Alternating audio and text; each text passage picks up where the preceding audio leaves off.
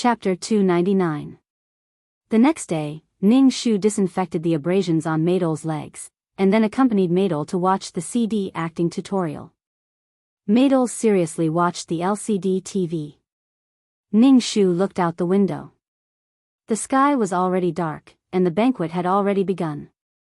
Ning Shu glanced at Maydol beside him. He didn't know which woman would the drugged Mojave roll with tonight, or would he hold it in. But Ning Shu guaranteed that tonight, Mojave wouldn't be able to roll with Maydol. Ning Shu knew that he couldn't cut off the relationship between the male lead and female lead, but Ning Shu didn't want these two to have a substantial relationship so early. Maydol drank water and turned her head to see her agent staring at her. Her expression was a bit strange and asked, "Sister Chen, what's wrong?" "Nothing, you watched the CD. How do you feel?" Ning Shu casually asked. Maydol nodded and said, "I feel like I learned a lot." "That's good. The path of acting is very long. You need to learn a lot of things," Ning Shu said, drinking water and looking at the clock on the wall. Maydol continued to watch the CD. Her heart suddenly surged with an indescribable feeling. She felt like she suddenly lost something, and her heart suddenly became irritable. Maydol clutched her chest.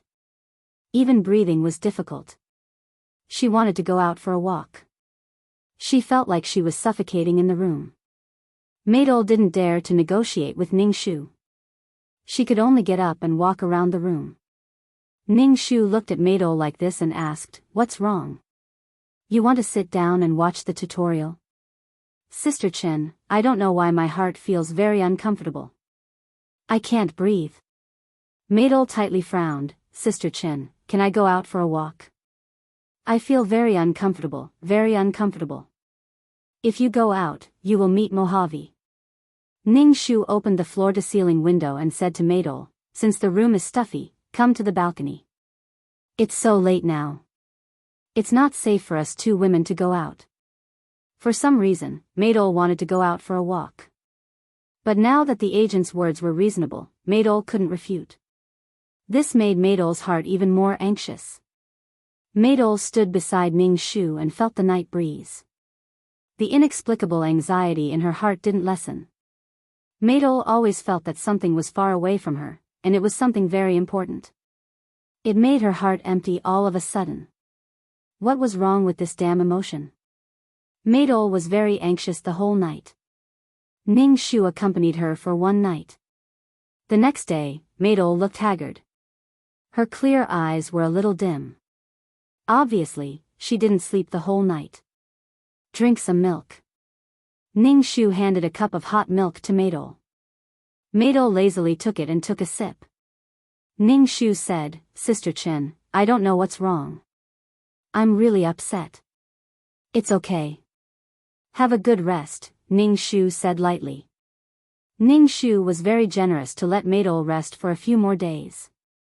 Moreover, Maydol's leg was a little injured, so she couldn't take on any more roles. Maydol was in a bad mood, but Ning Shu was in a good mood now. He temporarily broke up their relationship. In addition, Joey's original songs were doing very well on the internet. Recently, there was a talent show, and Joey wanted to have a try. Ning Shu applied to the company, and the company approved. Most of the time, Ning Shu accompanied Joey to take part in the competition. Then, he had to check on the shooting progress of Xia Yi's advertisement. Anyway, he was very busy. Compared with the other two newcomers who were thriving, Maydol seemed to have nothing to do. Seeing that the other two people were running ahead of her, Maydol was anxious. If the two people developed well, the resources in the hands of their agents would be given to them. It was related to her own future. No matter how noble Maydol was, she was anxious. She ran to ask Ning Shu if there were any roles that she wanted now. Besides, during this period of time, Maydol thought that her acting skills would not be scolded by the director anymore. Ning Shu was now busy with Joey's affairs. Some of the songs that Joey sang in the competition were self-composed. In addition, Joey could play the piano. Joey had an intellectual temperament and was very calm in everything he did. He could leave a good impression on people. When he took part in the talent show, he gained some fans. She had talent and drive. The more Joey fought, the braver she became. She had the aura of someone who could overcome all obstacles. The company had placed their attention on Joey. Obviously, they wanted to package Joey. If she got a good ranking, they would let Joey release an album. An artist could only be considered a singer if they released an album and it sold well. Now, Ning Shu was happy that he finally had a good artist under his management. Maidol anxiously asked him for a role, but Ning Shu just said that he would wait until Joey finished the competition. Maidol was suddenly unhappy. She bit her lips tightly. She felt that the agent was very biased. He helped Joey learn music and let Joey compete. Now, it was all on Joey. Maidol was very jealous. They were both artists under his management. Why was he so biased? He gave her roles that were bitter, tiring, and dirty. He treated Joey like a treasure in the palm of his hand. The difference in treatment was too much. Maidol looked at Ning Shu's attentive look as he handed Joey a towel and water. She was a little jealous. In the past, Chen Shi gave a lot of resources to Maidol. Maidol didn't feel anything and blamed Chen Shi for always bringing her to such unbearable occasions. If she wanted to act, she could act. But now, Ning Shu was a little biased, and Maidol couldn't stand it. Ning Shu deliberately ignored Maidol for a while before taking Maidol to the audition. Maidol summoned up her courage and asked Ning Shu, "Sister Chen, can I not play those small roles? I want to play a better role." There was no fame for playing small roles, and it was very difficult. Joey was now a little famous, but she still hadn't achieved anything. She wanted to present herself on the screen with the best attitude. Ning Shu looked at Maidol's anxious look. Her eyebrows were full of anxiety. Now, Maidol's mentality was unbalanced. Ning Shu saw it and asked Maidol, "What role do you want to play?" Maidol bit her lip and said to Ning Shu, "Sister Chen, I want to take the role of the third or second female lead." Maidol saw Ning Shu's surprised face and felt a little guilty. She changed her words and said, "Maid, unimportant role is also okay. I just want to show my face." Ning Shu sighed, looked at Maidol and said, "I'll try to get you such a role." Thank you, Sister Chen." Maidol's face lit up with joy. She looked at Ning Shu with clear eyes and was looking forward to the role that her agent found for her. Ning Shu ignored her and drove to the set. Maidol was very excited and expectant along the way. Chapter 300. Maidol finally got the role she had been looking forward to. However, the role of this servant was a slut who seduced the master and was beaten to death by the mistress of the house. In fact, this role was not bad. At least there were many opportunities to show her face. However, when she was beaten to death, she had to take off her buttocks and be beaten with the board. No one had accepted this role because her buttocks were exposed. In fact, it was not completely exposed. She had to take off her pants and cover it with her clothes. Half of it was exposed. The plot was arranged like this. This extremely coquettish woman would receive such retribution, which would make the audience very satisfied. This was a villain role. The filming company had not found a role for a long time. Famous actresses did not accept this role. It was a role that was completely hated. There was also a scene where her pants were taken off and she was beaten with the board. This made the actress very resistant. Although she wore underwear and covered it with her clothes, her white thighs were exposed. However, if she took off her pants in front of so many people and was beaten with the board, the actresses who wanted to go far away would not accept it. The most important thing was that this role was very unlikable. It was very shameless. If she acted well, she might become popular. However, it would be a black and red. She might not be able to get rid of the label of a whore. Ning Shu told Maidol about this situation. When Maidol heard this, she looked at Ning Shu in shock. She stuttered and said angrily, "How can it be such a role?" Ning Shu shook his head and said, "The other roles are all side roles that do not have much influence. This is the best role and it will appear the most. In fact, I also do not agree with you taking this role. This kind of role is very difficult to handle. Moreover, it will have a bad influence. It is better to start with some small roles and hone your acting skills step by step. Maidol nodded. Then I will take on other roles. Following this, Ning Shu took on various roles for Maidol.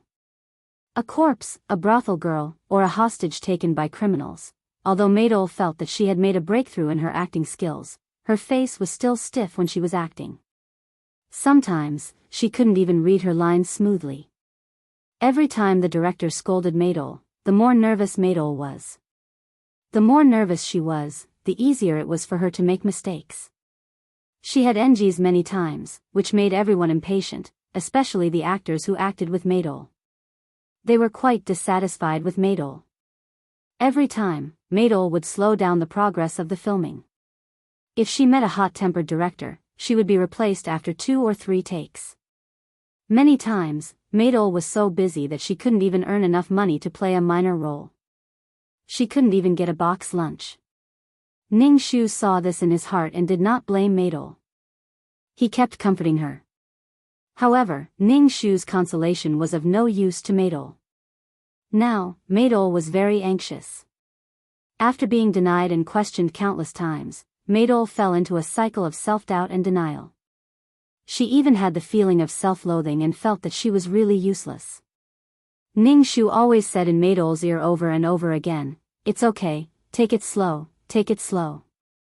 After many times, Maidol couldn't stand it anymore. She directly shouted at Ning Shu, "How can I take it slow? How can I take it slow? I still haven't achieved anything. I'm so annoyed. You always ask me to act these roles.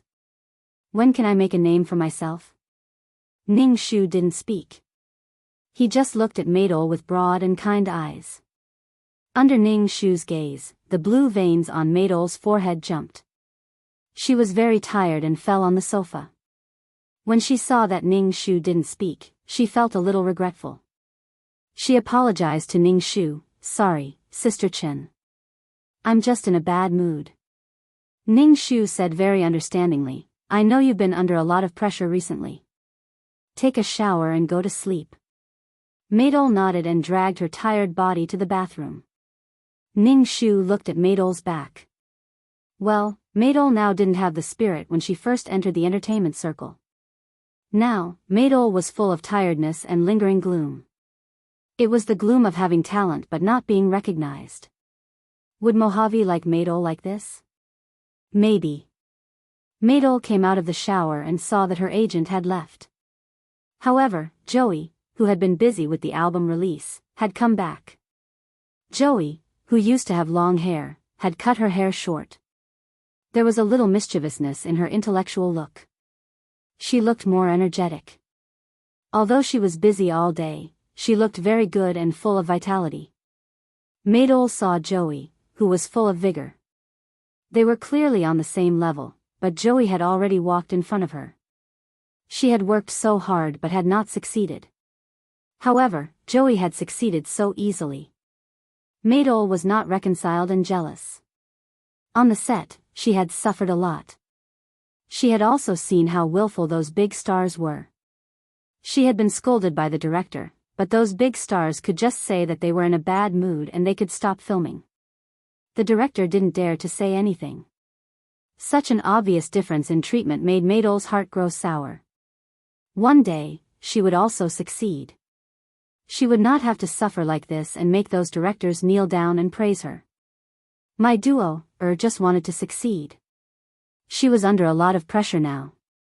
Everything around her was giving her a lot of pressure.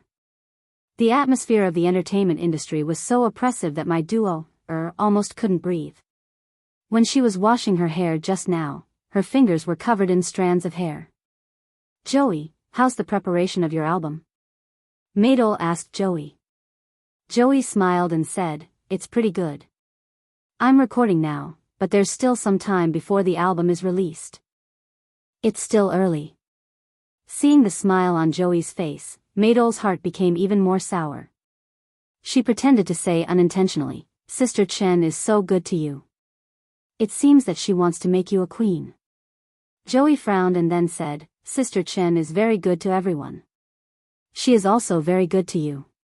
She goes to pick up shows for you every day. Recently, Sister Chen said that she wanted to take care of you. She didn't even go to my recording. Maidol was speechless. Well, it was pretty good. However, Maidol felt that her agent was not really good to her. If she was good to her, why did she pick up such shows for her? This was what Maidol was most dissatisfied with about her agent. So irritated, so irritated. Maidol felt that she could not vent out the anger in her heart. It was so uncomfortable that she wanted to die. She wanted to say that her agent was not good, but her agent did everything well. She could not find any fault with her agent. But because of this, she felt sullen in her heart. Maidol hammered her chest, as if she wanted to spit out the anger in her heart. Seeing Maidol like this, Joey asked, "What are you doing? Why are you hitting yourself for no reason?" Maidol looked at Joey faintly. She sighed and said jealously, "Joey, I really envy you. At least you have a direction to work hard. I don't even have the motivation to work hard now." Maidol only felt tired now. She had worked hard but did not get the same return. Chapter 301. Even though Maidol was very tired, Ning Shu took Maidol to the audition regardless of the weather. Ning Shu ignored Maidol's tired face and accepted the role for Maidol. Maidol discussed with Ning Shu, "Sister Chen, can you give me a minor role? I'm very tired. I'm tired of playing such minor roles." Ning Shu said indifferently, "I know you're tired, but what I want to say is that you can't even play such a simple minor role. Even if there's an important role for you, do you think you can do it?" Maidol bit her lip. "I can." Her confidence had been worn down by these strange roles. Maidol's nose twitched. She felt like she couldn't see the future. Wearing a dirty minor role, she felt like she would be tortured until she went crazy. Ning Shu smiled indifferently. "Maidol, it's not that I don't want to give you a good role. It's true that I can't get any good roles. You don't have any works. Although you're tired now, you can always learn something. You're too impetuous now. Calm down." Maidol was annoyed. Hearing her manager use such words to brush her off every time, Maidol's heart became even more irritable. Maidol was so angry that she wanted to cry. She wanted to leave. What future did she have with such a manager? Ning Shu took Maidol to beg the director to give her a role. When the director saw Maidol, he directly said that there were no more minor roles. Ning Shu clearly saw the stage supervisor and assistant director looking for minor roles, but he told them that he didn't want them. He obviously didn't want Maidol. Maidol had been in this kind of place for a while. She immediately understood what the other party meant. Her face turned green with anger. She didn't want to play such a role, but in the end, the other party actually rejected her. Maidol was embarrassed and angry at this moment. Ning Shu took Maidol to a few sets, but they didn't want her. A director directly said, "This girl is not good at acting. She's just a minor role, but she has to NG so many times. Everyone is in a bad mood. Many actors don't like her." Ning Shu was speechless. The future movie queen was actually said to be not good at acting. Was Maidol really not good at acting, or was the movie queen award fake? Or maybe Mojave used his strong ability to turn Maidol into a movie queen. Who knows? In any case, Mai did not even have the chance to play a minor role. Previously, Mai had despised minor roles, but now, she did not even have the chance to play one. Maidol was probably on the blacklist of these directors. Ning Shu had no choice but to take Maidol back. As soon as they got into the car, Maidol cried so hard that she couldn't breathe. Her face was pale with anger. Ning Shu felt that Maidol was too fragile. If she encountered such a situation, she definitely wouldn't cry. Instead, she would shamelessly ask the director for a role. But Ning Shu wouldn't give up his face to ask for a role for Maidol. She didn't like such a role. Even if she begged Maidol, she wouldn't cherish it and would despise it. Ning Shu looked at Maidol and cried. Maydol cried out all the grievances she had suffered recently. Her eyelids were swollen. Finally, she stopped crying. She turned to look at Ningshu. A pair of fish eyes stared at Ningshu. Ningshu was speechless. Sister Chen, I want to take the role of that servant girl, Maydol said firmly to Ningshu. Ningshu raised his eyebrows. Are you sure? That role isn't easy to play. She was going to be taken off her pants and spanked. It seemed that the noble Maydol had been forced to lose her principles. Now that she wanted to take the role, there were many seductive men in this movie. In the end, she was beaten to death. It was an annoying role. For the first time on the screen, she had to take on some positive roles. Otherwise, the role would be fixed and she would give people the impression that she was a bad woman. Do you really want to take this role? I don't want you to take this role, Ningshu persuaded Maydol. But now, Maydol's mind was filled with the director's disdain. The recent disappointment made Maydol want to prove that she could do it. Moreover, there were many opportunities to appear in this role. Maydol wanted to take this role. She had never thought that acting would be so complicated. She just wanted to act in peace and quiet. Ningshu said calmly, Are you sure you want to take this role? Yes, I must prove to them that I can act. My duo, furrowed her brows tightly. Although her words were impassioned, her expression was filled with uncertainty. Being rejected by so many directors was a devastating blow to Maydol's confidence. Maydol, who was determined to be a movie queen, was now beaten to such a state. Ningshu unscrewed a bottle of mineral water for Maydol and handed it to her. She looked tired, lost, helpless, defeated, and unwilling. Maydol with Mojave and Maydol without Mojave were completely different. Without Mojave, Maydol couldn't move an inch and couldn't maintain the purity and beauty she had when she first entered the entertainment industry. The entertainment industry was a big dye vat. Everyone in it would be dyed black. Maydol was lucky to meet Mojave. Mojave gave Maydol a strong protection. While others were struggling bitterly and even resorting to crooked means in order to climb up, my duo stood at the top of the pyramid and leaned on her sugar daddy. She looked down at these people who did not respect themselves and sold their dignity and desires for a role. She despised these people. Ningshu laughed in his heart and called the director. The director asked Maydol to audition. This role was very difficult and required a lot of acting skills, but the director agreed when he saw the pure Maydol. The unexpected success made Ningshu feel a little strange. When Maydol heard that she passed the audition, she was very happy. Her gloominess was swept away and she was bright and beautiful. Ningshu just smiled faintly and didn't say anything. Then, he stayed by Maydol's side and took care of her every day. Even when she was filming at night, Ningshu was always there. Ningshu received the title of a good manager.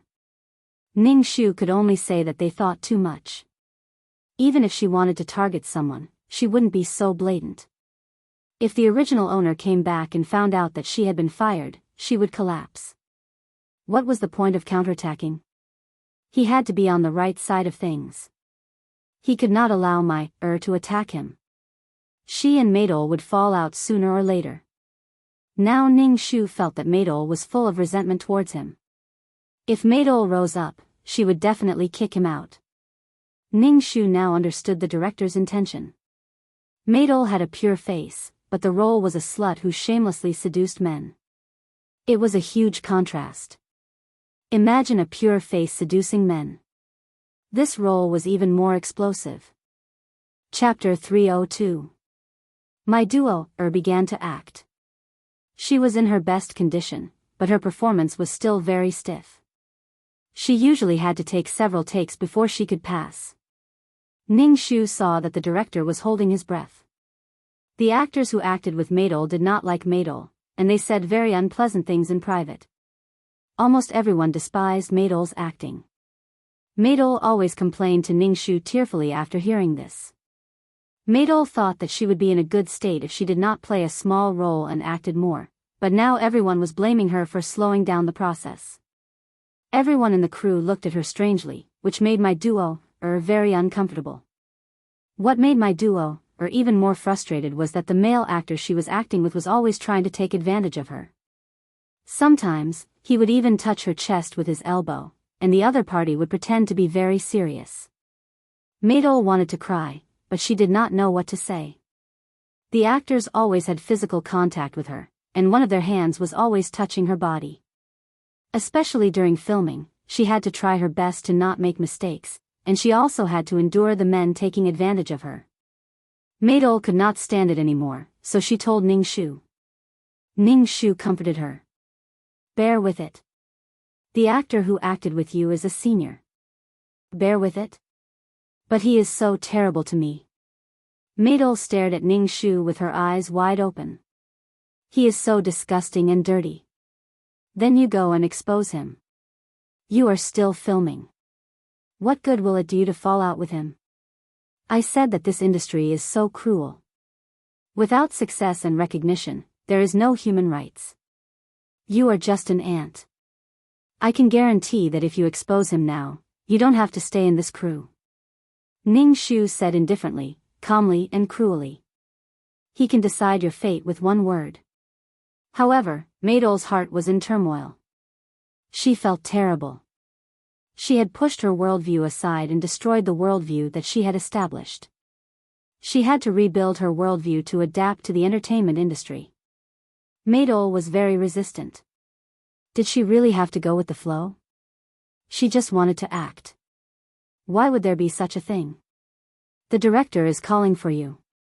It's your turn. Ning Shu nudged Maydol, who was in a daze with a pale face. Maydol was in a trance, but she was not in a good state. After many takes, the director was so angry that he took off his hat and threw it on the ground. He pointed at Maydol's nose and scolded, "What the hell is wrong with you? I asked you to play a person, not a wooden figure. You are supposed to seduce people. Can't you be more charming?" "I'm sorry, it's my fault." "I'm sorry, director." Maydol apologized to the director with a numb expression. "Seriously, I'm not shooting today." The director was very annoyed. He pointed at Maydol and said, "You stay, I'll tell you the script." Tell her the script? Maydol felt a little strange. She then saw that other people were looking at her meaningfully and ambiguously. Ning Shu walked over and said to the director, "Director, Maydol is not in a good state today. She is not feeling well and her face is very pale."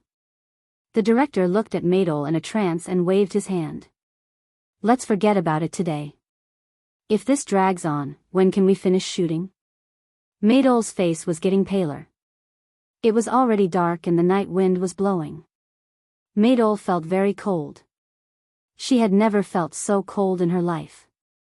She was really tired. Ning Shu brought Maydol back to the small apartment. Along the way, Maydol was in a trance. Her face was pale and she looked quite scary. When she reached the apartment, she fell onto the sofa and hugged the pillow as she cried. She wailed loudly and her heart was torn apart. Although Maydol was crying uncomfortably, Ning Shu's heart was carefree. This was the original owner's mood. Because of Maydol, She lost her job and couldn't survive in Jiang City's entertainment industry. She was imprisoned and raped by gangsters. In the end, she was stabbed to death. She didn't even have a grave and was directly buried in a fish's stomach. Perhaps Maydol didn't even know that someone would meet with a disaster because of a few words from her. At that time, she and Mojave were probably living happily. How would she know? Ning Shu sat at the side and supported his chin as he looked at Maydol. Maydol's purity and quickness were being worn away. After meeting Mojave, Maydol could swim freely in the big dye vat. But without Mojave, Maydol was nothing. Ning Shu ruined Maydol and Mojave's first night. Without this entanglement, Maydol and Mojave wouldn't be able to break through. Was tired from crying. She wiped the tears off her face and turned around to see her agent looking at her with a calm and indifferent gaze. A chill ran down my spine. Maydol's heart suddenly had a fear of her agent. She felt that something was wrong, but she couldn't tell what was wrong. Ning Shu said to Maydol, "Don't cry. Look at you crying so many times. You didn't cry so much in the past. Why do you look like you're soaking in bitter water now? Maydol sobbed twice. Why was her acting path so difficult? Sometimes, Maydol even had the illusion that she shouldn't be like this. But the reality made people collapse. Ning Shu said, cheer up and act well in this movie. This is the first movie in your life. Act well. Maydol nodded. Ning Shu asked, Sister Chen, will you help me? I can only rely on you now. Ning Shu smiled indifferently. Of course I will help you. Maydol looked at Ning Shu in a daze. It was a gentle smile, but Maydol felt that there was an inexplicable coldness in it. Maydol felt that it was her illusion. Now Maydol found that it was really difficult for her to move forward, so she wanted to curry favor with her agent. It was not until now that Maydol realized that her fate was in the hands of her agent. What she would become in the future depended on her agent's mood. After going through so many things, Maydol abandoned some of her previous ideas and instinctively made herself do the most beneficial thing for herself. To put it bluntly, Maydol was trying to adapt to the entertainment industry and make her life easier.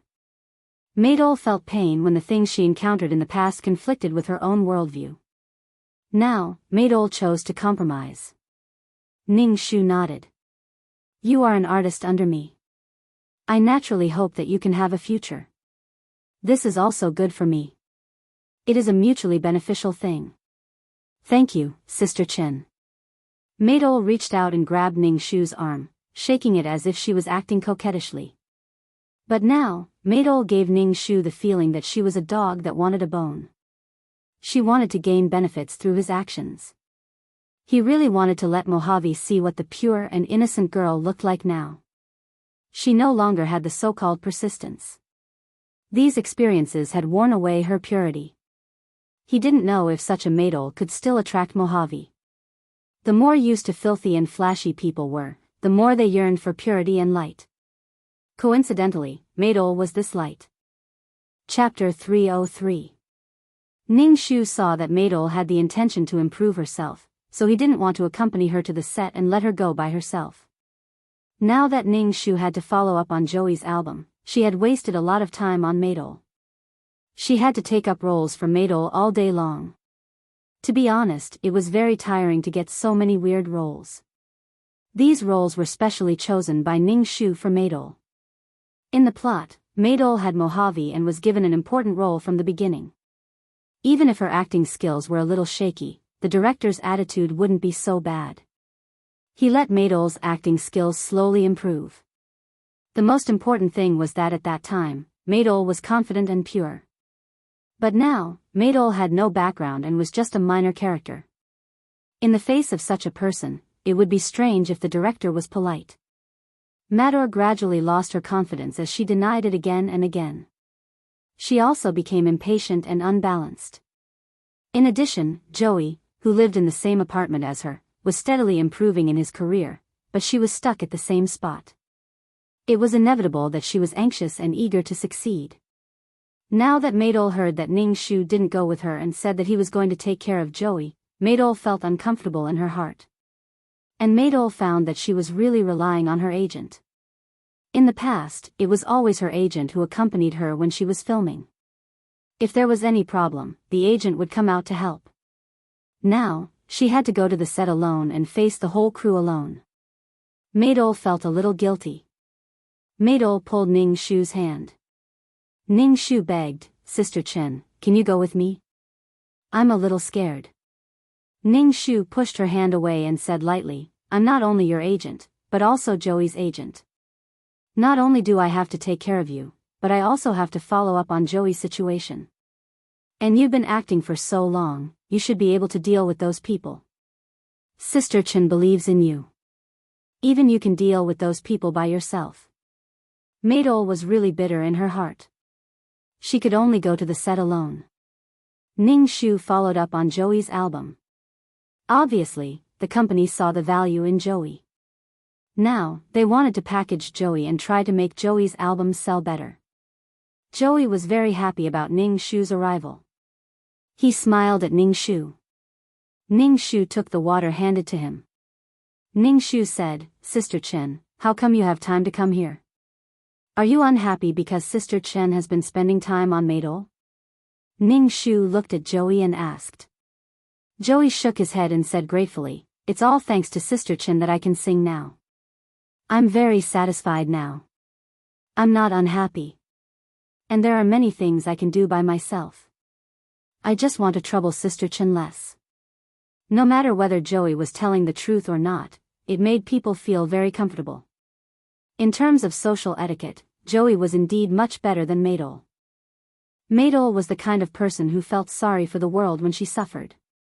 Ning Shu accompanied Joey until night. When he opened the door, he saw Maidol sitting on the sofa, hugging her legs and crying. What's wrong? Ning Shu raised his eyebrows. The current Maidol was made of water. In the storyline, Maidol was soaking in a honey pot. But now, Maidol was a baby soaking in bitter water. She was crying again. Ning Shu felt that there were some things that did not require tears. To be honest, Ning Shu did not like to cry so easily. What was the use of tears? Ning Shu had experienced several worlds and never shed tears. He did not even pretend to cry to make people feel pity for him. Sometimes, Ning Shu wondered if he was a woman. Perhaps it was the pain of more than 10 years of chemotherapy that made him more resilient. What's wrong? Why are you crying again? Ning Shu asked Maidol. Maidol raised her head from between her knees. She had not removed the makeup on her face. Her tears had washed away her eyeliner, making her eyes dark. There were 2 black ravines on her face. She looked particularly pitiful. Maidol looked panicked and scared. Ning Shu shouted, Sister Chen, I'm scared. I'm really scared. What happened? Ning Shu asked indifferently. He asked Joey to get water for Maidol to wash her face. Maidol hugged her arms. She seemed to be very cold. Even her lips were trembling. Ning Shu raised his eyebrows.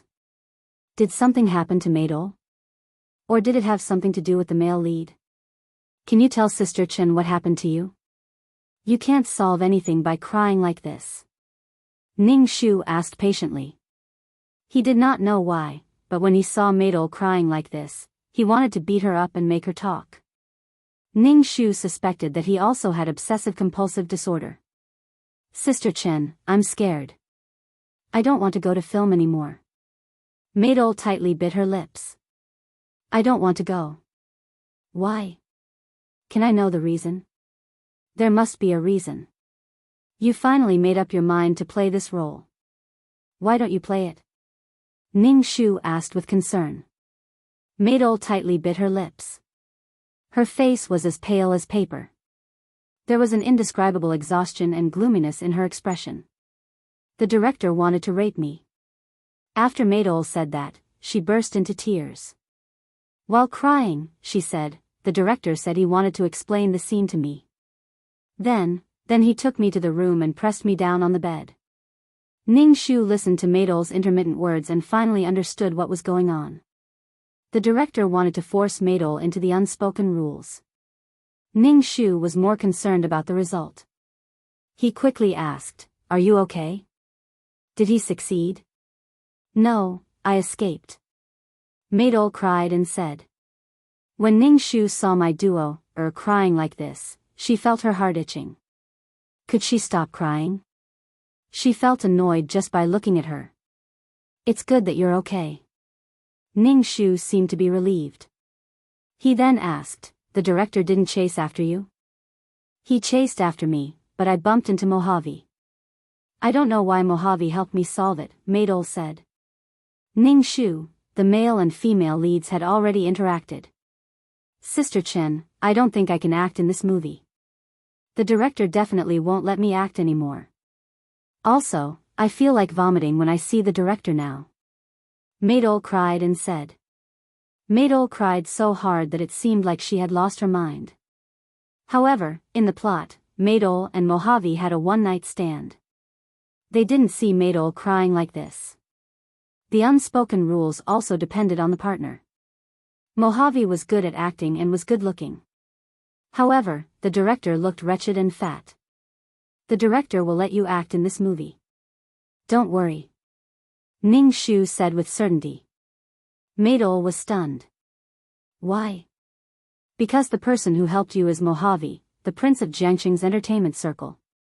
One word from him can make a mediocre artist famous, Ning Shu said with a smile. Chapter 304. You just entered the entertainment circle, so you don't know much about Mojave's ability. He is so powerful in the entertainment circle. Last time, you poured juice on him and offended him, so I hurriedly took you to apologize to him. Ning Shu seemed to be telling Maidol about Mojave's strength. Ning Shu said again, fortunately, he didn't offend you at that time. Otherwise, you wouldn't be able to survive in the entertainment circle with just one word from Mojave. Maidol was stunned, and there was an indescribable emotion in her astonishment. She asked aloud, is he really so powerful? How can you describe Mo Juefeng as powerful? He's like a dying man. He's the ideal husband for so many women. Ning Shu's expression was a bit exaggerated. Then he looked at Maidol and said, I didn't expect him to speak up for you. Mojave's face appeared in Maidol's mind. Why did she meet this person every time she was in the most embarrassing situation? Noble and proud, handsome and tall, and the power on his body was shining. She didn't know why, but Maidol's heart was beating very fast, and there was an indescribable feeling. Ning Shu looked at Maidol's absent-minded look, as if she was thinking about something. Ning Shu said, it's okay. The director will definitely call you tomorrow and ask you to continue acting. Have a good rest today. Maidol nodded. Her mood was not as broken as before, but Ning Shu felt that there was a strange pink bubble around Maidol's body. Maybe Maidol was attracted to Mojave, but now would Mojave still like her? Mojave liked the pure and beautiful Maidol, who was not contaminated with the filth of the entertainment circle. But now, Mador's entire body was filled with fatigue and impatience to succeed. As Ning Shu expected, the next morning, the director informed Maidol to continue acting.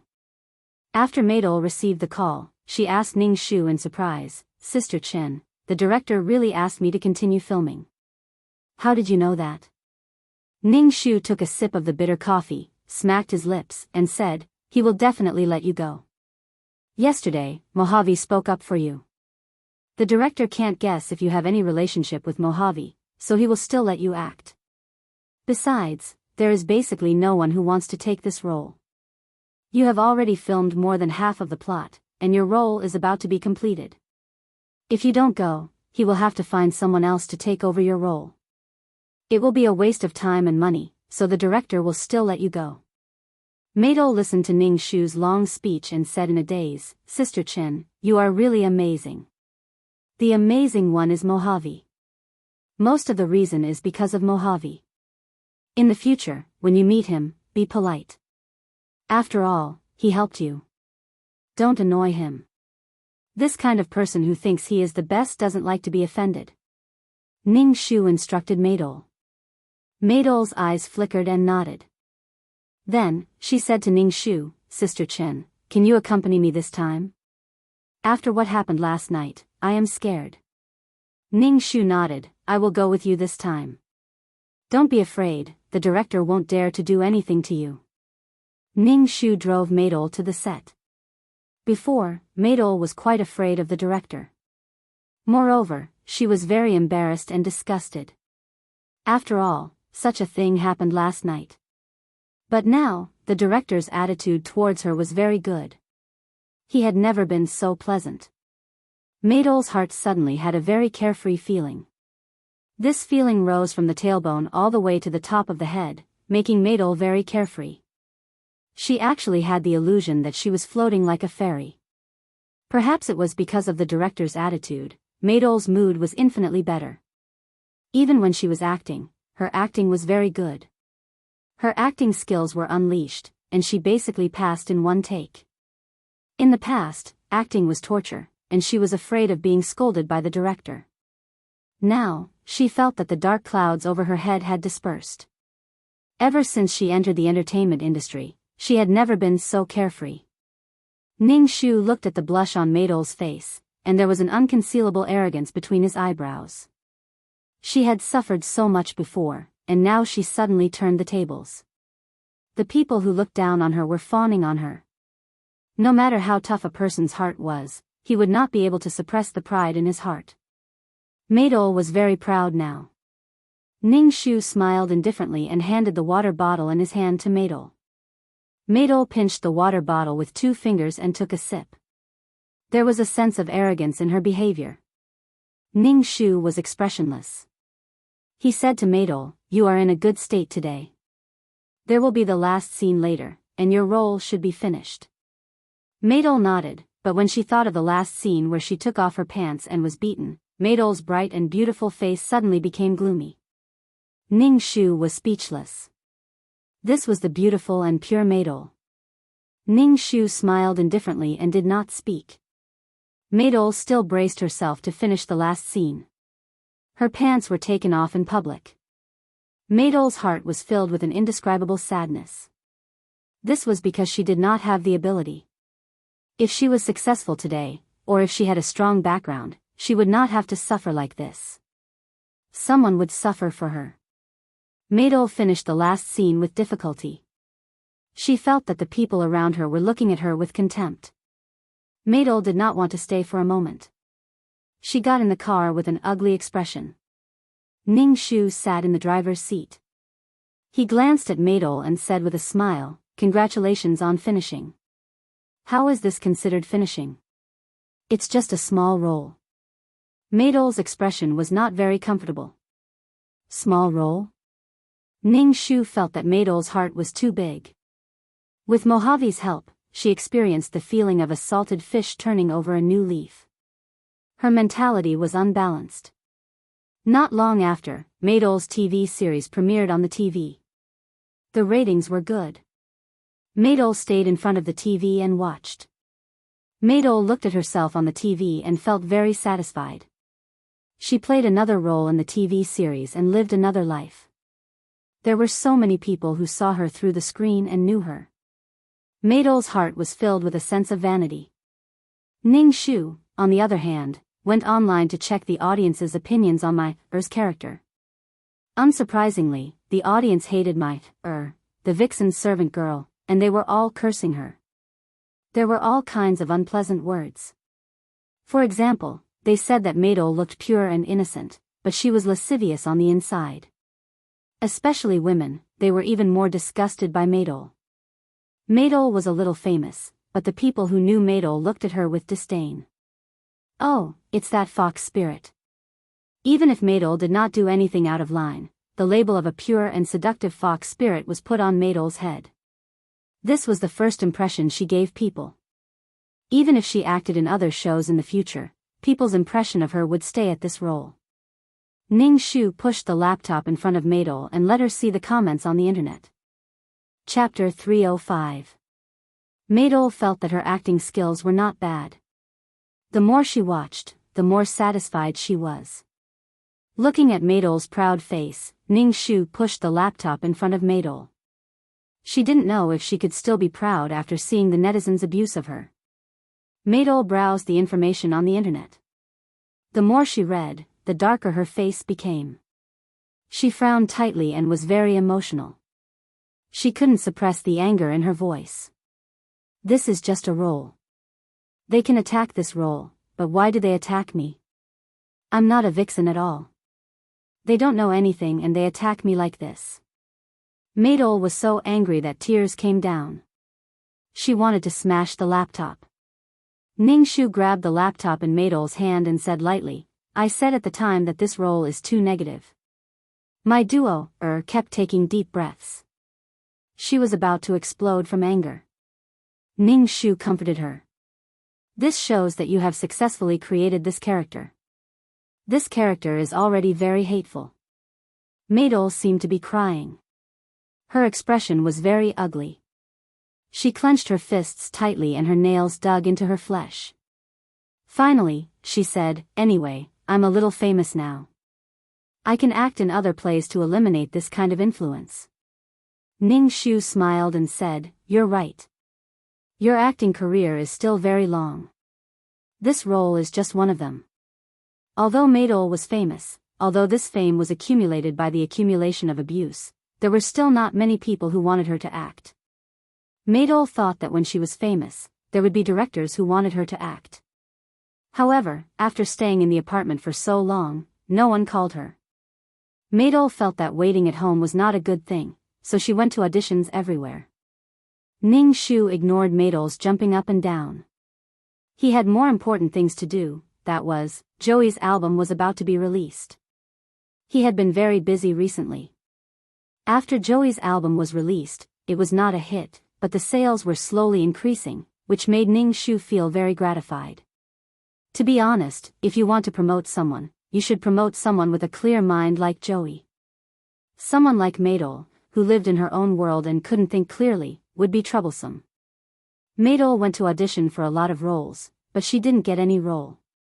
Some directors even said that she didn't know how to act, and they were all famous directors. This made Maydol feel very defeated. She clearly already had a work. She didn't have to be the female lead, but she couldn't even audition for the second, third, and fourth female lead. Back at the apartment, Maydol dragged her tired body back and saw her agent talking to Joey about the sales of the album. Looking at Joey, who was getting more and more popular with a smile on his face, Maydol felt sour and bitter in her heart and was very jealous.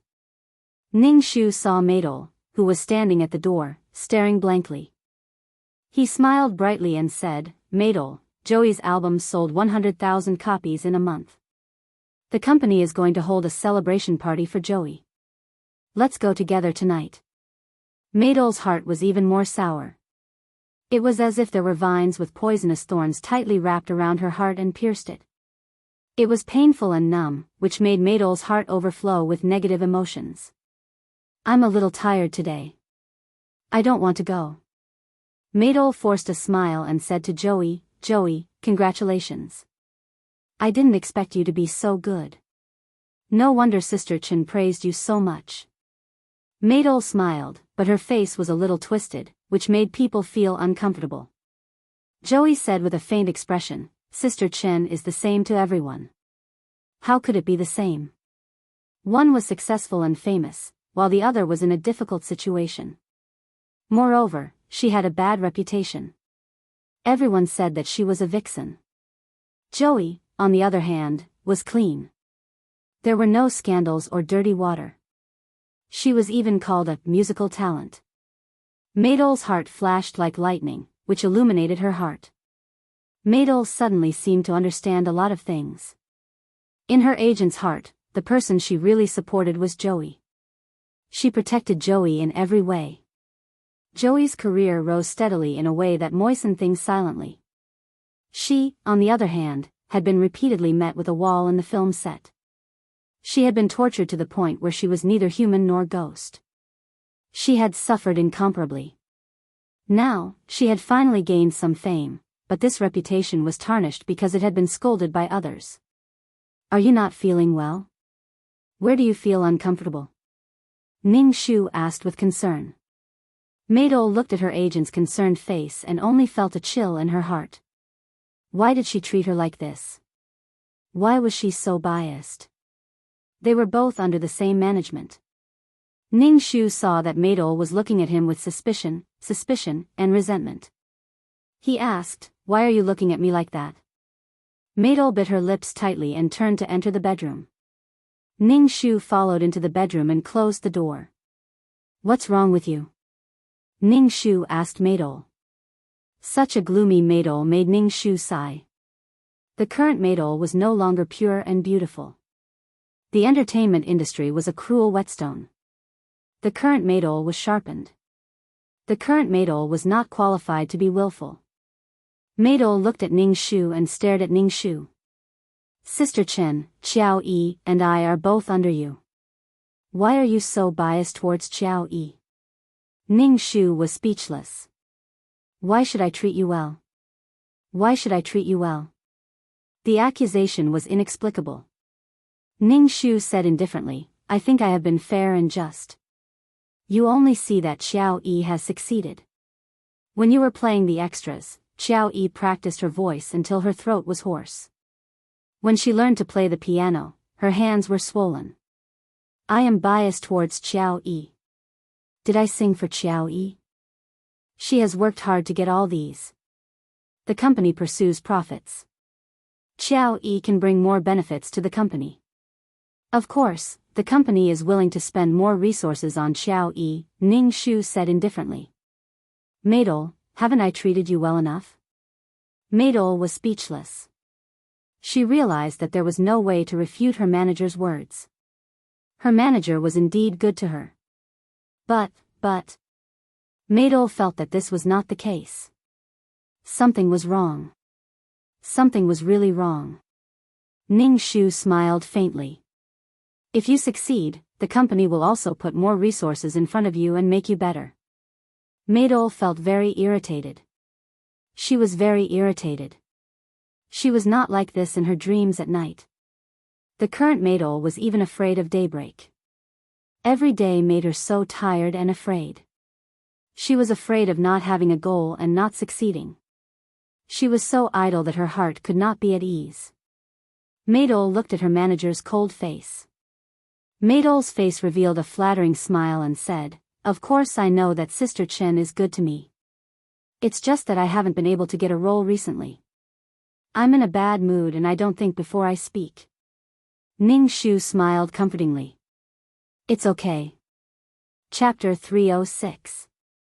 Ning Shu looked at the dispirited Maidol and comforted her, "Don't worry. I'll get you some good roles later.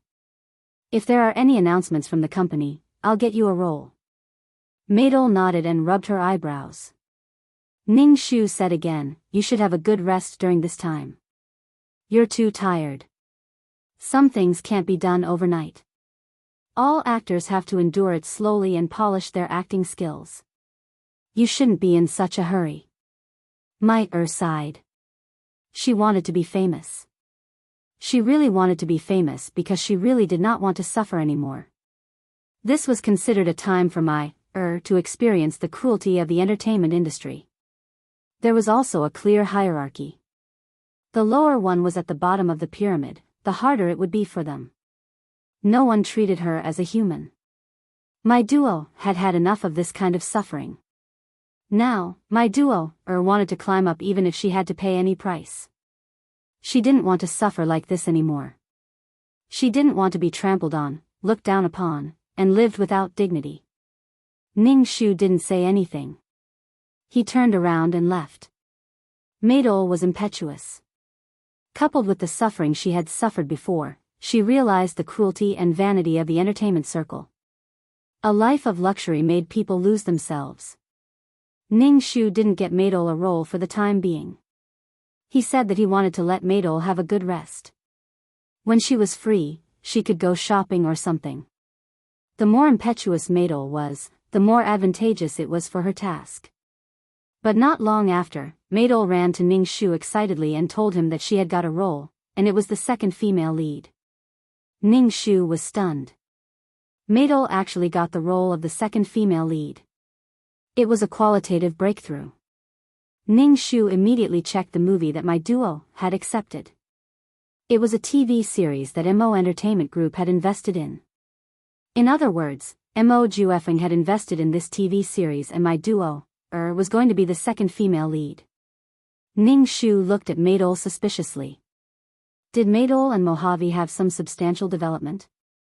The company doesn't have this notice. You're taking a private job and violating the company's contract. Ning Shu said lightly, "You can't play this role." Maidol's happy expression froze. "Why can't I play this role? It wasn't easy for me to pass the audition. You're not in accordance with the company's rules." Ning Shu said very coldly. Maidol begged Ning Shu, "Sister Chen, I really want to play this role. I beg you. You want to play this role so much?" Ning Shu raised her eyebrows and asked. Maidol's eyes were pleading. Her eyes were lovely and moving. "Sister Chen, I beg you. This is my only chance. I beg you. It's not that you can't play this role." Ning Shu said, "It's just that the company will also take a share of your salary. It's also considered a company notice. Thank you so much, Sister Chen. Maydol said gratefully. She was so excited that she almost cried. Ning Shu just silently looked at the excited Maydol. The original Maydol had painstakingly planned for Maydol, but he had never heard Maydol say thank you. Instead, the original Ning Shu resented Chen Shi. And because of one sentence from Maydol, Chen Shi's life was destroyed.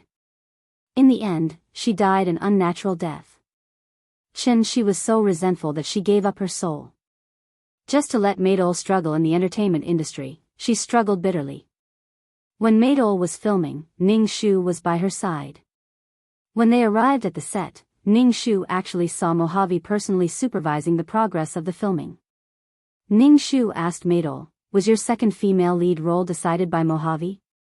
My duo, saw Mo Juefeng sitting under the parasol.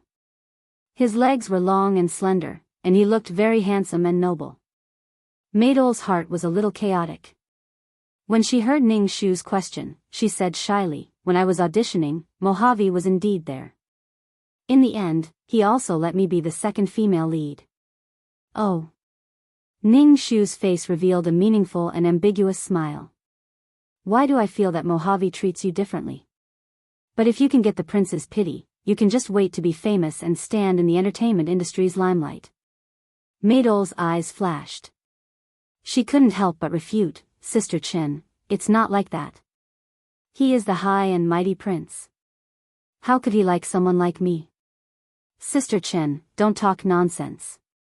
If there are any unpleasant rumors, I won't be able to stand in this industry."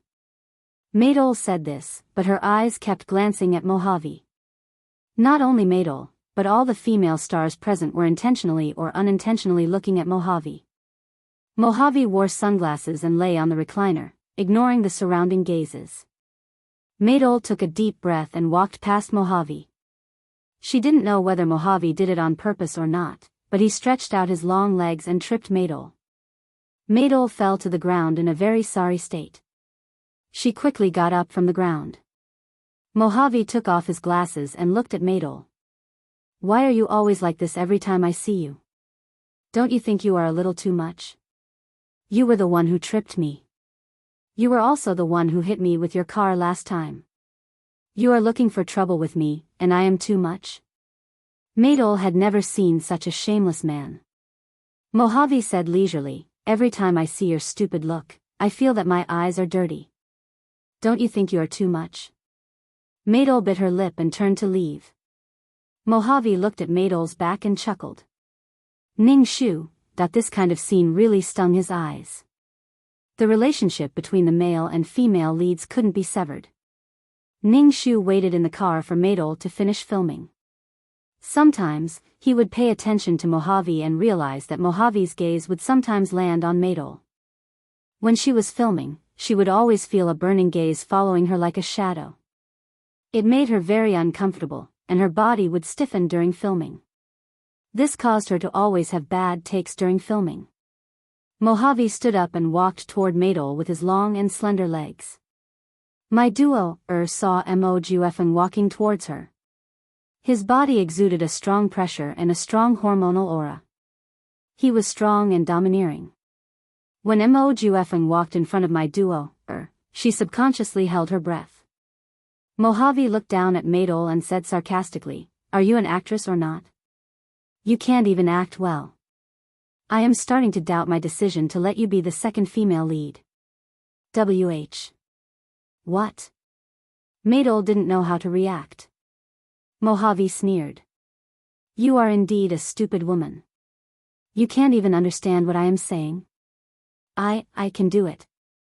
Maydol subconsciously made her expression look more innocent and pure. It was almost an instinctive reaction. But sometimes, a person's eyes would reveal some things. Mojave looked down and saw Maydol's eyes. There were many things in them. How interesting.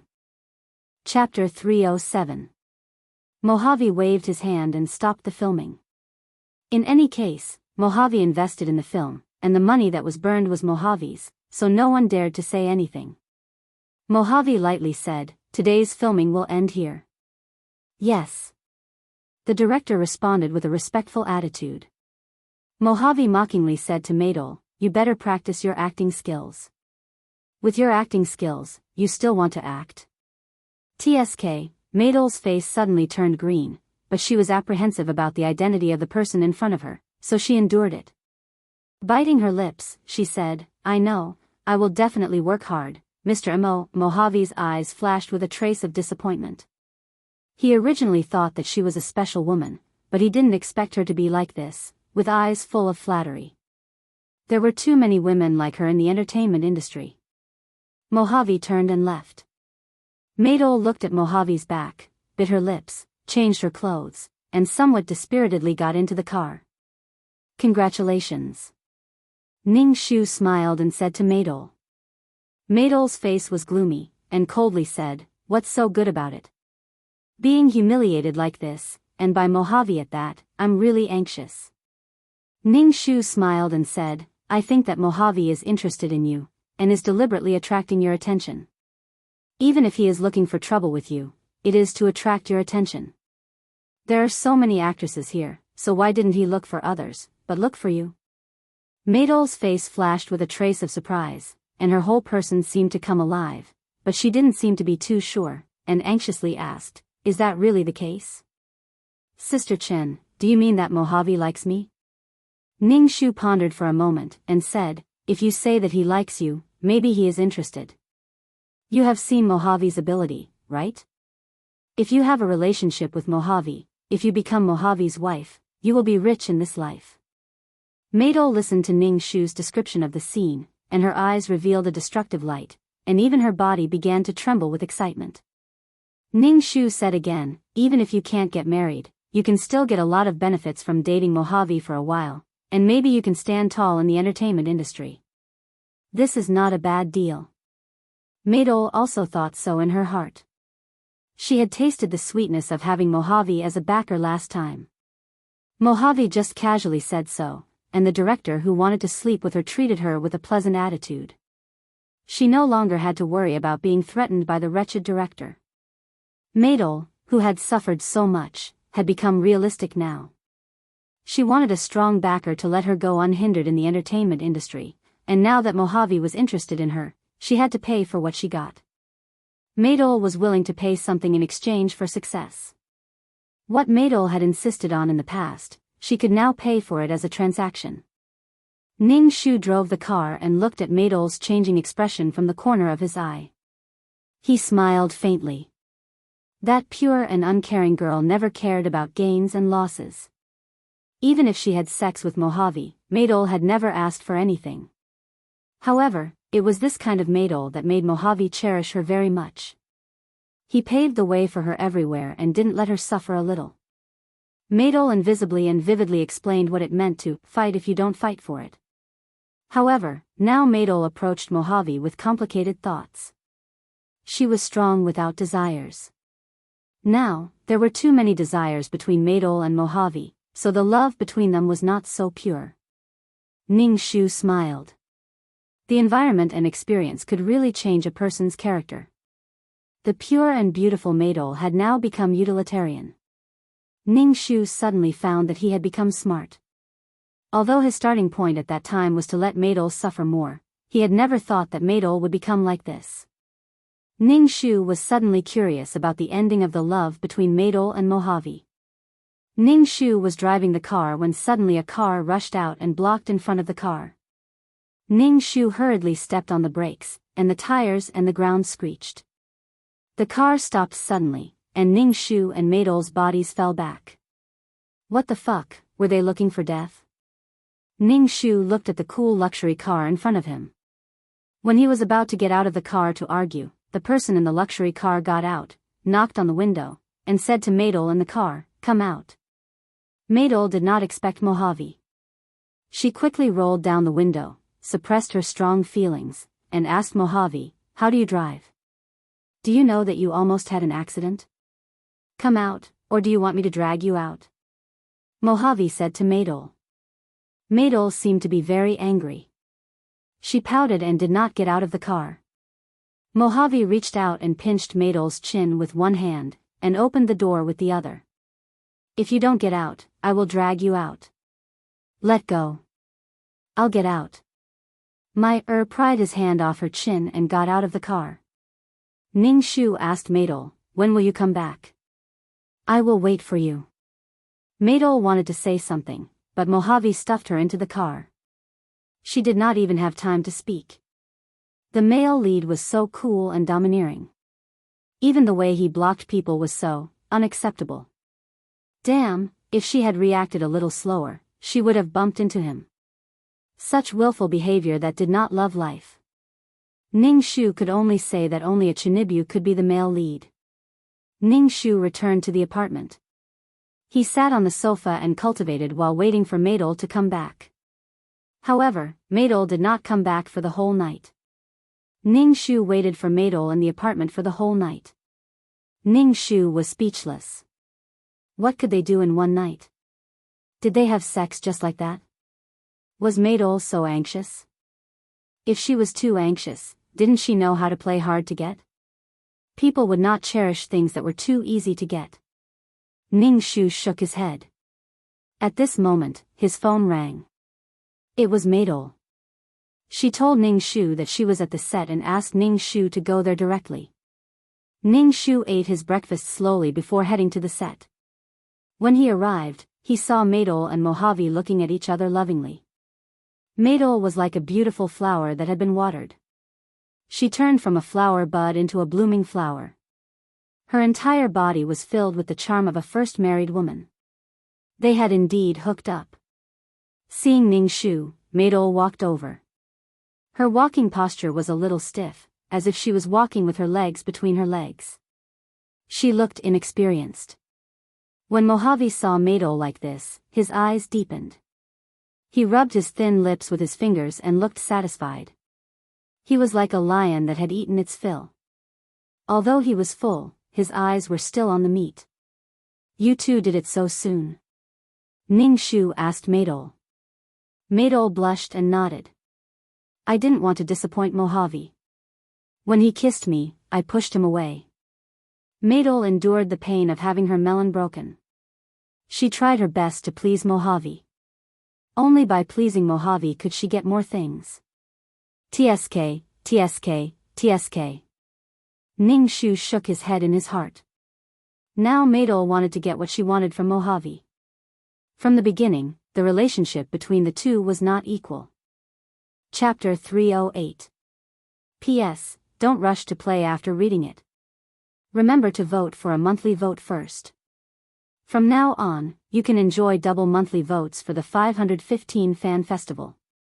You can also take a look at other activities that give out red packets. Ning Shu didn't expect Maidol to give up her principles so quickly and become the woman she despised. In order to succeed, she sacrificed her body. Therefore, people who have never suffered have no right to despise others, but Ning Shu wouldn't despise Maidol because this was Maidol's own choice. Everyone has their own way of survival. It's just that the current Maidol couldn't look down on others because she was no different. Ning Shu saw that Maidol's body was a little uncomfortable and asked, "Do you want me to buy some anti-inflammatory medicine for you?" It was probably too intense last night, and her body couldn't take it. Maidol nodded and looked at Ning Shu and said, "Sister Chen, can I ask you for something?" "Say it." Ning Shu was ready to get out of the car to buy anti-inflammatory medicine for Maidol. Maidol bit her lips. Ning Shu said, "I hope you don't tell others about Mojave and me." "I don't want others to know about Mojave and me." "Why?" Ning Shu pretended to be puzzled and asked, "If others know about your relationship with Mojave, it will make you like a fish in water in the entertainment industry. Moreover, others will know that you are Mojave's woman. This way, others won't dare to be disrespectful to you." Maidol bit her lips and finally said, "But I don't want others to know.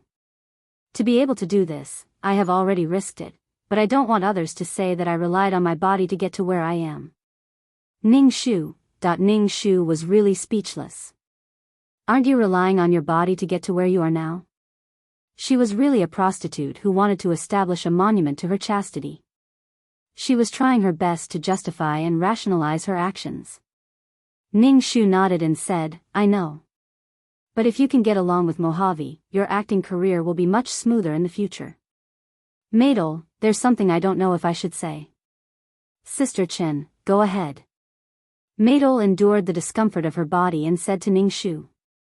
However, as her agent said, being able to climb up to Mojave, especially the noble Mojave, made Maidol very happy. Do you think you and Mojave have a future? Ningshu looked at Maidol and asked. In Maidol's mind, she thought of Mojave's evil appearance and the feeling of him pressing down on her body. It was so hot that it was suffocating. The ups and downs were addictive, joyful and painful. This feeling was completely different from the disgusting feeling that the director gave her before. Maidol's face was a little red. I want to have a future with Mojave, but I know that a person like him wouldn't be interested in a small artist like me. So, during this period of time when you are related to Mojave, try to get as many benefits as you can. If you don't want anything, when Mojave is tired of you, you won't get anything. Take advantage of the time when Mojave is new to you and make more plans for yourself, Ningshu said lightly. Maidol bit her lips.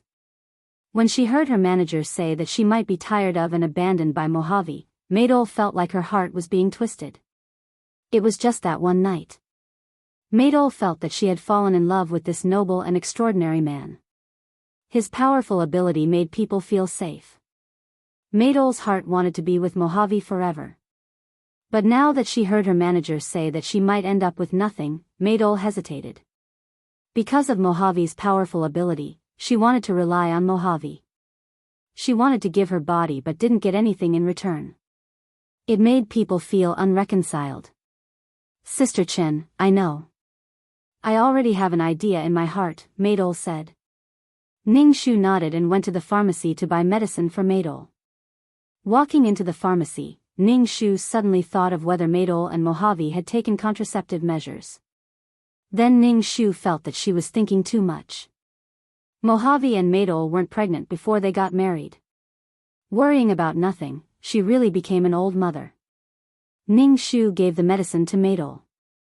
Seeing Maidol take the medicine, Ningshu wanted to ask if Maidol had done anything. Just as she was about to speak, Maidol opened the car door and got out, making Ningshu swallow the words in her throat. Forget it, she didn't need to worry about these things.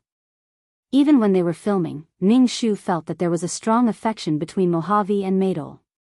It should be like this between the male lead and the female lead. When Maidol was about to kiss the second male lead, Mojave's face suddenly darkened. Before they kissed, Mojave immediately shouted cut. Then very willfully decided not to shoot today, completely regardless of the shooting progress. How willful he was to burn money made Ningshu really feel that it was cool, crazy, and domineering. Mojave pointed at Maidol with his finger. Maidol's face suddenly turned red. Others felt that Maidol's acting was not good and had annoyed the crown prince. But only Maidol saw the passion and domineering possessiveness in Mojave's eyes. Maidol didn't dare to look at Mojave's eyes and hurriedly got into the car. Ningshu shook her head and drove. Maidol said, Sister Chen, just drop me off in front. You're not going back today? Ningshu asked. Was she going to stick to Mojave every day now? Sister Chen, I don't really want to go back recently. Mojave bought me a villa in Qingshui Park. Maidol's face was flushed. She said shyly, Mojave said that this is a place for the two of us. I might be living there in the future. Villa. Villa, he gave you a villa in just one night. The crown prince is really generous. Ningshu said with a smile. Looks like you're really going to have a meteoric rise. Congratulations. Maidol flipped her hair with a smile on her face. I was shocked at that time too. At that time, Mojave brought her to the villa. After one night, Mojave gave the villa to her. Maidol felt like she didn't buy the lottery at that time. Instead, she picked up a lottery ticket and won 5 million. Maidol hesitated for a moment and didn't accept the villa. However, Mojave insisted on giving her the key to the villa. Looking at Maidol's radiant face and a luxurious car parked in front of them, Ningshu stepped on the brakes and said to Maidol, Hey, your man is waiting for you in front.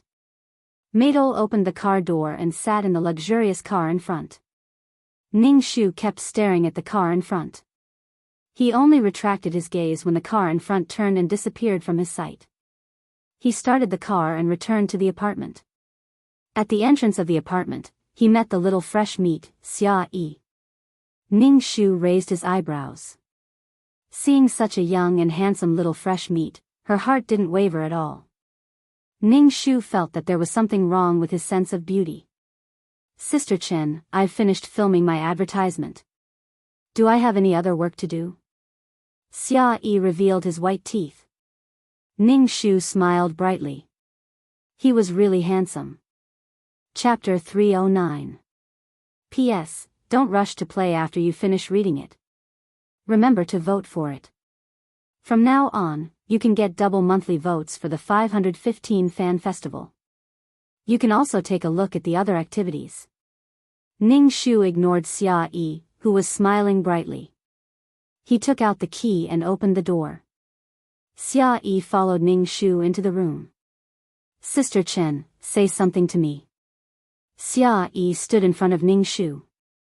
Although Xia Yi was young, she was a head taller than Ning Shu. She stood in front of Ning Shu and looked down at Ning Shu with an evil look. Ning Shu looked up at Xia Yi and said, "What do you want to say to me? If I want to talk to you, just talk. Why do you like to get so close to me? I'm old and can't take your tricks." Xia Yi rolled her eyes and said, "Sister, I'm talking to you about something serious. But your attitude is not serious." Ning Shu sat on the sofa and took a sip of water. Sister Chen, I just want to ask about the advertisement. My advertisement has been on TV for a long time. Didn't you notice it? Xia Yi supported herself against the wall with one hand and covered her heart with the other. Sister Chen, you hurt my heart too much. Ning Shu took another sip of tea and flipped through the notebook. He asked Xia Yi, "What do you want to do? You should have a goal." Qiao Yi went to sing and Maidol went to act. What about you? Xia Yi was a little confused and said, I don't think I'm good at acting and singing. I'm just handsome. I can do anything because I'm handsome. I'll go. Ning Shu rolled her eyes. This was too much. I think I like to do advertisements. They're short and not as hard as acting. Xia Yi reached out her hand and made a peace sign with Ning Shu. She acted cute to Ning Shu. Ning Shu put down his teacup and said, You don't have any fame at all. Why would anyone want to hire you to shoot an advertisement? Think carefully about which path you want to take. It's not good to be fooling around like this. Think about what path you want to take. Xia Yi scratched her head. I don't know what I'm interested in. I just want to be famous. Whatever you're interested in, I'll try my best to help you fight for resources. It's better to find a direction than to run around aimlessly. Ning Shu waved his hand and said, Pick a direction. If you don't have any special features, you'll just fade into the crowd. You want to be famous? Famous my ass. Think about it yourself. I haven't had a good rest for a few days. I'm going to sleep. Alright, Sister Chen. Xia Yi left sullenly. Ning Shu looked at him and said, There was a film festival invitation, but you don't have any works. You can't even join in the fun. Xia Yi was even more depressed. Sister Chen, why don't I make a movie? Why don't you make an idol drama? Anyway, you're so handsome. You should be able to charm a lot of girls, Ning Shu said lightly. Xia Yi's eyes lit up. Good idea, Sister Chen. Do you have any idol drama roles? I want to audition. I'll go to the company and ask. I'll definitely find a suitable role for you, Ning Shu said with a smile. After seeing Xia Yi off, Ning Shu went back to bed and fell asleep. Since he came to this world, Ning Shu had been busy. He felt very tired, very tired. When he woke up, it was already noon the next day. He turned on his phone and saw a lot of messages. Among them, there was a message from Maidol, telling Ning Shu that she wouldn't go to the set today and that she didn't have to film today. Wow, she's so capricious. Ning Shu stretched. he was too lazy to care about it. He would just let Maydol fool around with her sugar daddy. Ning Shu never cared about Maydol's future. Now, Maydol was very ambitious. After suffering, Maydol knew how to plan for herself. Ning Shu sent the notice to his artists and then cooked at home.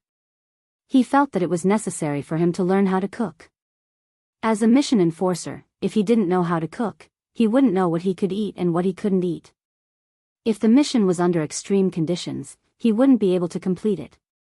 However, Ning Shu realized that he really didn't have the talent to cook. The things he made were too horrible. He couldn't even cook a simple porridge. Ning Shu felt that he was useless. He remembered that there were fasting pills in the exchange store.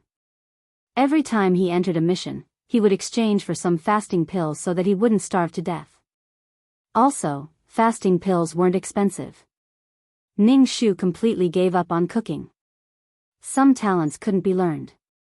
Ning Shu had been busy before. Now that he was free, he felt a little empty.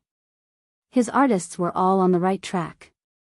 Xia Yi really went to act in idol dramas. After Joey's album was released, he started to learn again. Looking at Joey's path, he was going to walk the path of creating original works. As for there was no need to talk about her. She barely saw her once a month. She and Mo Juefeng were always lovey-dovey with each other. Her acting was slack as well. After the filming of the movie was completed, got a role as the female lead. She jumped from the second female lead to the first female lead. It was like sitting on a rocket. It was really different to have someone to support you. Ning Shu went to the new filming location to meet Maydol. The first thing Maydol said was, "Sister Chen, in the future, take on more shows for me. Don't take on any kissing scenes or big scenes." Ning Shu was speechless. If you can't have a kissing scene, then what are you going to do? You might as well just stop acting and let Mo Juefeng support you. You'll be fine with that. My duo's temperament had undergone an earth-shattering change. In the past, my duo was incomparably pure. Now, my duo had flaming red lips, and her makeup had completely concealed her pure temperament. This kind of forced maturity made my duo appear neither fish nor fowl. Ning Shu didn't understand why Maydol was so keen on this kind of makeup.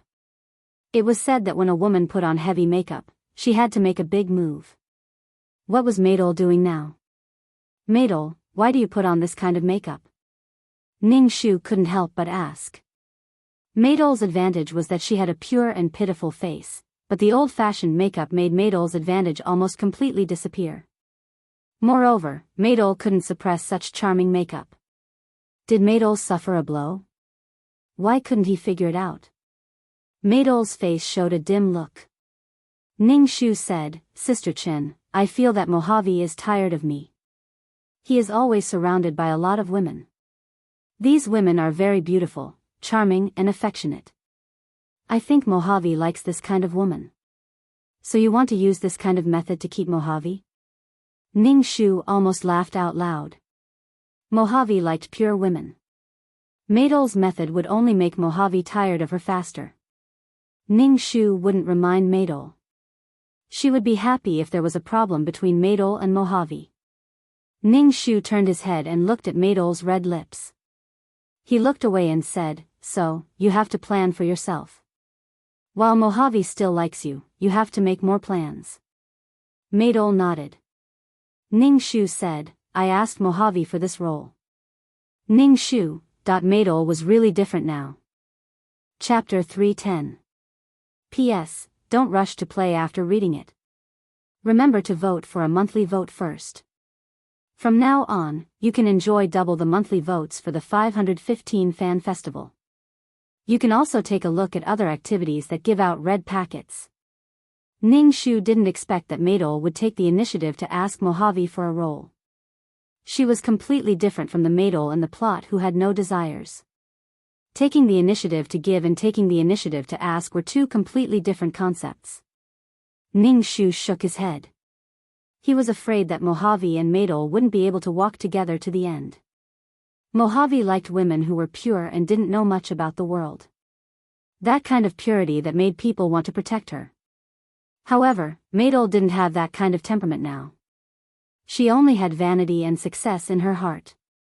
When Madol asked Mojave for a role, Mojave probably already sentenced Madol to death in his heart. It's okay. I've said it before. People like the Crown Prince are just greedy for novelty, so you have to plan for yourself. This role is very good. Madol's face revealed a bitter smile that seemed to be both laughing and crying. Her tears fell down. Ning Shu cried and said, "Chenjia, I don't want to be separated from Mojave. I really love him. I can't bear to be separated from him." Ning Shu was speechless. She usually didn't see him, but now he was treating her like a trash can. Ning Shu was expressionless. "What do you want to do with me?" Madol's makeup was ruined from crying. She could only stop crying and redo her makeup. To be honest, with heavy makeup on her face, it was really ugly when she cried. It was far from being delicate and moving when she cried without makeup. She didn't have the feeling of a lotus flower emerging from the water. He was really worried for Madol that she was wasting her advantage like this. Madol was also oblivious to the situation. In addition, she liked Mojave and tried all ways to stay by Mojave's side. However, this only made Mojave more tired of her. She watched as Mador painted her lips red, opened the car door, and got out of the car flirtatiously with her branded handbag. Ning Shu shook his head. She had painted a tiger as a dog. Ning Shu waited for Madol. After a day of shooting, Madol dragged her tired body into the car. He started the car and asked Madol, "Are you stopping in front? Is Mojave coming to pick you up?" Madol shook her head and said, "I don't want to go to the villa. Mojave won't come to pick me up. I want to go back to the apartment." Ning Shu nodded and started the car to the apartment. Looking at Madol's lonely and sad expression, it seemed that their future was really bleak. Back at the apartment, Madol went to take a shower first and then went back to the bedroom to sleep. Ning Shu could hear Madol's suppressed crying outside the door. Ning Shu didn't go to comfort Madol. Perhaps her mission would be completed soon. Now, even though Madol and Mojave were lovers, the two of them weren't as inseparable as in the plot. Mojave also didn't dote on Madol like in the plot and give everything to Madol. Ning Shu slept in the apartment. The next morning, he saw Madol rushing out of the bathroom and covering her mouth. Then, there was the sound of vomiting. Ning Shu raised his eyebrows. This sign, Madol was pregnant? Ning Shu stood at the door of the bathroom and waited for Madol to come out. When Madol came out, her face was pale, but she still walked out holding the wall. Ning Shu was even more certain of her suspicions. She asked, "Are you pregnant?" This is impossible." Madol's face was full of horror. Her whole body went soft and she fell to the ground. Ning Shu asked again, "Didn't you use any protection?" Madol's face was pale. At this moment, it was already gray. She didn't have the joy of being a mother at all. Instead, her face was full of horror and her expression was particularly twisted. Madol was panicking. When she saw Ning Shu's calm look, her heart also calmed down. Ning Shu asked, "Sister Chen, what should I do?" "What should I do?" Ning Shu asked indifferently, "What do you think?" I. Madol held her stomach and didn't know what to do. "I still have a movie to film. This role is very important. What should I do? What should I do?" Ning Shu frowned. "How did you get pregnant?" "You will get pregnant like this. Mojave didn't use any protection. Did you take birth control pills?" Madol shook her head in panic. "No. I didn't. And I didn't know that I had to take pills." Damn, she was indeed the pure White Lotus female lead. She didn't even know this. She was drunk. Madol had never seen Mojave use any protection. In order to please Mojave, Madol didn't take the initiative to let Mojave use any protection. She was afraid that Mojave wouldn't like her. She was careful in front of Mojave. But Maydol really didn't know that she had to take pills after the deed. Ning Shu, loving a woman wouldn't let her suffer like this. It seemed that Mojave didn't like Maydol very much. TSK, TSK, TSK. In the plot, Maydol wasn't pregnant before marriage. Maybe she was pregnant, but the two of them got married immediately. But now, would Mojave marry Maydol? Ning Shu felt very uncertain. Very uncertain. What do you plan to do now? This child is Mojave's. If you have this child, you might have a happy ending with Mojave.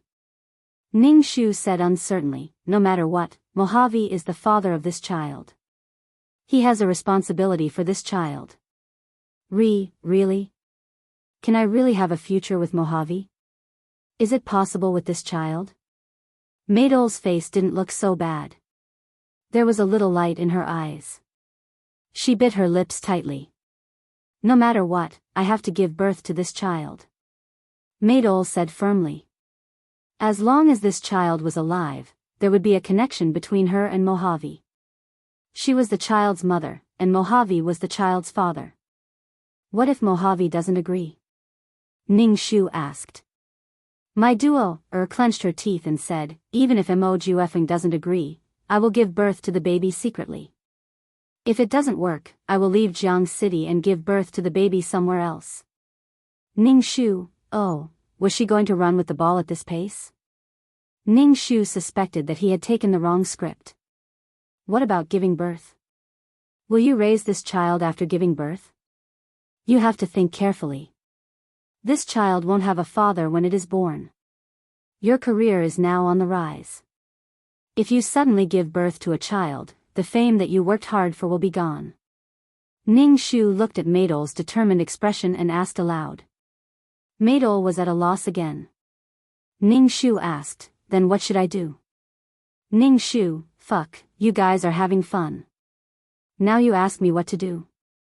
How would I know? Ning Shu's mouth twitched and asked, what are you thinking? What kind of result do you want? I want. Maydol stuttered for a long time but couldn't say it. Chapter 311.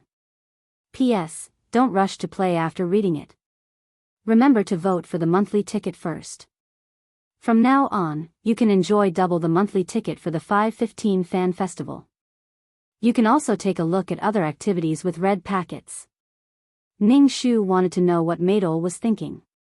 When he asked her, Maydol stammered and couldn't say anything. What are you thinking? Ning Shu asked Maydol. Your current behavior seriously affects the interests of the company. There has to be a solution. Maydol bit her lip and finally looked at Ning Shu and said, I want to be Mojave's wife and let my child have a father. Ning Shu nodded. Sure enough, Maydol was still very ambitious. She wanted to be Mojave's wife, but this time it wouldn't be so easy. Ning Shu only heard the details of the relationship between Mojave and Maydol. He could probably guess that Mojave was only interested in Maydol for a while. Mojave didn't like women who were too vain, impetuous, and utilitarian. Maydol had been forced by Ning Shu to film some time ago. She had suffered a lot and seen a lot of cruelty and darkness. She was no longer the pure girl she used to be. Maydol couldn't attract Mojave now. Maybe she was a little bit attracted, but as time went by, Maydol's pure temperament disappeared. She was no different from the women in the entertainment circle. So are you going to find Mojave now and tell him about this? Ning Shu asked. No matter what, you should try. After all, Mojave is responsible for this child. Maydol nodded and held Ning Shu's hand tightly. She begged, Sister Chen, can you go with me? I'm scared. I'm scared to face Mojave alone. Maydol seemed to feel that she might not be able to bear the result, so Maydol wanted to call another person. Her agent was her best choice. Ning Shu nodded and said, I'll go with you. Maydol's face looked better. She immediately called Mojave. When she was on the phone, Maydol covered her mouth to prevent herself from crying. She told Mojave that they would meet at the villa at night. After the phone call, Maydol suddenly cried. Ning Shu poured a cup of hot milk for Maidol and said, "Eat something. We'll go there at night. You have to make yourself feel better." "I know, Sister Chen. Do you think Mojave will agree to my proposal?" Maidol asked Ning Shu with uncertainty. "Ning Shu, you're not even sure. Why are you asking me?" After drinking the milk, Maidol went to sleep again. Her face was very pale and she seemed to be in a trance. All kinds of emotions accumulated in her heart, which made Maidol feel disheartened. Ning Shu looked at Maidol and said, "Actually, it hasn't been confirmed yet. Let's go to the hospital. Maybe you're not pregnant." "Really? Let's go to the hospital now." When Maidol heard Ning Shu's words, she seemed to be injected with vitality. She anxiously urged her agent to take her to the hospital. As her agent said, maybe she was not pregnant at all. Ning Shu drove Maidol to the hospital. Maidol and Ning Shu sat on the chairs in the corridor. Maidol's face was full of nervousness. Her 10 fingers were intertwined so hard that her knuckles had turned white. Ning Shu sat beside her and felt that Maidol's body was already trembling. "Don't be nervous," Ning Shu said indifferently. "Sister Chen, I have a bad feeling. I might really be pregnant. I'm scared. I'm really scared. I haven't been here for almost 2 months." My duo grabbed Ning Shu's hand so tightly that her nails almost dug into Ning Shu's flesh. "Sister Chen, I have a bad feeling." Ning Shu's face was expressionless. He said numbly, "The results are not out yet. Don't be so anxious." On the 25th, "Maidol, come in." The nurse shouted at Maidol. Maidol was so scared that her limbs went soft. She sat on the chair and couldn't get up. Ning Shu helped Maidol into the office. Maidol looked at the doctor with a pale face. The doctor glanced at Maidol and said indifferently, 7 weeks pregnant." Maidol instantly felt as if she was struck by lightning. Previously, her manager said that it might be fake and gave her hope. But now, this hope was shattered. This feeling was even more painful. Maidol was helped out of the hospital by Ning Shu. She sat in the car in a daze. As soon as she got in the car, Maidol cried. Her whole body seemed to have been sucked out of her. Ning Shu smiled indifferently. Perhaps there would be another blow tonight. After returning to the apartment, Ning Shu let the absent-minded Maidol go to sleep first. Everything would have to wait until night. Don't be too pessimistic.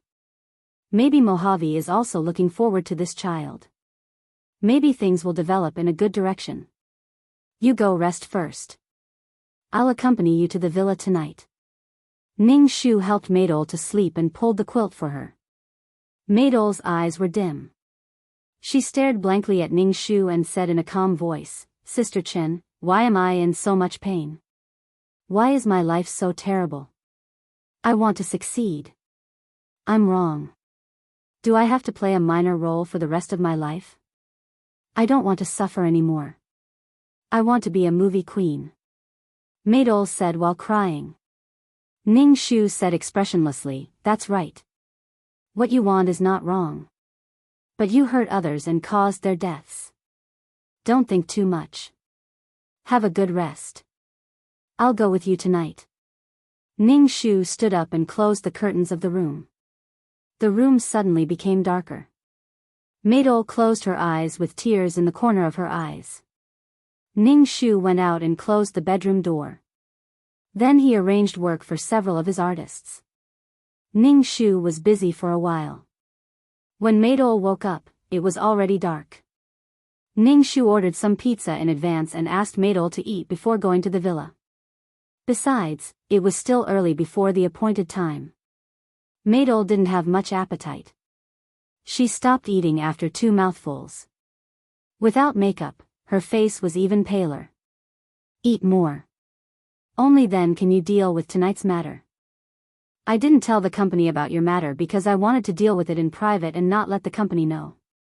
Ning Shu put another piece of pizza on the plate in front of Maidol. "Nothing is more important than your own body." Maidol forced herself to eat 2 mouthfuls and then put it down again. Sister Chen, I really don't have any appetite. If this matter isn't solved, I won't be able to sleep and eat in peace. Ning Shu said lightly, it's useless for you to worry about this problem now. So don't just care about feeling good at the moment. You have to take care of yourself. Maidol only cared about pleasing Mojave. Now it seemed that men didn't care about you.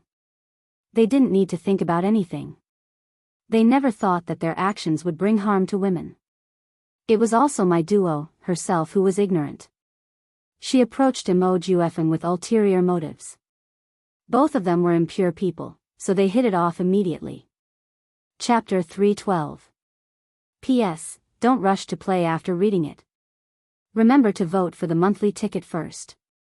From now on, you can enjoy double the monthly ticket for the 515 Fan Festival. You can also take a look at other activities that give out red packets. Moreover, even if there was love between the two of them in the story, they were essentially a sugar daddy and a lover. However, this kind of relationship would appear beautiful in the name of love.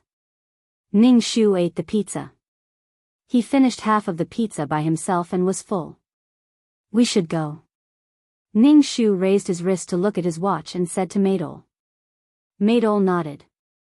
She took her purse and planned to follow Ning Shu out.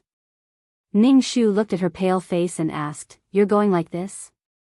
What else? Maidol asked with some doubt. She combed her hair with her fingers.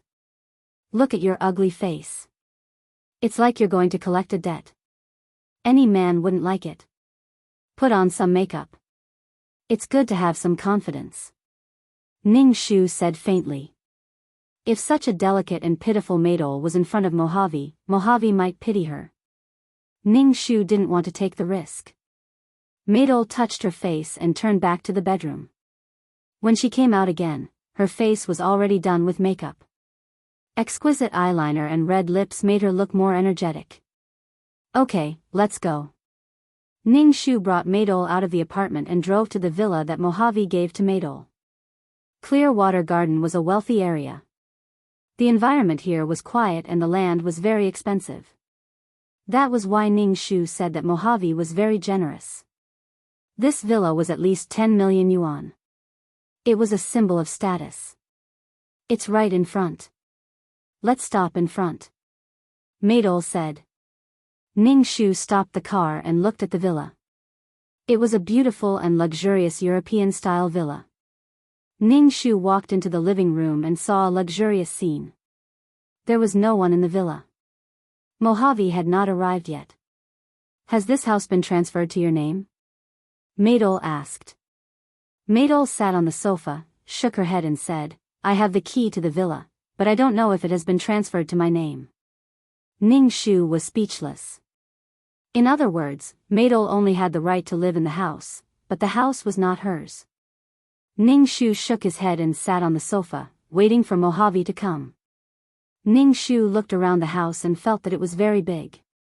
Just the living room was close to 300 square meters, not including the bedroom, guest room, kitchen, bathroom, and other miscellaneous rooms. The room was really big, and it was usually empty. What a waste. After arriving at this house, Maidol's mood became even worse. She seemed to be reminded of the past. Sister Chen, there are fruits in the fridge. If you want to eat, go and get them yourself. They are all imported fruits, Maidol said. Ning Shu nodded. She didn't care about imported fruits. Eating fruits was better than eating spirit marrow crystals. Did you and Mojave make an appointment at this time? Why isn't he here yet? Maidol looked at her wrist and asked Maidol. Maidol sat straight on the sofa. I clenched my fists and placed them on my lap. I looked very nervous. When I heard Ning Shu's question, I said, it's this time. Maybe he will come later.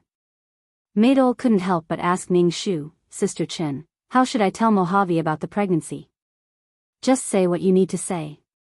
Just tell him directly. Ning Shu didn't seem to care. Ning Shu looked at the clock on the wall. It was ticking. It seemed like the hands were made of gold. After more than an hour, Ning Shu looked at the hands until her eyes hurt. She turned her head and saw Madol still sitting straight on the sofa. She didn't even change her posture. Didn't she feel tired? Her nervous appearance made it seem like she was about to go to war. In fact, Madol was afraid of Mojave. She always cared about Mojave's feelings. In front of Mojave, she was very humble. Ning Shu shook her head. The environment changed people too much. People couldn't help but be affected by their environment, especially when the environment was oppressive. Ning Shu took a deep breath. So, no matter what the environment was, one must maintain one's heart. In the future, no matter how bad the environment was, one must persevere. Otherwise, it would be easy to lose oneself. We have been waiting for almost 2 hours. Let's call Mojave, Ning Shu said to Madol. How long do we have to wait? Ning Shu suspected that Mojave had forgotten the agreement with Madol. It completely showed that Madol didn't have much weight in Mojave's heart. We can't just wait like this. Let's call. Your situation can't be delayed. We have to figure it out, Ning Shu said to Madol. Madol, who was sitting upright, seemed to have finally recovered from her trance. She quickly took out her mobile phone from her bag and called Mojave. When the phone was connected, Madol didn't ask why Mojave didn't keep the appointment. Instead, she wanted Mojave to come quickly. She had something important to say. Ning Shu looked at the poor and humble Madol and shook his head. Love was equal. Now, Madol was like Mojave's accessory. What did the other party say? Ning Shu saw Madol hang up the phone and immediately asked her. Madol breathed a sigh of relief and said, he said he will come over later. Ning Shu said, oh, and yawned. It was almost midnight. If Madol didn't call Mojave, Mojave probably wouldn't come back today. Half an hour later, there was finally the sound of a car at the door. Madol, who was sitting on the sofa, jumped up from the sofa like a spring and quickly walked to the door. Then there was the sound of the door opening. Ning Shu saw that Madol was setting up the slippers for Mojave at the entrance. Mojave walked in and put on the slippers. His movements were very natural. When he saw that there was another person in the living room, his eyes suddenly showed displeasure. Madol had been with Mojave for a while. She could still understand some of Mojave's emotions. Obviously, Mojave was angry now. Madol immediately explained, this is my agent. Because I have something to tell you today, I also called her. Mojave played with the car keys in his hand.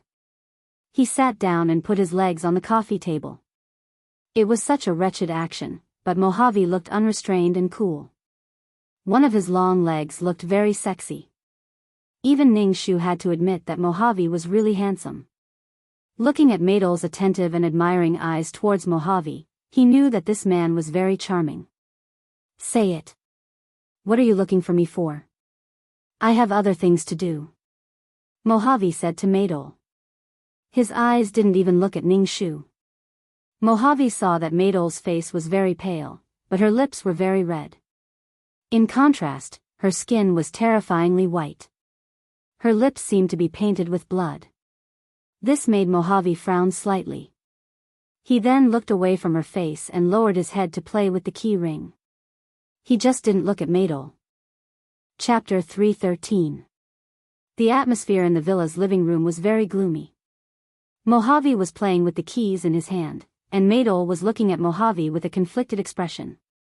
She looked like she wanted to say something, but she just couldn't open her mouth. Ning Shu acted like an invisible person at the side. In any case, no one said anything. Madol's forehead was dripping with cold sweat. She looked at Ning Shu for help. Ning Shu shook his head. Madol didn't need her to open her mouth. Madol saw her manager shaking her head. She clenched her fists tightly, and her palms were sweating. She looked at Mojave's indifferent and noble appearance, but she just couldn't open her mouth. What's the matter? You called me over and didn't say anything. Since you don't want to say anything, I'll leave. Mojave put down his legs that were propped up on the coffee table. It was obvious that he was going to leave. Madol hurriedly said, Don't go. Don't go.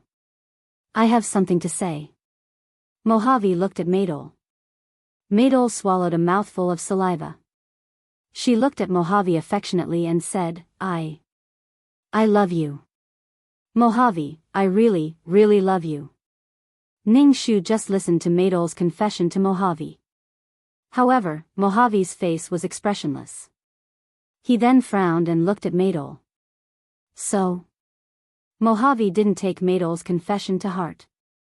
There were too many women who loved him, but there was no one he loved. Maydol had to muster up a lot of courage to say these words. Mojave's indifferent attitude was no different from a sharp knife stabbing Maydol's heart. It made Maydol's face instantly turn ugly. Her brows were filled with despair. If you want to talk to me about this kind of thing, I don't want to hear it. You should know that I'm very busy. Also, don't bring other people to the house. I don't like it. Mojave stood up and walked towards the door. Don't go. Maydol let out a broken and sharp voice. She reached out and grabbed Mojave's arm. Tears flowed out of her eyes. Mojave, don't go. Mojave lowered his head and looked down at Maydol. He frowned and asked, Maydol, what do you want? You should know the consequences of making me angry. Maydol's tears flowed. She felt as if her stomach was churning. She wanted to vomit, but when she met Mojave's cold eyes, Maydol felt her entire body turn cold. She quickly cried out, Mojave, I'm pregnant. It's been a month. Mojave was stunned for a moment. He then shook off Maydol's hand that was grabbing his arm. He glanced at Ning Shu and said coldly to Maydol, So, you brought people here today to seek justice from me, or to force me to marry you? Maydol was at a loss for words. She felt as if she had fallen into icy water.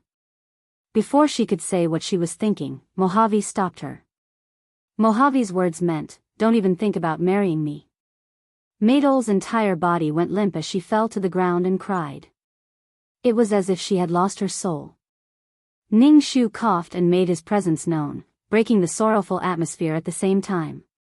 Maydol and Mojave looked at Ning Shu at the same time. Ning Shu suddenly felt pressured. Just as he was about to speak, Mojave spoke first. You're Maydol's manager, right? Take your artist for surgery. I don't want this child. Ning Shu was speechless. What was she supposed to say? The child in Maydol's stomach is yours. You don't want it? Is this your child? Ning Shu said indifferently. She originally thought that Mojave would give Maydol a sum of money and leave Maydol to fend for herself. She didn't expect that Mojave would directly ask Maydol to abort the child. Not just any woman has the right to bear my child. Mojave said coldly. He then looked at Maydol, whose face was ashen. How did you get pregnant? Didn't you use protection after the surgery? This kind of aftermath should be handled by women. The fear of pregnancy, the uncertainty of the future, and Mojave's heartless questioning made Maydol so cold that her teeth were chattering. Maydol opened her mouth. Or are you saying that you want to use the child to climb up the social ladder and marry me? Maydol, I will never marry you. Mojave's expression was cold and his words were very heartless. Maydol shook her head frantically.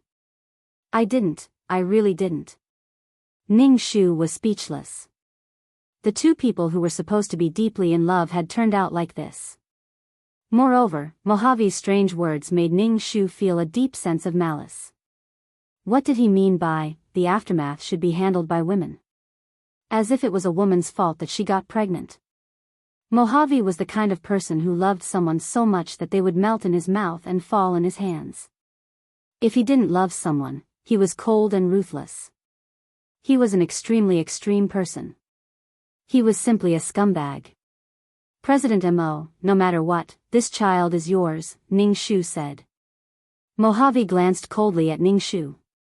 Is this child mine? Maybe it is, maybe it isn't. Ning Shu, fuck. Mojave, is this child really yours? Am I that kind of person in your heart? You are my only man. Mojave, I beg you, please don't hurt our child, I beg you. Maydol sat on the ground, holding her stomach. Tears fell like rain as she begged Mojave. Mojave squatted down, reached out his hand and grabbed Maydol's chin. He looked at Maydol's face and said coldly, "So, you want to give birth to the child? I won't marry you. I won't let an illegitimate child exist." Maydol's eyes reflected Mojave's cold expression. Maydol's entire body trembled. Why are you so cruel to me? Why? Because I don't like you.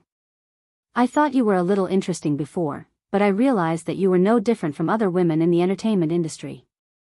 Mojave let go of Maydol's chin, clapped his hands and said indifferently, "If you want to talk about conditions, then talk about conditions. I don't like crying like this." Mojave then looked at Ningshu. "Since you're already here, you must have a purpose. Tell me, what do you want?" "Mojave, I don't want anything. I just want you to not hurt my child." Maydol shook her head desperately. Mojave rubbed his forehead. "Stop, don't say any more.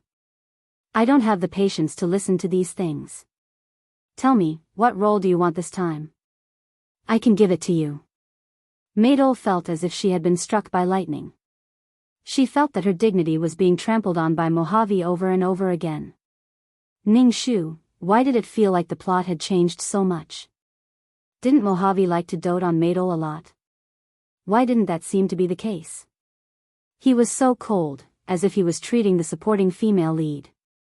Was it because the current Maydol wasn't as pure and flawless as in the plot, so he didn't like her? Could it be that Mojave liked pure and beautiful women, no matter who they were? Chapter 314. When Maydol first entered the entertainment industry, she was pure and beautiful. Because she had a brief relationship with Mojave, the two fell in love. Mojave only loved women who were pure and ignorant. This woman could be Maydol, Lee Duo, or even someone else. Now, my duo had changed. Her thoughts were complicated. Mo Juefeng was only interested in her for a while. The two of them were simply a sugar daddy and a lover. She would provide him with her body, and he would provide her with resources. It was that simple. Ningshu felt that Mojave only loved a feeling. As long as the woman had such characteristics, he would fall in love with her. Because of the subtle changes in the plot, Maydol, who was supposed to be the female lead, was no longer the female lead. Because she was no longer pure and ignorant. What a sad story. Mojave seemed to be a little impatient with the crying Maydol. "You can't keep this child. In 2 months, there will be a 200 million yuan second female lead role in a movie. This role is for you. Don't challenge my bottom line anymore." Mojave wrote another check for Maydol, placed it on the coffee table, and turned to walk towards the door. Maydol didn't even have the courage to stop Mojave. Her fingers clutched her clothes tightly, and her body trembled. After taking a few steps, Mojave stopped, turned around, and said to Maydol, "By the way, there's one more thing." Maydol turned around stiffly and looked at Mojave with hope in her eyes. She hoped that Mojave would go back on his words. Mojave ignored Maydol's longing eyes and said viciously, "Maydol, don't try to play any tricks. Otherwise, I'll make you beg for death. This child must be dealt with cleanly. Don't think about using the child to threaten me, and don't even think about giving birth to it. Otherwise, I'll make sure you can't stay in the entertainment industry." Ningshu was speechless. Holy shit. After experiencing a few worlds, this was the first time she saw the male lead being so ruthless to the female lead. This was not liking. Without the male lead's love, Maydol's life would be worse than a cannon fodder, or even worse, so she had to rely on herself for everything. Relying on others, especially relying on men, was not reliable at all. A woman can live her own life. If a man doesn't dote on her, she must love herself even more. Maydol originally thought that Mojave was going to go back on his words and wanted her to stay. If Mojave had said a gentle word to her, she would have stayed by his side without hesitation. However, she didn't expect Mojave's words to be even more hurtful. Maydol watched Mojave leave with tears in her eyes. His back view was still as imposing as before, but it was also high and mighty. He was so high and mighty that Maydol felt that she would never cross paths with Mojave in this lifetime. The sound of the car starting up outside disappeared after a while. Clearly, Mojave had gone far away. Maydol stared straight at the door. In the end, she crawled on the ground and wailed loudly. Her voice was hoarse, and her shoulders were shaking. She looked extremely pitiful. Ning Shu glanced at the check on the coffee table. There were actually 7 zeros. More than 10 million yuan as a breakup fee. Adding on the second female lead in the production of the movie, the breakup fee was not low. Maydol, are you okay? Ning Shu cried until he was out of breath. Maydol asked. What was the use of crying like this? The other party was obviously just playing around, but Maydol wanted to be with him for life. My duo did not even have the chance to voice her wishes. Mo Juefeng had cut off all her future paths. Either she obediently got rid of the child, and the second female lead in the movie would be hers. Moreover, there would be a breakup fee of 10 million yuan. If she wanted to give birth to the child, Mojave would definitely not be polite. What awaited Maydol would be a more tragic result. Now that things had developed to this point, the task was almost done. Moreover, the person who dealt with Maydol was the man she loved deeply. The pain of being deeply hurt by the person she loved was simply unparalleled. Maydol ignored Ning Shu. She sat up, cried and beat her stomach, and shouted, "It's all because of him. It's all because of him." Ning Shu was stunned for a moment. He grabbed Maydol's hand that was beating her stomach and asked coldly, "What are you doing? If I wasn't pregnant, Mojave wouldn't have abandoned me. If I hadn't run to Mojave and told him that I was pregnant, Mojave wouldn't be like this." Maydol beat her stomach with a lot of strength. Her stomach hurt all of a sudden. Maydol was scared and angry. She frowned in pain. Her face was twisted, and she kept muttering, "If I had aborted the child first and didn't let Mojave know, he wouldn't have been so angry and wanted to break up with me." Why? Ning Shu was speechless. Looking at the crazy Maydol, Ning Shu was speechless. Sometimes, the ugliness in human nature was really hard to look straight at.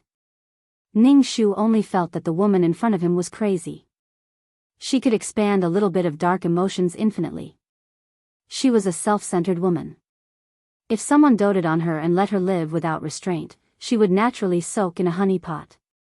However, if she suffered, she would feel that the whole world was hurting her. She would never consider the harm she brought to others. Maydol, calm down.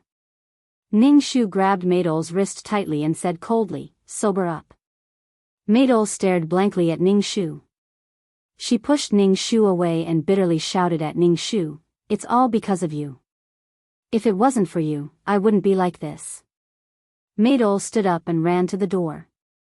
After taking a few steps, she held her stomach and cried out. "It hurts. My stomach hurts." Maydol supported herself against the wall and held her stomach with one hand. She felt a warm current flowing through her lower body and out along her thigh. "Sister Chen, my stomach hurts," Maydol shouted at Ning Shu with a pale face. When Ning Shu saw Maydol's blood flowing down her leg, he knew what was going on. Ning Shu sighed and mobilized the small amount of qi in his body. He directly carried Maydol in a princess carry and put her in the car to go to the hospital. Maydol held her stomach and was in so much pain that her head was covered in cold sweat. The hair on her temples was wet and she let out a small painful moan. Ning Shu sped up and rushed to the hospital. Immediately, a nurse pushed a bed over. Ning Shu put Maydol on the bed and shook his numb arm. Maydol was pushed into the operating room. Ning Shu waited outside. Ning Shu didn't sympathize with Maydol at all. She was looking for trouble. She didn't take any measures. She knew that she was pregnant, but she still hammered her stomach. If she wasn't looking for trouble, then what was? It was already early in the morning. Ning Shu was so sleepy that he almost fell asleep sitting on the chair in the corridor. When the door of the operating room opened, Ning Shu immediately asked, "Doctor, how is the patient?" "She's fine. She was injected with flavonoids. It's best to stay in the hospital for observation, the doctor said. Ning Shu immediately said, "Thank you, doctor." Chapter 315. The unconscious Maydol was pushed out of the operating room. Her face was so pale that it was almost transparent. There was no color on her lips at all. Ning Shu followed them into the ward and stayed beside the unconscious Maydol. He was really tired, so he lay on the bed and took a nap. When he woke up again, it was already dawn. Ning Shu opened his eyes and saw that Maydol was already awake. At this moment, she was staring at the ceiling in a daze. Ning Shu asked, "When did you wake up?" Maydol turned her head and looked at Ning Shu blankly. Her eyes were dim and she was completely lifeless. Ning Shu asked weakly, "Do I look very ugly now?" Ning Shu, shouldn't she be asking about the child now? A pregnant person can't be said to be very good looking. Ning Shu stood up and stretched his body. "You have to be hospitalized for a while. The doctor said that your body is very weak." Maydol quickly asked, "Is my child gone?" "Yes." Ning Shu didn't know if it was an illusion, but Ning Shu actually saw a trace of disappointment in Maydol's eyes. Was Maydol disappointed that the child was still alive? Ning Shu said again, "You have to rest well these days. The doctor said that you can't work too hard, and you can't be too emotional." But I still have to film." Maydol frowned tightly, looking very anxious. Ning Shu raised his eyebrows. "If you still want to film in this state, your body won't be able to take it. You are already showing signs of a miscarriage. Filming is so tiring, and you will bleed like today. If others see it, it will arouse suspicion. But I am the female lead of that film. It is the first time in my life that I am the female lead. I am really." Maydol became angrier and angrier as she spoke. Her face became paler and more aggrieved and twisted. "My stomach hurts. It hurts so much." My duo, clutched her stomach. Ning Shu, he simply didn't know what to say. Ning Shu hurriedly called the doctor. The doctor hurriedly gave Maydol an injection. Maydol was in so much pain that her face was covered with cold sweat and she groaned. Maydol bit her lips tightly and said with difficulty, "I don't want this child anymore. Take the child for me." "This." The doctor looked at Ning Shu. Ning Shu looked at Maydol and asked, "Have you thought about it?" Maydol bit her bloodless lips. Ning Shu nodded, then took a deep breath and said, "I don't want this child." Ning Shu frowned. "Have you really thought it through?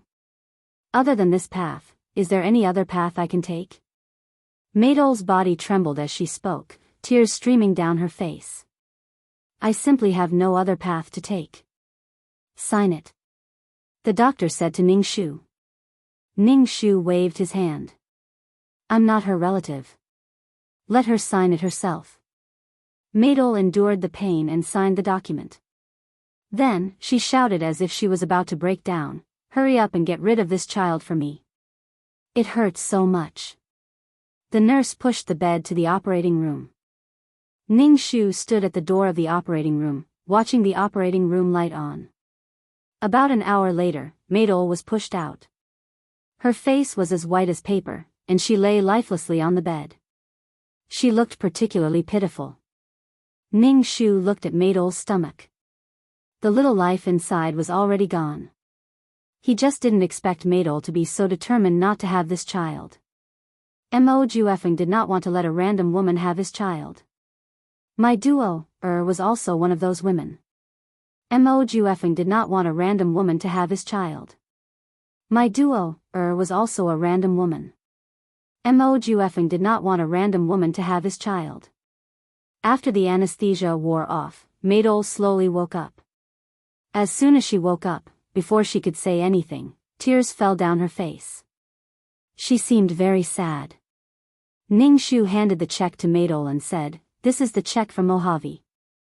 Maydol weakly raised her hand to take the check. She wanted to tear it up, but in the end, she didn't.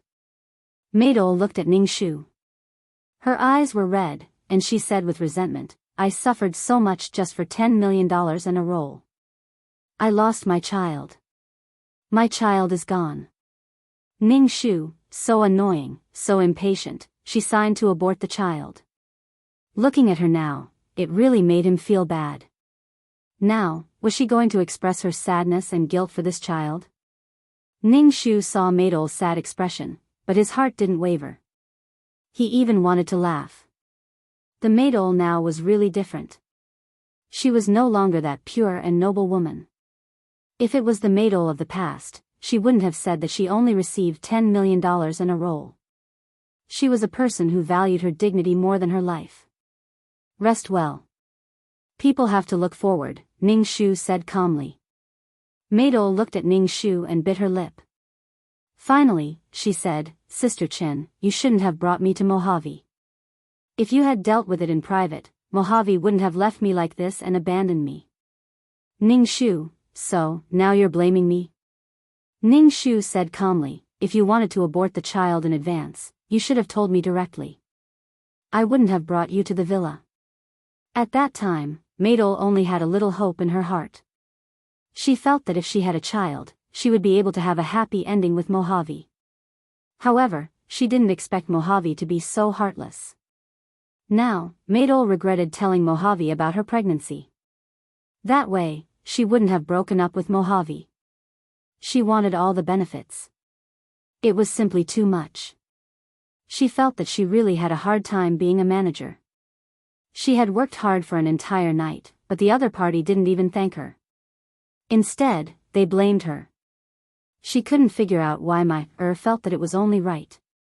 Ning Shu said calmly, if you feel that this matter is my fault, I have nothing to say. As for the matter between you and Mojave, I have never interfered. Take good care of your body. You still have a show to film. Seeing her manager being so cold, Maydol felt very wronged. She felt that her life was really terrible. She was abandoned by her lover and lost her child. Now, her manager saw that she had no backing and was bullying her. Sister Chen, do you think that because I broke up with Mojave, you look down on me? Maydol asked Ning Shu with red eyes. Ning Shu, what kind of logic was that? Could it be that Maydol thought that because she had Mojave, everyone in the world should curry favor with her? Now that Mojave was gone, everyone in the world despised her. It felt like Maydol had developed a dependency on Mojave. Even if Mojave didn't treat Maydol well, Maydol couldn't leave Mojave. Maydol felt dizzy and her stomach hurt. It hurt so much that Maydol wanted to cry. As long as she thought of Mojave, Maydol's bones hurt. Chapter 3:16. The most important thing was that Maydol was used to having Mojave around. As long as Mojave was there, the road ahead of her was smooth. With Mojave standing behind her, her heart was filled with a sense of security. However, Mojave broke up with her. Maydol was very afraid. She was afraid that she would return to her previous life. No matter how simple a matter was, because of Mojave, it became difficult.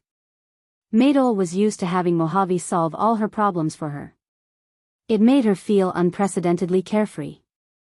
Maydol was terrified just by imagining that she had to endure hardships to play a minor role and look at other people's faces. She didn't want to leave Mojave, not only because she fell in love with Mojave, but also because of Mojave's powerful strength.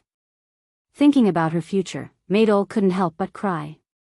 Why did things develop to this point? Maydol regretted telling Mojave about her pregnancy. She had an abortion in private. After resting for a while, she could still stay by Mojave's side. But now, she didn't even have the qualifications to stay by Mojave's side. Ning Shu looked at Maydol wailing and ignored her. He went to do the discharge procedures for her and then took her back to the apartment to recuperate. When she was discharged, Maydol was unwilling. She felt that her agent was stingy. He didn't even want to pay for the hospitalization fee. Ning Shu looked at Maydol's expression and knew what she was thinking. There are many people in the hospital. Do you want others to know that you had an abortion? You are a little famous now. Do you think it's good to have a scandal? Ning Shu said coldly. Maydol was speechless. She bit her lips and covered herself with the blanket. She tilted her head and looked out of the window. Ning Shu was too lazy to pay attention to her. When they arrived at the apartment, Maydol went back to the bedroom to rest. Ning Shu saw that Maydol had really hurt her body this time. What was the use of not taking care of her own body? The director of the film crew called and asked Maydol to film.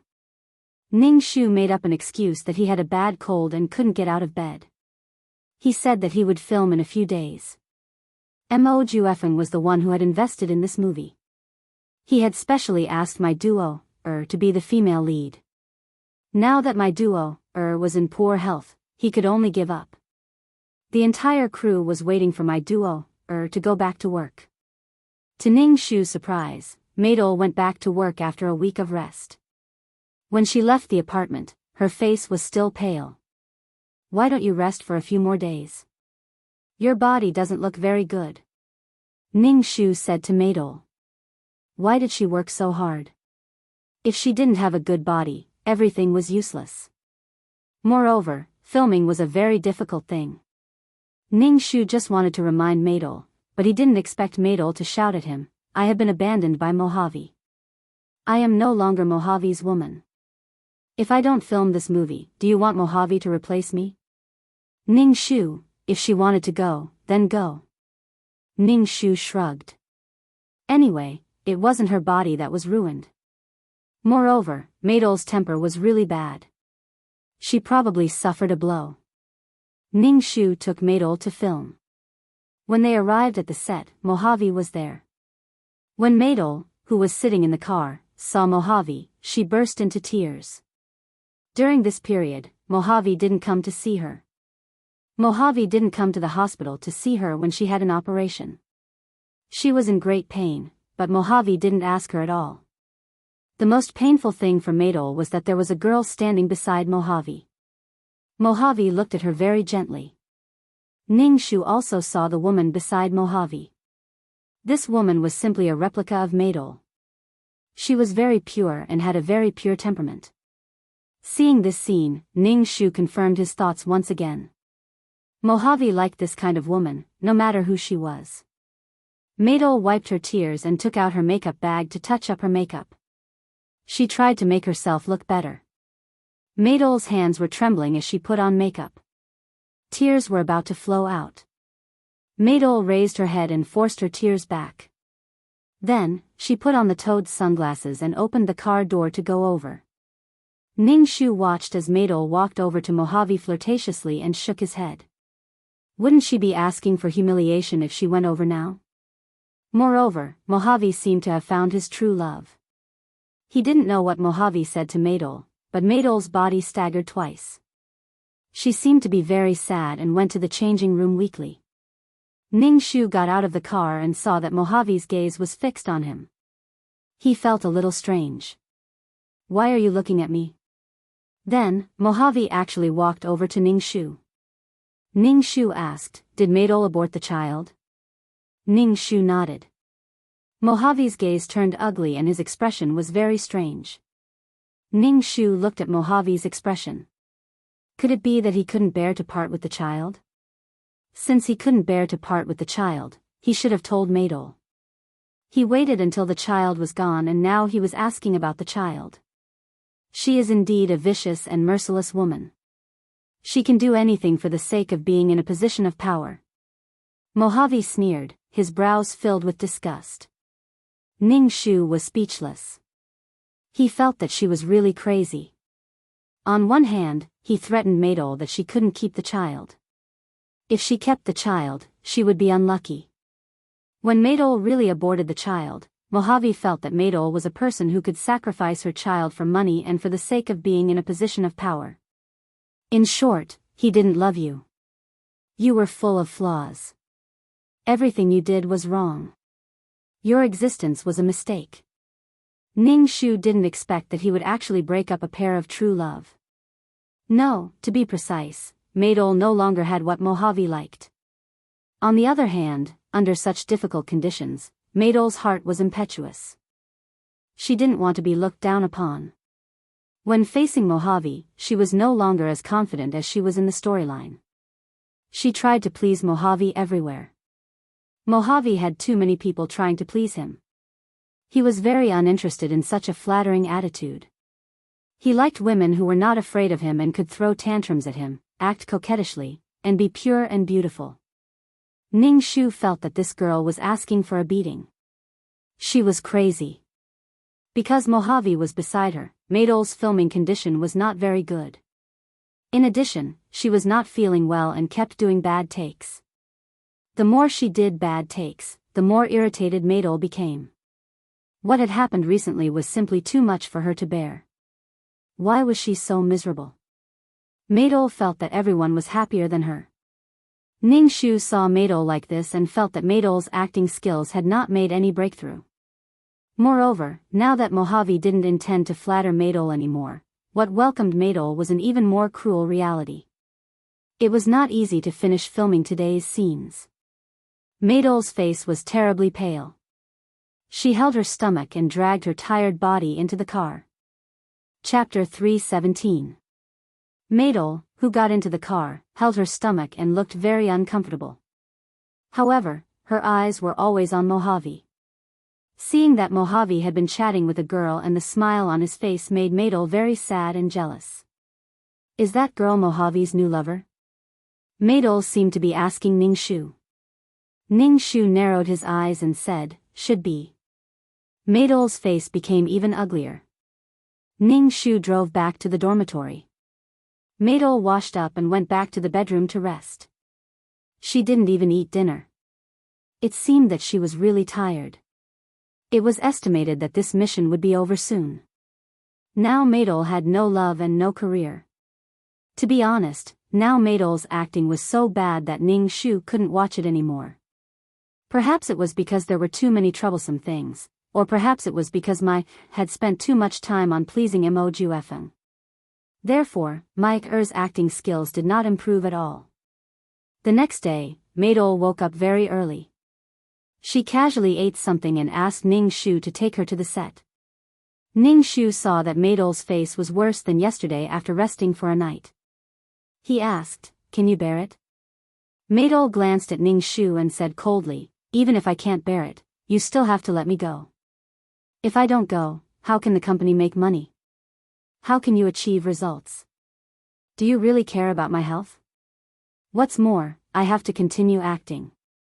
Am I supposed to just watch that vixen steal my man and steal my role? Ning Shu was speechless. Well, now Maydol was full of resentment. Just a casual word from others could make her vent her dissatisfaction. Ning Shu didn't say anything and drove Maydol to the set. Today, Mojave was still there. Seeing Mojave, Maydol's heart ached. In the past, Mojave was there for her. Now, Mojave was there for another woman. Maydol's heart ached. Every time Ning Shu saw Maydol's pained expression, as if she had suffered the greatest pain in the world, he felt very annoyed. Some things didn't need to be so concerned. Since it was all in the past, he should let it go. What was the point of being tangled up? Didn't Maydol realize that her situation was already very difficult? Instead of being so sad and hurting her lungs, it was better to work for her future. One's character determined one's fate. Fortunately, there was Mojave in the plot. Mojave solved everything for her. Maydol didn't suffer at all. Under Mojave's pampering, many of her characters weren't exposed. Now, Maydol exposed a lot of her character, ego, extreme ego. Maydol endured the sadness in her heart. However, in the process of acting, Maydol and Mojave's new lover had a conflict. When the two of them were acting, Maydol looked at the woman's face close at hand. A rush of blood rushed to her head. Without thinking, she slapped the woman twice. Maydol was satisfied with slapping the woman, but then she was kicked to the ground by Mojave. Moreover, he kicked her in the stomach. Maydol clutched her stomach. She felt that her body had suffered a severe injury. A sharp tearing pain directly made her faint. Mojave ignored Maydol, who fainted on the ground. Instead, he enveloped the woman in his arms and gently comforted her. Ning Shu was speechless. Damn! Ning Shu hurried over to carry Maydol, stuffed her into the car, and drove to the hospital. Ning Shu looked down and saw that there was blood on his hand. Maydol's pants were soaked with blood. What was going on?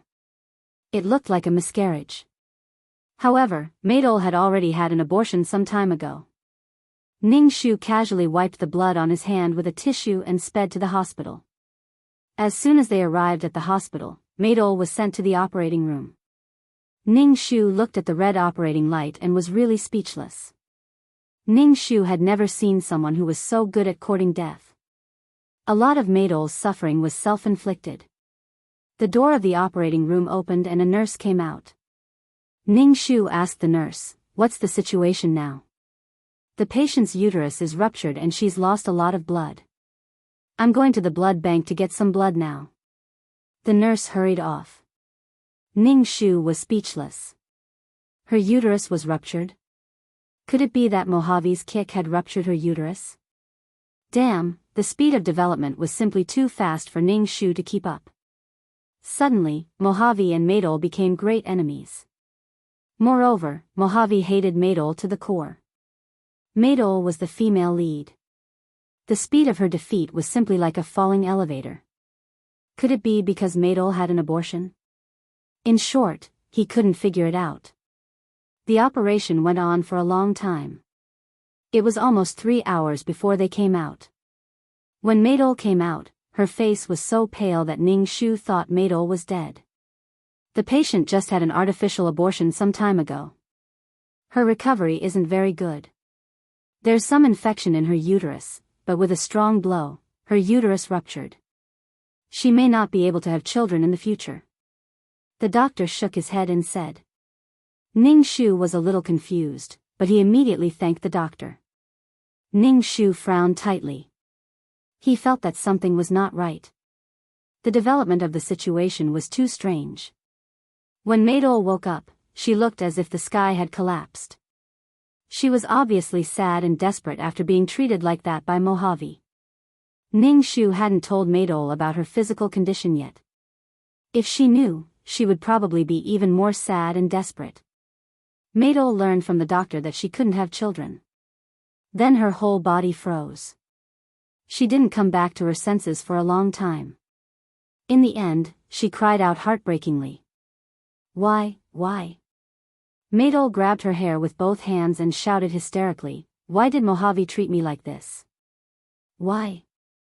Ning Shu wanted to cover his ears. Was it interesting to mention Mojave at this time? Her body was so broken. She didn't take care of her body and still thought about such a sad thing. Ning Shu really couldn't understand. There was really no way to understand. Maydol was too emotional.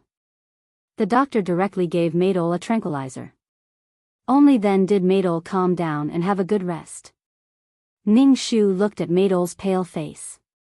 Was she really so sad? As a bystander, Ning Shu didn't feel that the feelings were lingering. Did she need to scream hysterically? From the beginning to the end, Ning Shu only saw that Maydol was sad, very sad, very sad. Mojave couldn't see why she was so sad. She was ruining her own body. When Maydol was still in the hospital, the director directly called to tell Gu Maydol that her role as the first female lead had been removed by someone above. The person above must be Mojave. Mojave was the production producer. If he wanted to change, he could change. At worst, he could film from the beginning again. He had the money to do whatever he wanted. When Maya received the call, she was dumbfounded. Then, she smashed the phone and buried her head in the ground, crying. Chapter 318. Maydol's role as the female lead was gone. Ning Shu didn't expect Mojave to remove Maydol's role so easily. Clearly, it was because Maydol hit his new lover. However, Ning Shu still felt that the relationship between my duo, and Mo Juefeng was too strange. After all, in the plot, the two of them were sweet and loving. How did it become like this? Some ties couldn't be cut off. However, Mojave hated Maydol so much now. Could it be that Mojave had fallen in love with his new lover? Things were developing a little strangely. Ning Shu looked at Maydol, who was crying so hard that she couldn't catch her breath. Her shoulders were shaking, and he really had the urge to seal her mouth. Why was she torturing herself like this? Her body was clearly unable to bear the burden, yet she was still in such heart-wrenching pain as if she couldn't live on. Maydol held her stomach as she cried. She felt that her lower body was bleeding again. Maydol started to panic.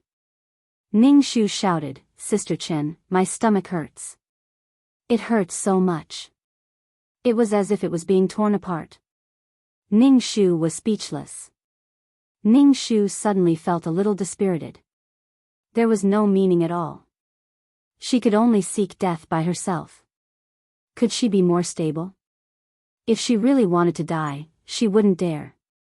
She was just torturing herself in bits and pieces. Was it so painful without Mojave? Ning Shu called the doctor over. The doctor said that Maydol's wound had opened up, and now she had to undergo surgery again. Ning Shu was speechless. What the fuck? Sorry to trouble you, doctor. Ning Shu waved his hand weakly. Then, he waited at the door of the operating room. This was the first time Ning Shu had seen a female lead who could seek death in such a way. She didn't take her body seriously at all. When Maydol came out of the operating room again, there was a sense of death between her eyebrows. She looked extremely haggard. The patient needs to stay in bed and rest. She cannot get up and walk around. If the wound worsens, we can only remove the entire uterus. The doctor warned Ning Shu seriously. Ning Shu was speechless. Thank you, doctor. I got it. Ning Shu nodded quickly. When Maydol woke up, Ning Shu immediately told Maydol how serious the situation was. She couldn't get out of bed and walk around, and she couldn't be too emotional. Maydol wept silently as she looked at Ning Shu with a pair of wooden eyes. She said in a light tone, "Since I no longer have the ability to reproduce, what's the difference between having a uterus and not having one?" Fuck. Ning Shu hammered his chest. He suddenly felt very stifled. He also felt stifled for the original owner of this body. Because of such a person, he lost his life. Maydol was a heartless person. If she was like this to herself, there was no way she would be like this to others. She treated love as everything. Even if she hurt others, she didn't know. Under Mojave's pampering, she was a little woman who was immersed in happiness. Things in the outside world couldn't hurt her. However, the current Maydol, if the outside world hurt a little, she would expand the hurt infinitely. Then, she would add on to herself, as if she was torturing herself. She was really a tragic female lead. In Ning Shu's opinion, she was completely crazy. Maydol wept silently. She was probably afraid that she didn't have a uterus, so she didn't dare to be too emotional. Ning Shu poured water for Maydol and placed it on the bedside. Maydol stared straight at Ning Shu and asked, "Sister Chen, why am I in so much pain?" Ning Shu wanted to say that she was asking for it. However, after considering Maydol's current situation, she lightly said, "Don't think about anything else. Let's talk about it after you recover." Maydol didn't say anything. She was really crying. Ning Shu felt very annoyed. Every day, he had to face a person who cried the moment she woke up. His mood was really depressed. Dong dong dong. At this time, the door of the ward rang. Ning Shu turned her head and saw a girl in a white dress walk in. She was holding a bouquet of lilies in her hands, which made her pure white face look even more pure and beautiful. Ning Shu's expression was a little surprised. He didn't expect that Mojave's new love would actually come to see Maydol. "Maydol, are you okay?" Chiu Xan placed the bouquet on the bedside and innocently asked Maydol. Maydol looked at this woman, and her eyes instantly turned red. She looked at Chiu Xan with bloodshot eyes. Because of this woman, her first female lead role was gone. Mojave was gone. Her child was gone. She didn't even have the ability to give birth. "Are you here to mock me?" Maydol sat up. Her stomach suddenly hurt. She pointed at the door and shouted emotionally, "Get out. I don't want to see you. I don't want to see you." Chiu Xan expressionlessly looked at Maydol. "You're really in a sorry state. The one that Mojave loves now is me, not you. Get out, get out." Maydol threw the bouquet of flowers that Chiu Xan had brought over at Chiu Xan. Chiu Xan didn't dodge. She let the bouquet hit her. "I came to see you with good intentions, and you're actually like this." Maydol was so angry that she cried. All kinds of painful things were suppressed in her heart. After being ridiculed by Chiu Xan, Maydol felt that her heart was about to explode. She couldn't wait to drag this woman in front of her down to hell with her. Ning Shu called the doctor over early in the morning. As soon as the doctor came in, he first gave Maydol a sedative. After a while, Maydol finally calmed down. "What's with the sedative? It's not like she's crazy." Chiu Xan looked at Maydol lying on the bed and smiled faintly. She turned to look at Ning Shu and said, "I have something to tell you." "Tell me?" "I don't know you." Ning Shu frowned. She felt that there was something wrong with Mojave's new pet. Chiu Xan walked in front of Ning Shu. Seeing her vigilant look, she moved closer to Ning Shu's ear and said, "I'm the same kind of person as you. Don't quibble. I've already recognized you." "The same kind of person, mission enforcer?" Ning Shu's heart suddenly jumped. This was the first time she met another mission enforcer during a mission. Chiu Xan took the lead and left the ward. Ning Shu thought for a moment and followed her out of the ward. Chiu Xan stood there and waited for Ning Shu to come over. "You must be a newbie because I've never seen a mission enforcer like you." Chiu Xan crossed her arms and said to Ning Shu. Ning Shu looked at Chiu Xan. Up close, Chiu Xan was breathtakingly beautiful. Her skin showed a kind of transparent white under the sunlight. At first glance, she was pleasing to the eye, but the longer he looked at her, the more he felt that she was incomparably beautiful. There was a kind of beauty that could melt one's bones. Ning Shu shook her head and denied, "I don't know what you're talking about."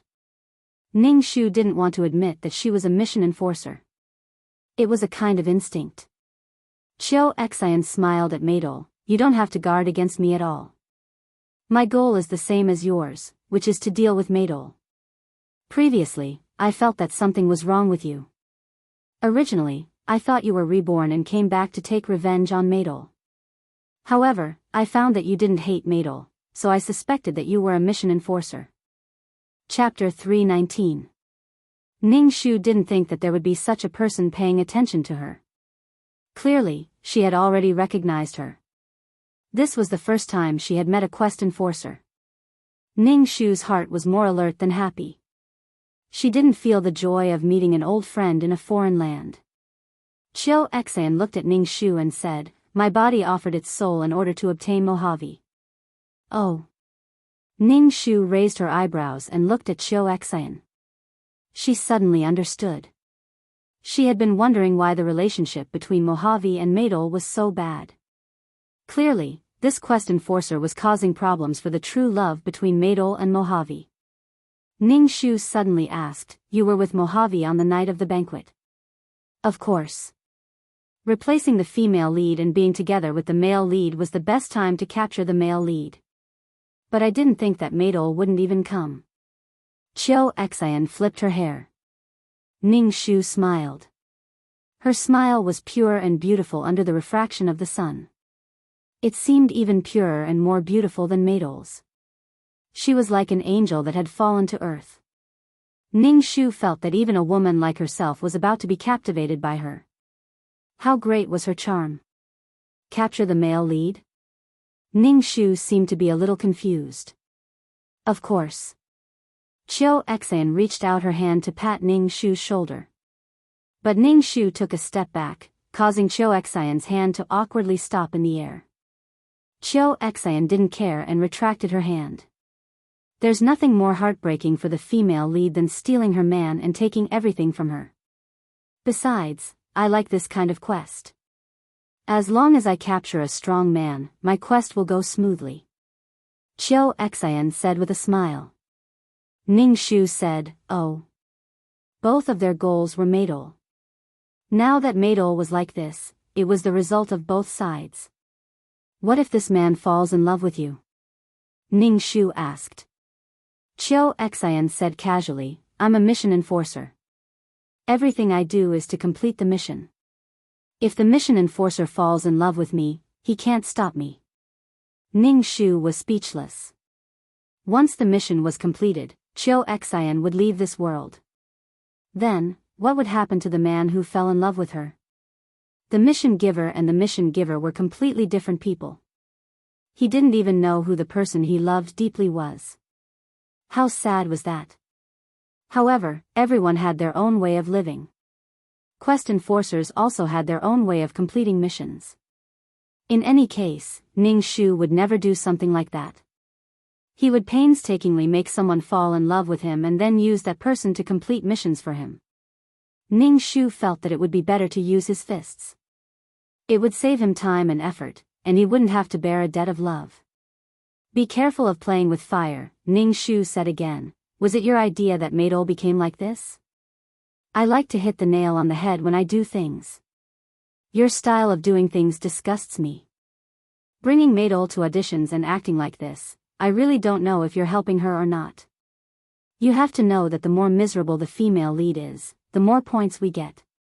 Just like how Ning Shu didn't like Chiu Xian, Chiu Xian also didn't like Ning Shu. Chiu Xian said with some sarcasm, look at you. You really think of yourself as her manager. You're just like a nanny. Ning Shu didn't say anything. Did she have to publicly deal with Maidol? She couldn't brazenly do something that would harm the artists under her company. Moreover, she had to protect the original owner's job. The original owner, Chen Shi, had been blacklisted by Mo Juefeng and no company in the entertainment industry wanted her. She had lost her job and could no longer be a manager, so she was furious and wanted to take revenge on my duo. That was why she revealed that my duo had been kept as a mistress. In the end, she was raped and killed by gangsters. So this job was very important to the original owner. All the tragedy started from the loss of her job. Could it be that she completed the task unscrupulously? But when the original owner came back, she still lost her job. The soul she sacrificed was in vain. So Ning Shu had been doing this job dutifully, even if she was in a mess. Ning Shu didn't take Chiu Xian's sarcasm to heart. Right, you said that the more miserable the female lead is, the more points we get? Ning Shu asked Chiu Xian. Of course, the clients are all people who have been hurt by the protagonist. The more miserable the protagonist is, the higher our points will be. Chiu Xian said with a smile, revealing her white teeth. Ning Shu frowned and said, but if things are done too much, the protagonist will have resentment and unwillingness. What if she offers her soul to counterattack? Ning Shu once saw at the edge of the Law Sea a plane that was full of holes and was about to be destroyed. The resentment produced by the cannon fodder was harmful to the law of heaven. Then the protagonist with luck would be even more harmful to the law of heaven. If everyone had a little grievance and offered their soul to counterattack, wouldn't the world be in chaos? Doing this will also harm the plane. Ning Shu said Chiu Xian. Ha ha ha ha. Chiu Xian laughed until she bent over. She held her stomach with one hand and pointed at Ning Shu with one finger. She laughed until tears splashed out, making Ning Shu feel inexplicable. What are you laughing at? Ning Shu frowned and asked unhappily. Did she say something funny? She was just saying what she understood. What the hell are you laughing at? Chiu Xian wiped the tears from the corner of her eyes and said lightly, you are really a saint. I'm a saint? Ning Shu pointed at his nose and asked in surprise, how am I a saint? We are just mission enforcers who are in a precarious situation. Even if there is an accident during the mission, we will completely disappear. You actually want to save the plane, save the world. Aren't you a saint? We are mission enforcers. We just need to complete the mission. As for other things, we don't need to care at all. Chiu Xian said sarcastically to Ning Shu, mission enforcers like you can't go far. Bye-bye. If Chiu Xian was still a little interested in Ning Shu before, she had completely lost interest now. He was just a mission enforcer with nothing to do. There was no need to care at all. Ning Shu looked at Chiu Xian's back and asked 2333 in his heart, isn't what we are doing to repair the plane? That's right. Ning Shu, you don't need to care. Your realm is much higher than hers. Maybe it's because you have been to the Sea of Law. Those planes are the same as humans. When they are sick, they can't repair their laws through self-healing, so they need treatment. People who don't have a long-term vision won't go far. 2333 comforted Ning Shu. Ning Shu shrugged. He didn't care what others thought. If things go too far, will others also sacrifice their souls to counterattack? If there's another counterattack, then what I've done for Qin Shi will be overturned. Ning Shu was very doubtful. Since innocent cannon fodder could sacrifice their souls to counterattack, then the protagonist could do the same. Chapter 320. The Cycle of the Heavens and the Entanglement of Karma. Not everyone has the opportunity to counterattack. These missions are all filtered. For example, there is a problem with the laws of your world. There is a problem with Mojave's ability. In the whole world, it is as if Mojave is the strongest. Too much luck is concentrated on Mojave. It is a very abnormal law. 2333 Ning Shu explained, that is why Qin Shi's mission was accepted. Ning Shu nodded and let out a sigh of relief. When he returned to the ward, he saw that Maidol was sleeping. Her face was as white as a sheet of paper. Ning Shu was waiting for Maidol to wake up. Ning Shu felt that if Maidol's emotions were to go on like this, she would probably go crazy. From a certain point of view, Maidol was trapped in her own sad world. Ning Shu didn't know why Maidol was torturing herself like this. It made his face bleed. Or did she want to hurt herself in this way to attract others' attention and make Mojave feel sorry for her? There was a hole in her brain. She didn't even care for herself and expected others to love her. When Maidol woke up, Ning Shu directly gave the final notice. If you continue to be willful, I can only tell the company about your situation. When the time comes, you will only be terminated by the company. Maidol bit her lips tightly and said, Sister Qin, didn't you see that woman coming in front of me to show off? She did it on purpose. She did it on purpose to provoke me. God damn annoying. Since you know that she did it on purpose, you should calm down.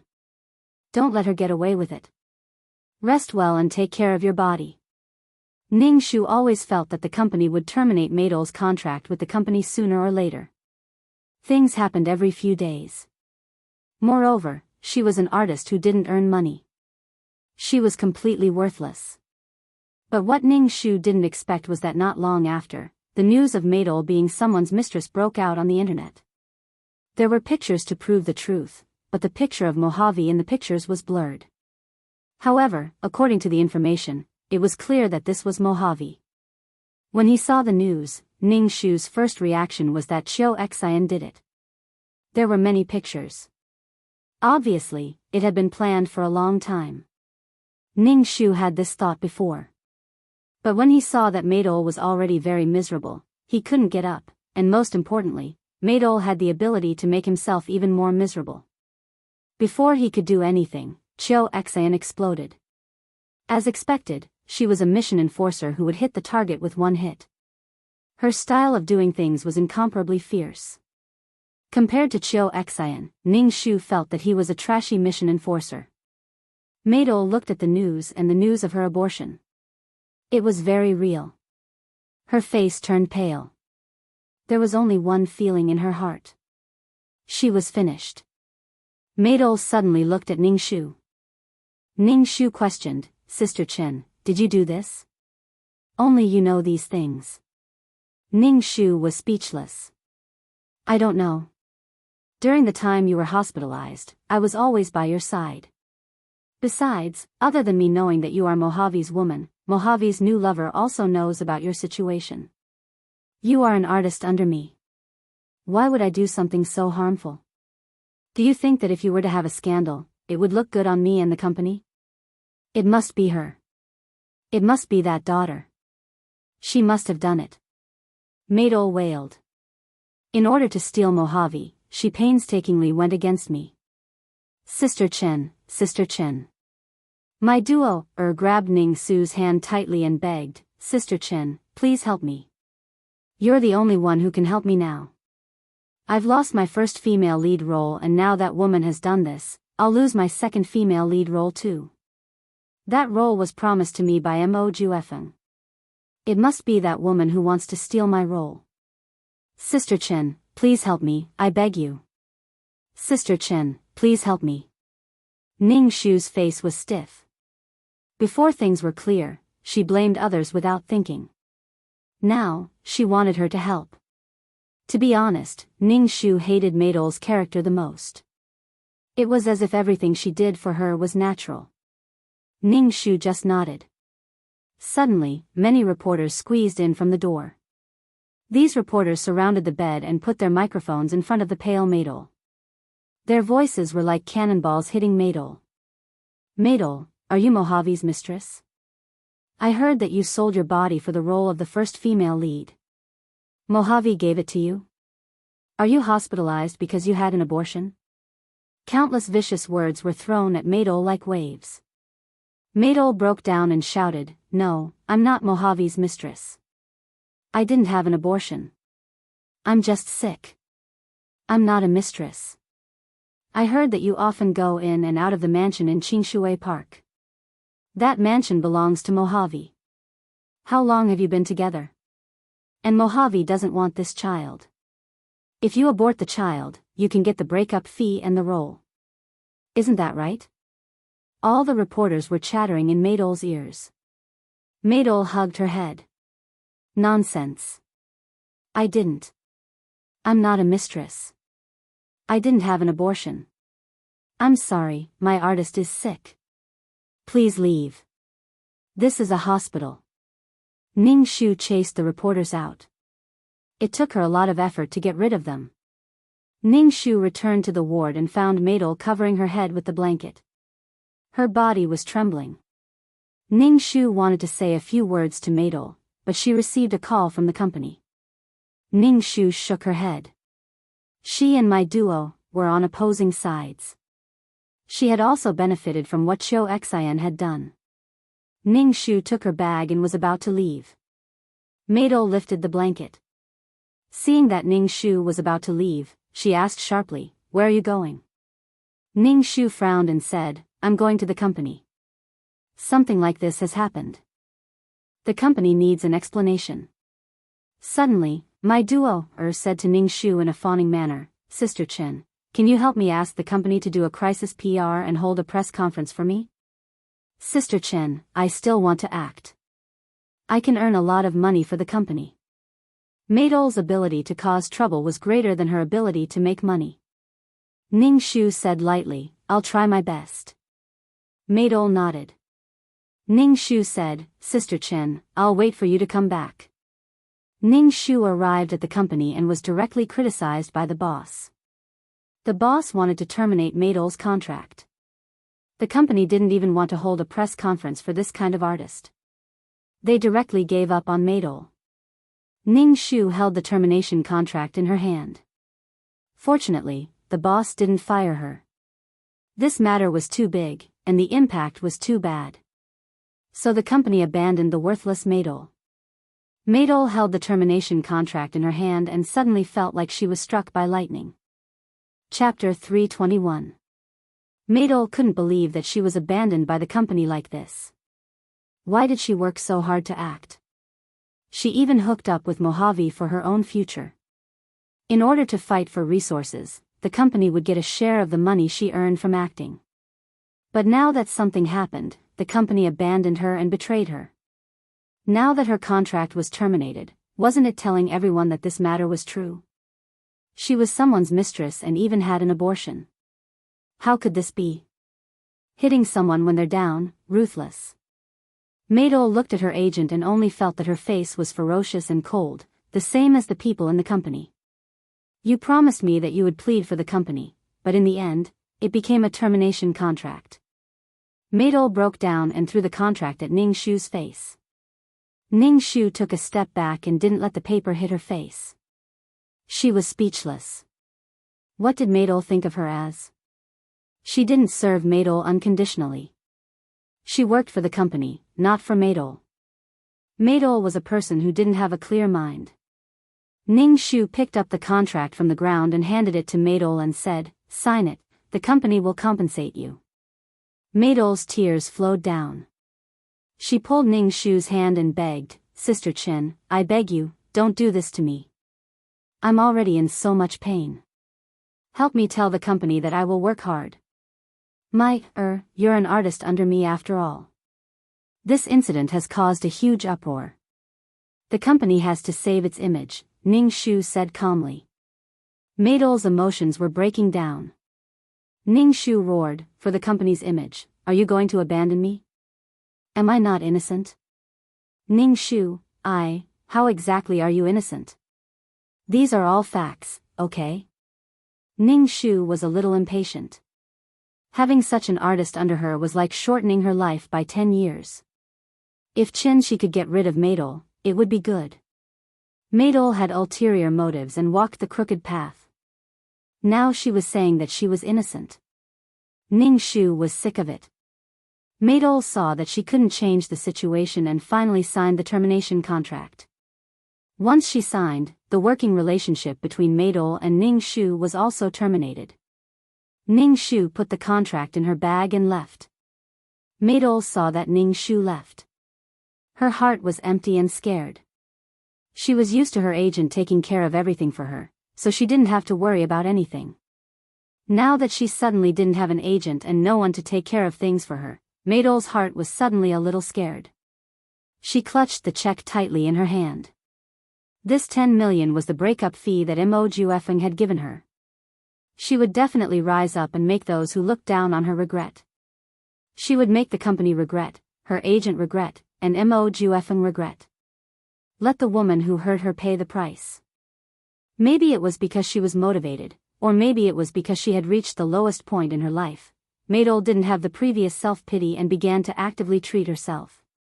The medical expenses were also a big expense. Before, it was always her agent who took care of it for her, so she didn't feel it. Now that the money flowed out of her own hands, Maidol suddenly felt that no amount of money was enough. Even if she had a 10 million check, Maidol's heart wouldn't be at ease. When her body was almost recovered, Maidol was discharged from the hospital. When she returned to the apartment, she found that the key couldn't open the door at all. Only then did Maidol remember that her contract had been terminated. She could only go out to find a house and then began to audition every day. However, many directors didn't want her, and the heat of the scandal from some time ago had not dissipated, so Maidol simply couldn't move an inch. Some bold men said that as long as they let Maidol sleep with them for one night, they would get a role. Maidol immediately refused. Those men said that Maidol was a hypocrite and just wanted to raise her value. Who knew how many people she had slept with? These men were nothing more than a kind of hunting mood, wanting to sleep with the woman who had slept with Mojave. Ning Shu had been busy with the affairs of his artists. Joey was going to release the second chapter of the album. The first album sold well, so the company decided to release another album. Now, Joey had been completely reborn. He was completely different from before. With Joey in her hands, Ning Shu finally had some status in the company. She was no longer the kind of manager who was dispensable. Xia Yi, a little fresh meat, acted in an idol drama. Although his acting skills were terrible, with his face, countless girls were charmed by his face, which made Xia Yi somewhat famous. Ning Shu took Xia Yi to various film sites to play extras to hone his acting skills. Xia Yi's acting skills were really not good. How far could he go with only his face? Who could guarantee that his face would always be good? There would never be a time when his face would decline occasionally. Xia Yi didn't like to play extras, but he was forced to do it by Ning Shu. He always begged Ning Shu to do it. He just didn't want to play extras. How could his handsome face be highlighted in ugly clothes? Ning Shu didn't pay attention to him. Occasionally, Ning Shu would see Maidol on the film site. Even if she played a small role, the director didn't want her. Maidol looked a lot thinner and haggard. When Maidol saw Ning Shu and Xia Yi, her eyes flashed. She didn't greet them and walked to the side as if she didn't know them. Obviously, she didn't want to talk to Ning Shu. Ning Shu didn't care. He found an extras for the little fresh meat that would ruin his image. Xia Yi didn't want to play it, so Ning Shu kicked him and threw him directly into the dressing room. Maidol saw Xia Yi playing extras from not far away. She also saw Ning Shu waiting for Xia Yi. Her manager used to wait for her like this. He waited for her to finish her scene and handed her a towel and water. Maidol was a little absent-minded. Only now did she realize how painful and difficult it was to fight alone. Maidol was glad that she didn't tear up the check. Otherwise, she didn't know what she would be like now. Maidol turned and left. Ning Shu glanced at Maidol's back. This mission should be completed. Maidol didn't have Mojave's protection now. It was a problem whether she could get the Best Actress award. Of course, Mojave might change his mind. But with Chiu Xian, the chances were very small. Ning Shu guessed that Chiu Xian's charm should be very high. After all, to win a man's heart, she needed to be charming. Even Ning Shu felt his heart tremble when looking at her. That man must like her very much. Ning Shu sat in the car and waited for Xia Yi. He picked up the entertainment newspaper. It was full of reports about Mojave and Chiu Xian. In short, they were showing off their love everywhere. In fact, Ning Shu admired Chiu Xian. Chiu Xian looked at Mojave affectionately in the photos in the newspaper. Needless to say, Mojave looked at Chiu Xian with love. Ning Shu didn't know whether Chiu Xian really liked Mojave or was pretending. But he could see that Chiu Xian was a woman who put her mission above all. It was impossible for her to fall in love with a man who was on a mission. Chapter 322. Ning Shu felt that Chiu Xian was quite ruthless. In the plot, it was Maidol and Mojave who were showing off their love everywhere. Now, Chiu Xian directly replaced Maidol and got Mojave's wholehearted love and pampering. Mojave didn't like pure and beautiful women. The word pure and simple really had nothing to do with Chiu Xian. Maybe Mojave was addicted to Chiu Xian's charm. Not only in the newspaper, but even the huge LED in the square was showing the matter between Mojave and Chiu Xian. It also said that the two were going to get married soon. Ning Shu shook his head. This was the rhythm of driving Maidol crazy. It should be that Chiu Xian wanted to get more points, so she was poking Maidol's heart for the original owner. Some things were just as bad as not enough. The ultimate goal of the counterattack was to change the original owner's fate.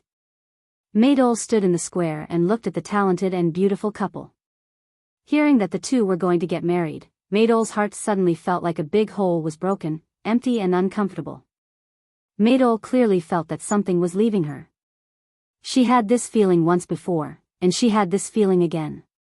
Looking at the two people's sweet appearance, showing their love in front of the world. A beautiful woman, a handsome man. Maidol even felt that she should be standing next to Mojave. The woman next to Mojave should be her. Why was Mojave so cruel to her, making her lose her child, the promised role, trampling her like mud for that woman? Why? Maidol's nails dug deep. She hated that woman, and also hated Mojave. She hated Mojave for looking down on her and ignoring her feelings. Maidol's eyes were red. She stared at the huge LED and her body was trembling. Ning Shu and Joey were going to attend an award ceremony. Joey had been nominated for a music award, so Ning Shu had to accompany Joey to attend the ceremony. In the original plot, Maidol won the Best Actress award at this ceremony, but this time, Maidol didn't do anything. Would Chiu Xian replace her and redo the plot to win the Best Actress award? To be honest, Ning Shu really didn't like having more than two mission enforcers in one dimension. This kind of feeling was very uncomfortable, and the feeling of restraining each other was really unpleasant. What made Ning Shu the most depressed was that she did not know about Chiu Xian's existence.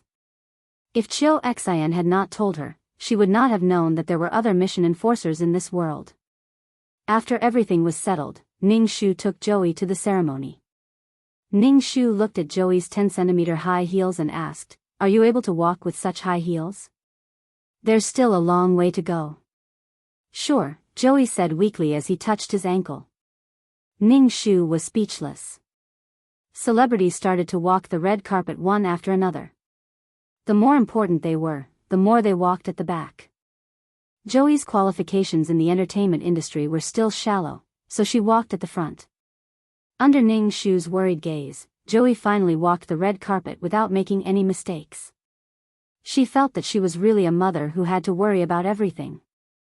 "Chen Shi." A gentle voice sounded. Ning Shu turned around and saw Chiu Xian in a white dress walking over with Mojave's arm. Ning Shu stood in the crowd. He did not expect Chiu Xian to see him. Ning Shu smiled at Chiu Xian and did not say anything. "You know her?" Mojave glanced at Ning Shu, frowned, and walked away with Chiu Xian. "Don't associate with this kind of person." "I know, I'll listen to you." Chiu Xian looked up at Mojave and smiled like a flower, like a pure lily slowly blooming. "Good girl." Mojave's eyes were full of love, and he reached out to touch Chiu Xian's head. This scene was so beautiful that many reporters took photos with their cameras. The surroundings were flashing and the shutters were clicking. This was what an immortal couple was like. Maydol in the crowd clenched her fists, wearing a mask and hat, and moved in the direction of the two. Many people shouted Chiu Xian's name. They were obviously Chiu Xian's fans. Chiu Xian mischievously told Mojave that she wanted to shake hands with her fans. Mojave naturally agreed. He accompanied Chiu Xian to the cordoned area and let Chiu Xian shake hands with her fans. Of course, she could only shake hands with female fans. Chiu Xian shook hands with her fans with a smile. Suddenly, someone took a bottle and splashed water on Mojave's face. It happened so fast that Mojave did not react for a moment. When he reacted, Mojave only felt a burning pain on his face. The most painful thing for Mojave was that the liquid splashed into his eyes. His eyes were red and painful as if he was going to go blind. "Ah!" Mojave covered his eyes and roared in pain. Chiu Xian was stunned. Some of the liquid splashed on her hand. Chiu Xian immediately screamed, "Concentrated sulfuric acid." Chiu Xian's voice just fell, and there was a commotion around. Ning Shu looked at Mojave, whose face was smoking, stunned. Who was this? Ning Shu vaguely thought of who it could be. But he did not expect that she could be so ruthless. Ning Shu was pushed by the panicked people around. He wanted to see where Maydol was. Suddenly, he saw a person wearing a hat and a mask. She directly took out a watermelon knife and stabbed Chiu Xian's heart. In an instant, Chiu Xian's heart was pierced and her whole body was stabbed. Chiu Xian's expression was shocked and dazed. Ning Shu knew at a glance that the murderer was Maydol. Anyway, he had worked with Maydol for a while. He knew a little about Maydol's figure. What shocked Ning Shu was Maydol's strength. The heart was in the chest, and the front was protected by the ribs.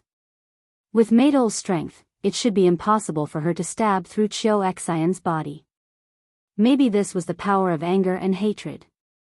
Maydol was about to run away, but she was immediately restrained. Immediately, medical personnel came to treat Mojave and Chiu Xian. Chiu Xian fell to the ground and looked at Ning Shu's shocked face. She vomited blood and shouted to Ning Shu with difficulty, "Save me, save me, save me." Chiu Xian was Ning Shu's only life-saving straw because she and Ning Shu were the same kind of people. They were both task enforcers. Ning Shu really did not know how to save Chiu Xian. Seeing a task enforcer die in front of him, this kind of impact made Ning Shu unable to come back to his senses. The task enforcer who was in front of him a while ago was dead. Chiu Xian vomited blood. Various emotions flashed across her face. Fear made her beautiful face twist. Finally, her eyes became empty and she was completely dead. Ningshu only felt his hands and feet go numb. His mind was blank. He did not even dare to guess what would happen to Cho Xian. The chaotic scene was under control. The red carpet had been corroded by the concentrated sulfuric acid. Large puddles of blood flowed on the red carpet, turning it black. Sister Chen, are you okay? Joey ran to Ningshu. I was inside when I heard that something happened outside. I quickly came out. Ningshu shook his head with a pale face. Chapter 323. After such a violent incident, the award ceremony naturally could not continue. Moreover, the organizers were under a lot of pressure. A big shot in the entertainment industry was splashed with sulfuric acid. Now, no one knew if she was dead or alive. A female celebrity who was in the limelight died on the spot. A loving couple had ended up in such a state. On the way back, Ningshu's legs were a little weak, so he asked Joey to drive. Ningshu closed his eyes and asked 2333 in his heart, "Is Cho Xian dead?" "Yes, she was erased," 2333 said faintly. 2333 said indifferently. His voice was cold as if he was talking about something insignificant. As expected, Ningshu had guessed it in his heart. As a mission enforcer, not only do you have to complete your mission, but you also have to protect yourself. There is a limit to everything you do, 2333 said and did not say anything else. Cho Xian was erased. It was unexpected but also reasonable. Cho Xian wanted to get more points, but she did not expect that her actions would make Maidol unable to bear it. In the end, she ended up turning evil. Cho Xian was careless and was killed by Maidol. Cho Xian looked down on Maidol from the bottom of her heart. She probably did not expect to die in the hands of Maidol.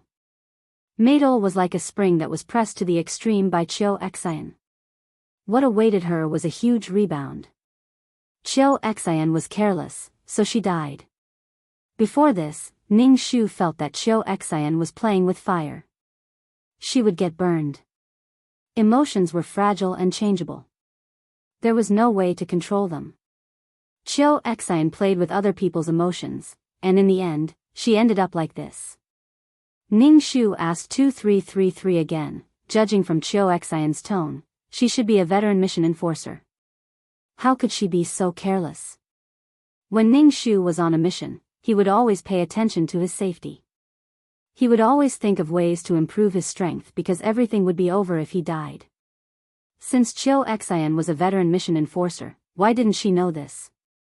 Veteran? I've only completed a few quests like you, that's all. After tasting the sweetness of the first few quests, I thought that this kind of game was the best way to win over a man. But I didn't think that every quest is different. I always thought that you were a dumb person. I didn't think that there would be someone who is even smarter than you. The world is so big, nothing is too strange, 2333 sighed. Ningshu was speechless. Therefore, Ningshu decided to max out his martial strength. If his IQ wasn't high enough, he could make up for it with brute force. Ningshu felt that he would definitely be able to avoid what happened today. Perhaps he would be injured, but it wouldn't be so serious that he would be obliterated on the spot. Although cultivation was tough, it was worth it as long as he could keep himself alive. Ningshu was more concerned about what happened next. Maidol was caught and confessed to her actions. She admitted that she was the one who poured the sulfuric acid and that she was the one who killed the man. However, she didn't think that she did anything wrong. She was asked why she poured sulfuric acid on Mojave. Maidol's face was indifferent. All her emotions were hidden in her bones. She said, "I can't stand the man I love looking at someone else with such affection. I've done so much for him. I'd rather destroy his face. I hate that bitch. She framed me and stole everything from me. I want her dead." She had nothing left. No one wanted her to act. Now, she could only act in pornographic films. She had fallen to the point where no one wanted her even if she acted in R-rated films. It was all because of that bitch. Ning Shu could only say that this was a thorough corruption. However, Ning Shu didn't sympathize with Maidol at all. This kind of person was self-centered. She felt that the world should revolve around her. Mojave's life was saved, but his face, which women would go crazy for, was ruined.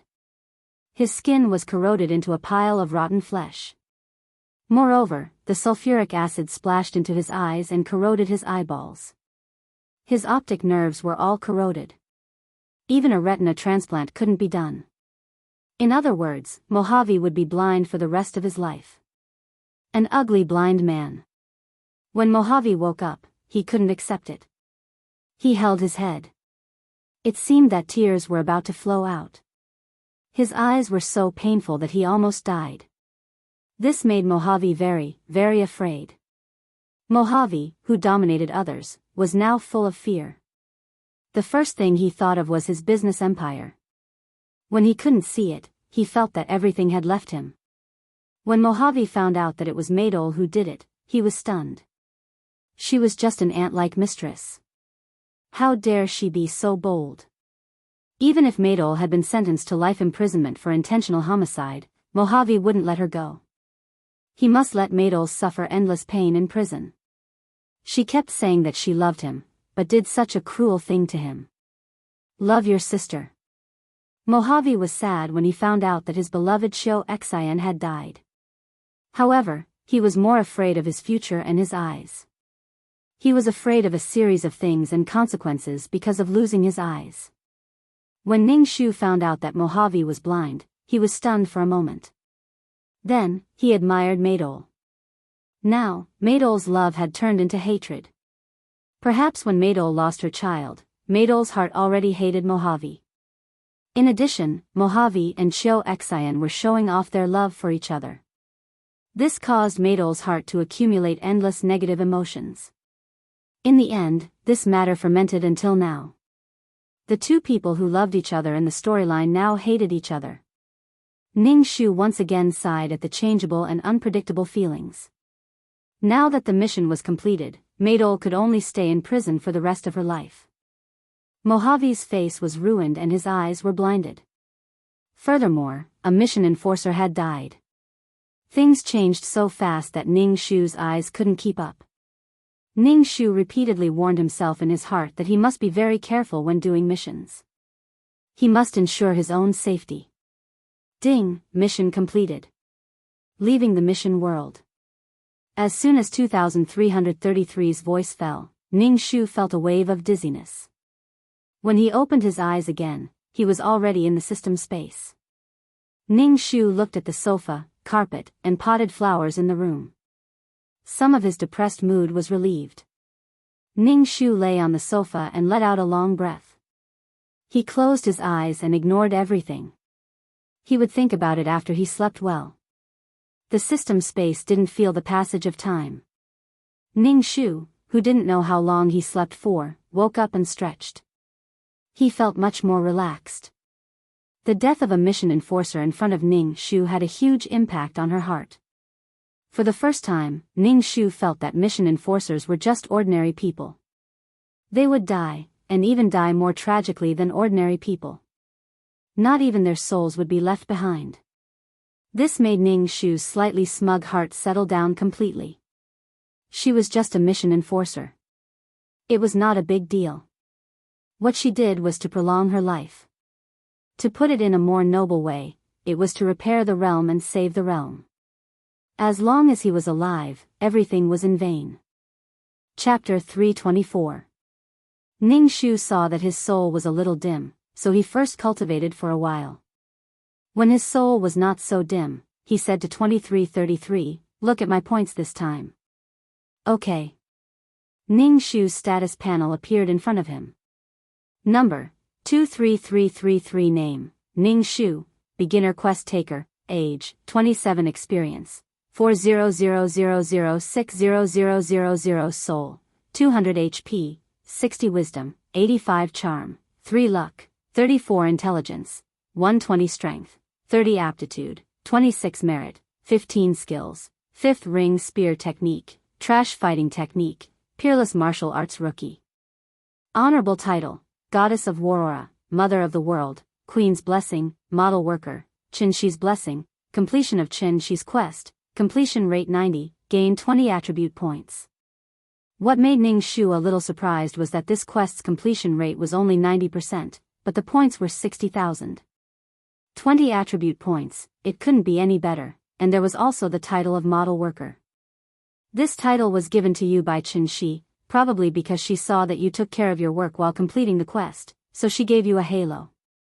2333 explained. Ning Shu nodded to show that he understood. To put it bluntly, Qin Shi cared about her work the most. After getting 20 attribute points, Ning Shu added them to his strength and aptitude. Strength was the foundation.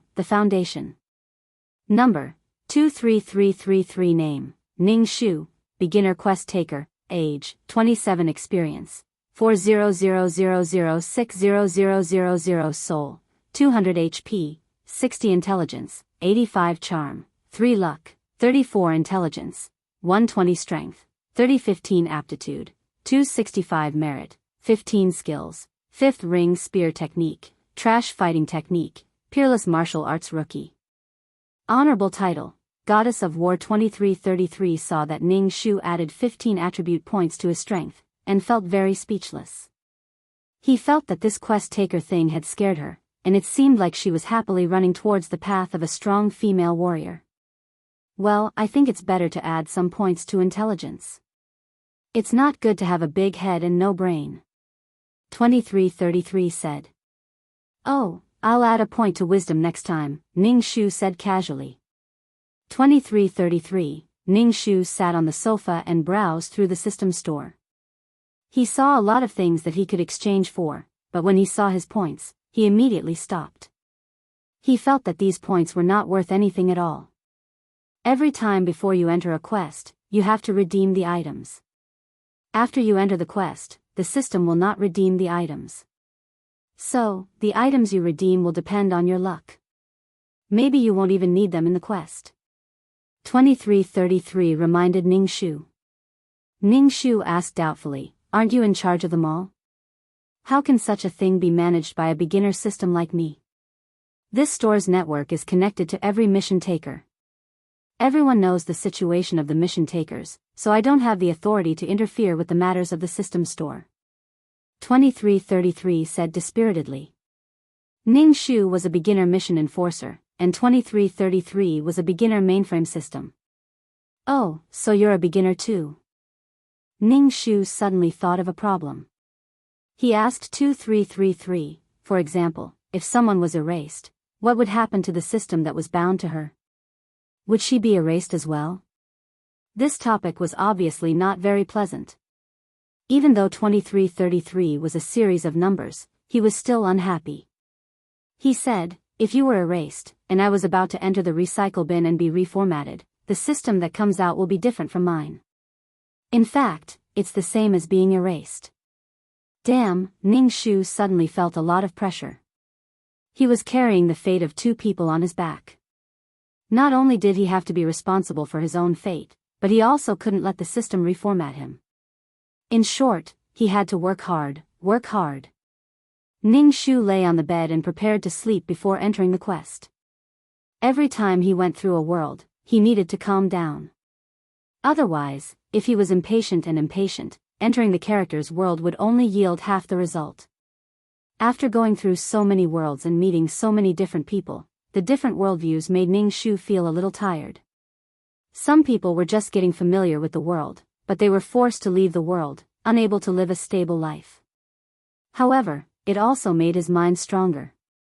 Ning Shu felt that he had learned a lot from these quests. Some of his perseverance now seemed precious, and some of his principles could not be broken. When Ning Shu woke up, he felt a lot more relaxed. The negative things had to be discarded. Ning Shu first bought some fasting pills, purified water, and some medicine from the system store. These were all necessities for human survival. Even if he entered a harsh environment, he could survive. 2333, let's go do some quests. One day, I will also be able to enter a high-level world and interact with many mission enforcers. Before Ning Shu could finish his words, his mind suddenly went blank, and he was instantly teleported away. Fuck. When his soul completely merged with his body, Ning Shu opened his eyes. What entered his sight was a dark cave. Ning Shu looked around, a little confused. It was indeed a cave, and there was a bonfire. He was now lying on the ground of the cave covered with withered grass. There was even a thumb-sized, pitch-black, ferocious-looking reptile crawling in front of him. Ning Shu immediately sat up, goosebumps all over his body. He grabbed a rock and threw it at the reptile. The reptile squeaked when it was hit, and green liquid splashed out. It was too fucking disgusting. Ning Shu covered his mouth and found that his hands were very dirty. There was a strange smell on them, and there was more hair on the back of his hands than humans. Ning Shu was stunned for a moment. He reflexively touched his chest and found that his body was like the fur of an animal, and it was naked. Fortunately, it was drooping, but it felt sticky and dirty. But at least he was relieved. He thought he was a man. Ning Shu found that he was very dirty, and there was dust on his hair. His loose hair was stuck together, and there was a strange smell all over his body. Ning Shu couldn't stand it, and this body felt very uncomfortable. He was dizzy and coughing. It seemed that he had caught a cold, and he was also having a high fever. Fuck, you're awake, you're awake. A woman dressed similarly walked in. Seeing Ning Shu sitting in a daze, she quickly put down the firewood in her hand. Fuck, you're really awake. The shaman said you might die. I didn't expect you to wake up. The woman came in front of Ning Shu, and Ning Shu suddenly smelled a smell of sweat mixed with something else. Ning Shu's nose, which was stuffed with cold, seemed to be cured by this smell. Fuck, what's wrong with you? Fuck, say something. The woman saw that Ning Shu was in a daze, and her dark face came closer to Ning Shu. She looked anxious. Chapter 325. Ning Shu listened as the woman kept saying grass. He didn't know if it was an auxiliary word or if the body's name was grass. It seemed that this quest was quite difficult. Ning Shu wanted to talk to her, but he found that although he could understand, he couldn't speak. To Ning Shu, the woman was screaming. Ning Shu had to put in a lot of effort to understand. Ning Shu shook her head at the woman before lying down. After lying down, Ning Shu smelled a musty smell from the withered grass on the ground. Moreover, it was very damp. What the hell is this place? The woman saw that Ning Shu had closed her eyes and didn't disturb her. She added some firewood to the fire and left the cave. Ning Shu heard the footsteps go away. He asked 2333 to give him the pills he exchanged. This body had caught a cold. Ning Shu swallowed the pills with difficulty and began to accept the quest. This was a primitive society. Barbaric, slaughtering, eating raw meat and drinking blood, living in caves and primitive forests. Every living thing lived in this cruel environment, evolving and surviving. The original owner's name was Grass. She was a female of the winged tiger tribe. She fell into a river full of piranhas. If not for the help of her tribesmen, she would have been dismembered by the piranhas. The female's body was weak to begin with. Coupled with the shock, she caught a cold. The shamans in the tribe fed the grass some strange things, but the grass didn't wake up. Then, Ning Shu came over. This was a world of beast men. Every male had the ability to transform. For example, the winged tiger tribe could transform into a winged tiger during battle. They could run and fly. Other than the winged tiger tribe, there was also the black snake tribe. As the name suggested, they could transform into a snake and use their large body to strangle their prey. In short, there were many types of beast men. Snakes, bears, foxes, and lions. They used their powerful strength to hunt and protect their tribe. Compared to the powerful transformation ability of males, females were much weaker. They didn't have powerful transformation abilities and their bodies were weak.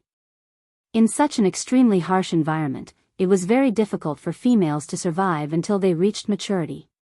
Therefore, to every beastman tribe, females were very precious. They were related to the reproduction of the entire tribe. However, the arrival of a single person caused a tremendous change in the beastman world. Chica, a university student, was traveling through the forest and lost her way. Then, she walked and walked until she arrived at a primitive forest. Qianjia was almost killed by the dangerous animals in the primeval forest. Fortunately, she was rescued by the Winged Tiger clan who were hunting outside. Then, they brought her back to the Winged Tiger clan. Qianjia had never thought that she would come to such a place after walking for so long. Moreover, it was a primitive society where people ate raw meat and drank blood. When asked about her origin, Chica lied and said that she came from another continent, which was very, very far away from here and could never return. After that, Chica began a vigorous transformation plan. She made pots, built houses, found food, seeds and vegetables, and let the primitive beastmen who only knew how to eat barbecued meat taste unprecedented delicacies. Although they didn't know how Chica, who couldn't even distinguish between leeks and wheat sprouts, was able to find all kinds of food and rich spices in the primeval world. It really made the conditions of the beastmen better. Chica's skin was white and her appearance was delicate and pretty. She was very different from the male and female beastmen in the tribe. There was only comparison when there was comparison. After these males saw Chica, they developed a sense of beauty. In the past, all the female beastmen looked like this. However, now that they saw Chica, her skin was white and she was petite and cute. She wasn't as dark as the female beastmen, and she didn't have fur on her body like the female beastmen. Therefore, many Winged Tiger clan males liked Chica. Chica was even crowned as a goddess. Chica also liked beastmen because the male beastmen were very charming and wild. Their silhouettes were deep and European. After that, Qianjia began her magnificent harem life and started a primitive matriarchal society. Because of Qianjia's unique ability, every tribe would constantly kidnap her, wanting her to develop their own tribe. In the end, she would always be rescued by the Winged Tiger tribe. Although she was rescued, Chica attracted many men. There were all kinds of beast men. There were bears, lions, foxes, and snakes. The future partner of the original owner, Grass, was one of the members of Chica's harem. Because the females in the tribe were precious, it was very difficult to find a wife. The beast men were very loyal to each other's partners. Although her future partner liked a different female, Grass didn't say anything. After all, survival was the most important thing. She didn't have so many thoughts and schemes. Besides, how complicated could the primitive people be? However, they didn't expect that an earthquake would change the world. The panicked large and ferocious animals in the primitive forest almost trampled the tribe. The chief urgently led the entire tribe to migrate. The females didn't have the strength, so they relied on the males to transform and send them away. Many male beastmen subconsciously took the food, seeds and various spices with them. They also wanted to protect Chica. Many female beastmen in the tribe were left behind. When the male beastmen returned, they were trampled by animals or torn apart by carnivores. Many died. Grass also died at this time. She was killed by a pack of wolves. Before she died, she looked at the sky, hoping that a tiger with wings would come back to save her. Grass didn't understand. She was taught that she was precious since she was young. She shouldered the heavy responsibility of reproducing the tribe. But why did she abandon them just like that? Later, with the help of various tribes, Chica built a city and started the era of the Empress. Grass's wish: 1. I don't want to die. 2. I want to save those female beast men who were also abandoned. After accepting the plot, Ning Shu wiped the cold sweat on his head. He was sweating because of the cold medicine. In addition, this plot made Ning Shu a little uncomfortable. It was NP again. Fortunately, he didn't come here himself this time. Looking at the original owner's wish, it could only be said that the people in the primitive society were very simple. They didn't have any schemes. They only wanted to save themselves and then save others. They didn't even think about taking revenge on the goddess Chica who stole their partner. Rumble. Ning Shu felt a little hungry. But looking at the cave, there didn't seem to be anything. Ning Shu sighed in his heart. He had the foresight to exchange for a fasting pill. He stuffed a fasting pill into his mouth. The fasting pill turned into a warm current in his mouth and flowed into his stomach. He immediately felt much better. Ning Shu wanted to lie down and rest, but he felt that the withered grass under him was wet and sticky. He picked up the withered grass and shook it. A lot of insects were shaken out. Ning Shu felt goosebumps all over his body. He took a stone and smashed the insects to death. He really didn't like the wet withered grass. Ning Shu carried the withered grass out of the cave. He wanted to dry the grass outside the cave. As soon as he came out of the cave, Ning Shu saw that there were many caves around. There were many female beastmen sitting together, holding bone needles and animal skins in their hands. Chapter 326. It was Ning Shu's first time seeing a primitive scenery. There was an endless primitive forest, and huge birds were flying in the sky. The whole world was in an uncivilized state, wild and dangerous. There were children playing on the flat ground around the cave. Some of the children had even turned into tiger cubs with small wings on their backs. The children were playing together and rolling on the ground.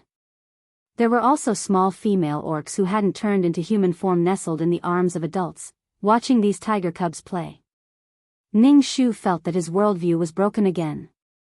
Ning Shu really couldn't stand such a strange setting. The most important thing was that she could have sex in her animal form and human form, and the feeling was different. Even her penis looked different. The problem was that Qian Jia had more than one man. Ning Shu withdrew his gaze and spread the withered grass in his arms at the entrance of the cave, letting the sun shine more. Ning Shu raised his head and saw two dazzling suns in the sky. Fuck, my worldview. Fuck, why are you up? A female orc turned her head and looked at Ning Shu. She quickly got up from the stone bench and walked in front of Ning Shu. Ning Shu recognized this male and female orc. He had added firewood to the fire in her cave before, and he was called Ji. His name was either Chao or Ji. As a person who had traversed the world, he really couldn't accept the name Chao. Fuck, are you feeling better?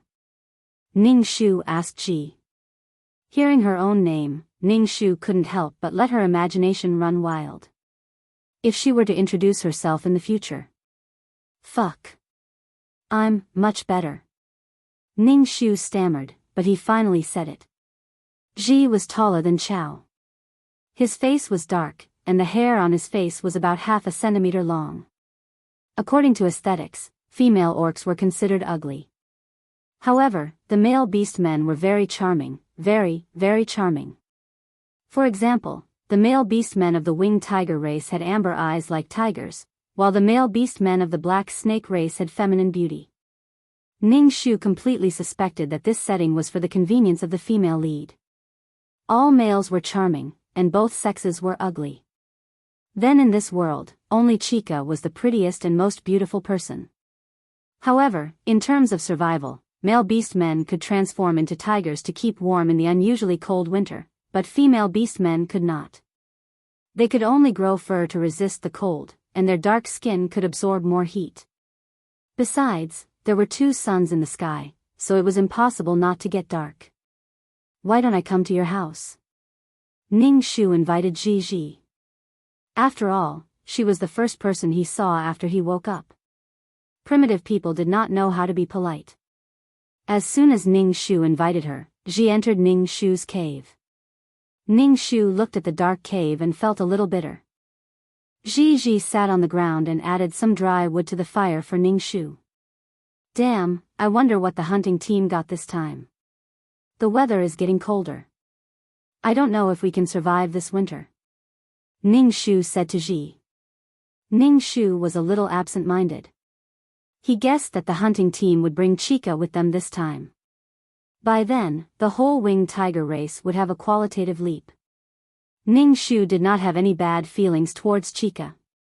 After all, she had changed the barren situation of primitive beastmen. It was normal for a capable person to like many people. However, from a long-term perspective, it was not good. Every species underwent slow natural selection. Chica had found seeds, wheat, corn, and even rice. The winged tiger race had chosen to let most of the beastmen start farming and raising animals. A small number of male beastmen resisted the wild beasts that wanted to rush into their race. The whole world was a primitive society full of dangers. The beastmen's transformation ability was to hunt and protect themselves, but now they were all farming. These things could meet the needs of the beastmen, so their transformation ability would slowly deteriorate. However, this world was still a dangerous and wild world. There were powerful animals, and it had not yet entered the era of farming. By then, the beastman's situation would be even more difficult. This kind of choice might even cause the beastmen to be eliminated by natural selection in the future. Everything had its advantages and disadvantages. A primitive world should be full of killing and challenges. All creatures were adapting and evolving their genes. It was easy to pull one's balls if one took a big step. Ning Shu felt that he was thinking too much again. He sat next to Ji and said, "I guess they'll be back soon." Ji stirred the fire and then turned to look at Ning Shu. She was a little surprised and said, "The shaman said you wouldn't wake up." "I didn't expect you to wake up." Ning Shu smiled and showed his teeth, which made Ji's face a little ugly. Ning Shu could only feel lucky that there was no mirror in front of him. Ning Shu talked with Ji casually and asked about the situation of the winged tiger tribe indirectly. For example, the future partner of this body was very strong and ranked in the top in the tribe. Ning Shu knew from the plot that the person who saved Qian Jia was the son of the patriarch, the young patriarch of the winged tiger tribe, Roy. Roy regarded Qian Jia as his partner. At this time, there was a cheer outside, like a roar. Ji's face was full of smiles. The hunting team is back. Then she pulled Ning Shu out of the cave. Ning Shu looked up and saw many tigers almost as big as a couch, flapping their wings and flying in the sky. There were so many tigers flying together that it seemed to cover the sky. These tigers were holding dead gifts in their mouths. Ning Shu's sharp eyes saw a man sitting on the back of a big golden tiger. These tigers with wings flew down and then turned into men in an instant. Their bodies were naked, with the tiger's own fur covering their private parts. They looked like small fur skirts. Every male orc had a strong body with bulging muscles and a V-line vest. They looked very sexy, wild and sexy. Every male orc was not bad. It was like a group of beautiful men. Ji pushed Ning Shu and said, "Let's go. Your Kai is back." "My Kai? He won't be mine soon." Ning Shu followed them. The clansmen began to talk about the results of the hunt, but there was something more attractive. The orcs surrounded Qian Jia. She slid down from the tiger's back. Being surrounded by so many people, she suddenly became a little timid. Qian Jia came to a strange place. She couldn't figure out how she came here. This was a place where people stayed. This was a wild and uncivilized place. Seeing this little female orc was scared, several male orcs wanted to comfort her, but Roy was standing next to her. It seemed that Roy wanted to take this little female orc for himself. Qian Jia was very dependent on the man who saved her, so she stayed close to the young patriarch Roy. Ning Shu looked at Qian Jia from head to toe. She was wearing a short-sleeved t-shirt, jeans, and a small bag on her back. Her skin was white and her face was delicate. She was a little beauty. But in a group of female orcs, her 5 points of beauty became 10 points. She was a peerless beauty. Chapter 327.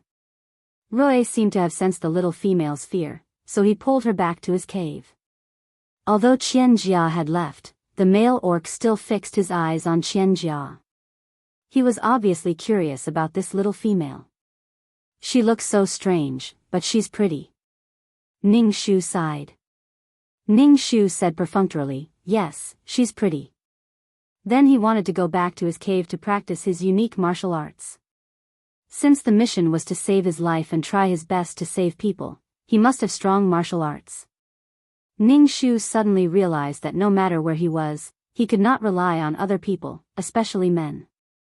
Nothing had happened yet, but these men could not take their eyes off Qian Jia. Ning Shu had just taken 2 steps when he was stopped by Ji. "You can go back if you don't take the meat." "Oh." Ning Shu just realized that after every hunt, the hunting team would give some to the female orcs first.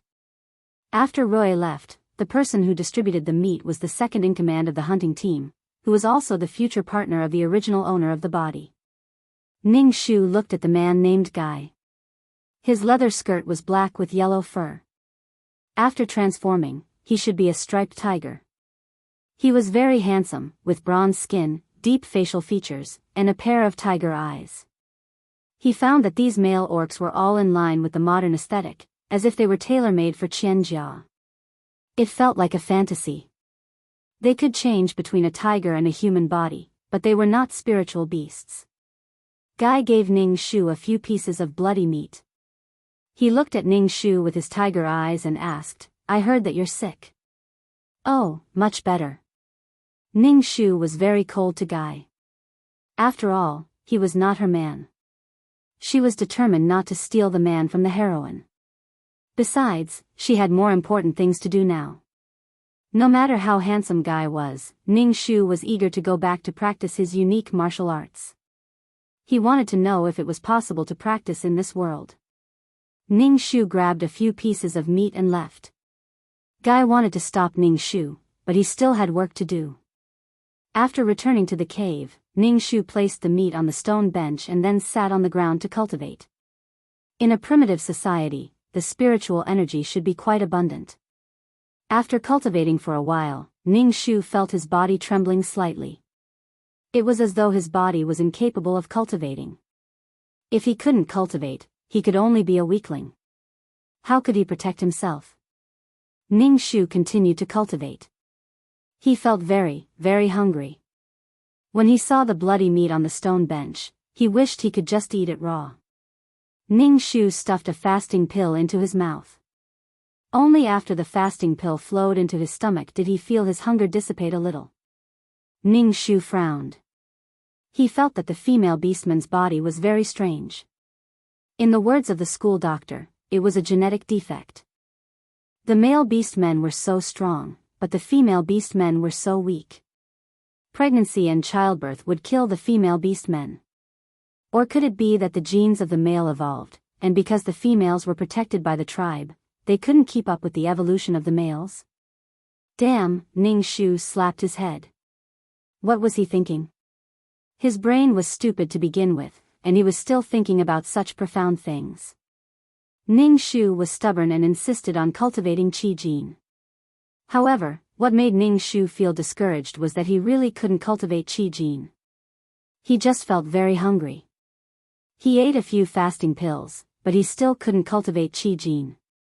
Peerless martial arts could only transform the body and fill it with strength after cultivating Qi Jin. After experiencing several worlds, Ning Shu was already very familiar with cultivating peerless martial arts. However, he felt that it was extremely difficult to cultivate. This meant that the aptitude of this body was very poor. Moreover, Ning Shu didn't dare to eat the spirit marrow crystal. Without Qi Jin in his dantian, he could absorb the terrifying spiritual energy from the spirit marrow crystal.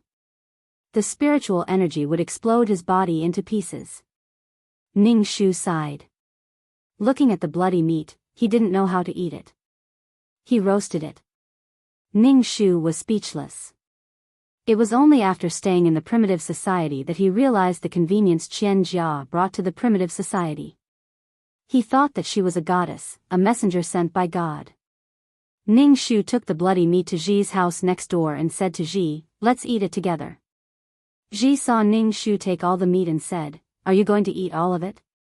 If you don't store it, when there are 2 shiny round stones in the sky, winter will come." 2 shiny round stones in the sky? Ning Shu rolled his eyes. Damn, 10 moons? What the hell? Fortunately, it wasn't 10 suns. Ning Shu twitched the corner of his mouth, it will spoil easily. Eat it. It's not very hot now, so it won't spoil easily. The hunting team said that it's not easy to hunt in cold weather. Damn, you'd better save some. Okay. Ning Shu wanted to say that without salt and rouge meat, the meat would be smelly. What could he eat? He just needed to wait for Qian Jia to find the salt mine. Then everyone would have salt to eat. Qian Jia should do some things, but it would be strange if she did it. Ning Shu didn't want to be special. Sometimes, being special was a kind of trouble. Ji roasted the meat for Ning Shu without washing the blood off. She just roasted it directly. There was salt in the blood, so it was good to roast it like this. Orcs in the hunting team would drink the blood of their prey to replenish the salt in their bodies before biting their prey's neck. Orcs also had their own way of survival, so he summed it up bit by bit. However, looking at the black roasted meat, Ning Shu had no appetite at all.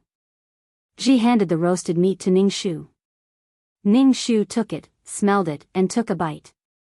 The meat was quite tough, with an earthy taste and a little salty. Thinking that he needed a lot of energy to practice the unique martial arts, Ning Shu bit the meat and ate it. Ning Shu asked Ji to take care of the rest of the meat, saying that he didn't feel well and asked her to help him. Ji agreed and asked Ning Shu to have a good rest. After all, the shaman had said that the grass might not live long and would be taken away by God. Ning Shu was speechless. Primitive people were so straightforward. If it were other people, they would think that Ning Shu was lazy and wanted to slack off. Ning Shu went back to his cave and began to practice. When he was hungry, he gave him a fasting pill. Ning Shu was very glad that he had exchanged some fasting pills in advance. Otherwise, he wouldn't be able to survive. Qian Jia, who was brought back by Roy, felt even more miserable than Ning Shu. She saw the man in front of her throw a piece of roasted meat in front of her.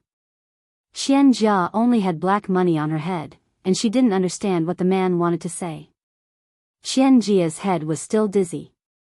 Where did she travel to? People traveled to ancient times to flirt with beautiful men, but she directly traveled to a primitive society. There was also a group of primitive people who could turn into tigers. Qian Jia wanted to hold her head and scream. What the hell? Roy told Qian Jia to eat something, but Qian Jia was confused. Seeing that he was pointing at the meat, Qian Jia picked up the roasted meat on the ground and patted the dust. She almost broke her teeth when she took a bite. She couldn't bite it. Chapter 328. The male beast man Roy looked at Qian Jia biting the meat like a cub without teeth. After biting for a long time, she still couldn't tear the meat off. A ripple suddenly appeared in Roy's heart. He felt that she was very cute. She had a white face and bright red lips. Her body was even smaller than female beast men. He had never seen such a small female before. Roy tore the cooked meat and placed it in front of Qian Jia. Qian Jia only took a bite and almost vomited. It was tasteless and tasteless. There was an earthy smell and the stench of animal fat. It was disgusting. Qian Jia had never eaten anything so disgusting before.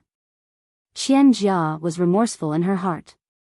She shouldn't have been so picky about her food before she transmigrated. Things that were unbearable in the past now seemed like unique delicacies. Roy saw that the little female was choking and coughing. He stretched out his hand and gently patted Qian Jia's back. His hand touched her back. She was wearing soft animal skin. He could feel her body temperature through the thin animal skin. Roy's tiger eyes rippled. He directly carried Qian Jia up. Ignoring her confused face, he placed her on the withered grass and directly pressed her body on top of him. Qian Jia finally reacted. This beast wanted to do something beastly. Her chastity that she had preserved for so many years was actually going to be taken away by a primitive man. How could this be? Roy didn't know how to take off Qian Jia's jeans. However, with his powerful strength, he directly tore the pants. There was still a small underwear inside the pants. Roy also tore Qian Jia's underwear. Qian Jia wanted to cry but had no tears. She was extremely scared. She cried and hit Roy, who was on top of her. However, she couldn't change her fate. Roy sucked on the dark red top as if he was fascinated. Her body was filled with a fragrance that made Roy very fascinated and infatuated.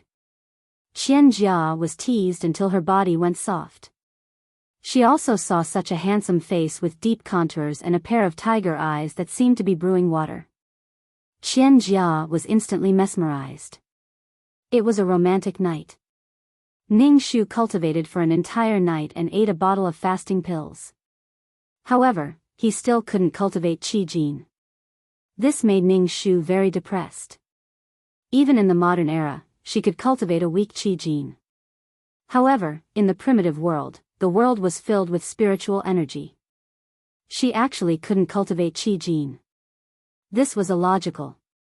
It was enough to prove how bad this body's quality was. The school doctor said that the quality of genes was directly reflected on the face.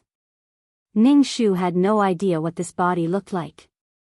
It was probably as ugly as the female beast men in the tribe. Sigh. Ning Shu stuffed a fasting dan into his mouth and then continued to meditate. He had to cultivate Qi Jin. As long as he could cultivate Qi Jin, then he would be able to eat spirit marrow crystals. Without Qi Jin to help him absorb the terrifying Ling Qi of the spirit marrow crystals, Ning Shu did not dare to court death. At this moment, Ning Shu heard heavy footsteps at the door.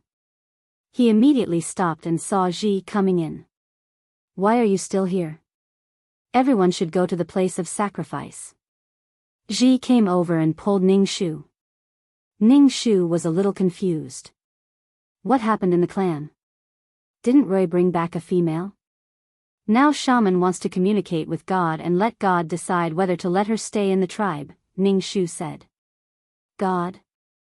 There was the concept of God in the primitive society? Ning Shu came to the square of sacrifice. There were several pillars in the square. There were all kinds of inexplicable abstract things on the pillars. Ning Shu did not understand what they were. The most eye-catching thing was a huge stone statue in the middle. The stone statue was in the shape of a human, but the facial features were not visible. Anyway, the carving was not good enough.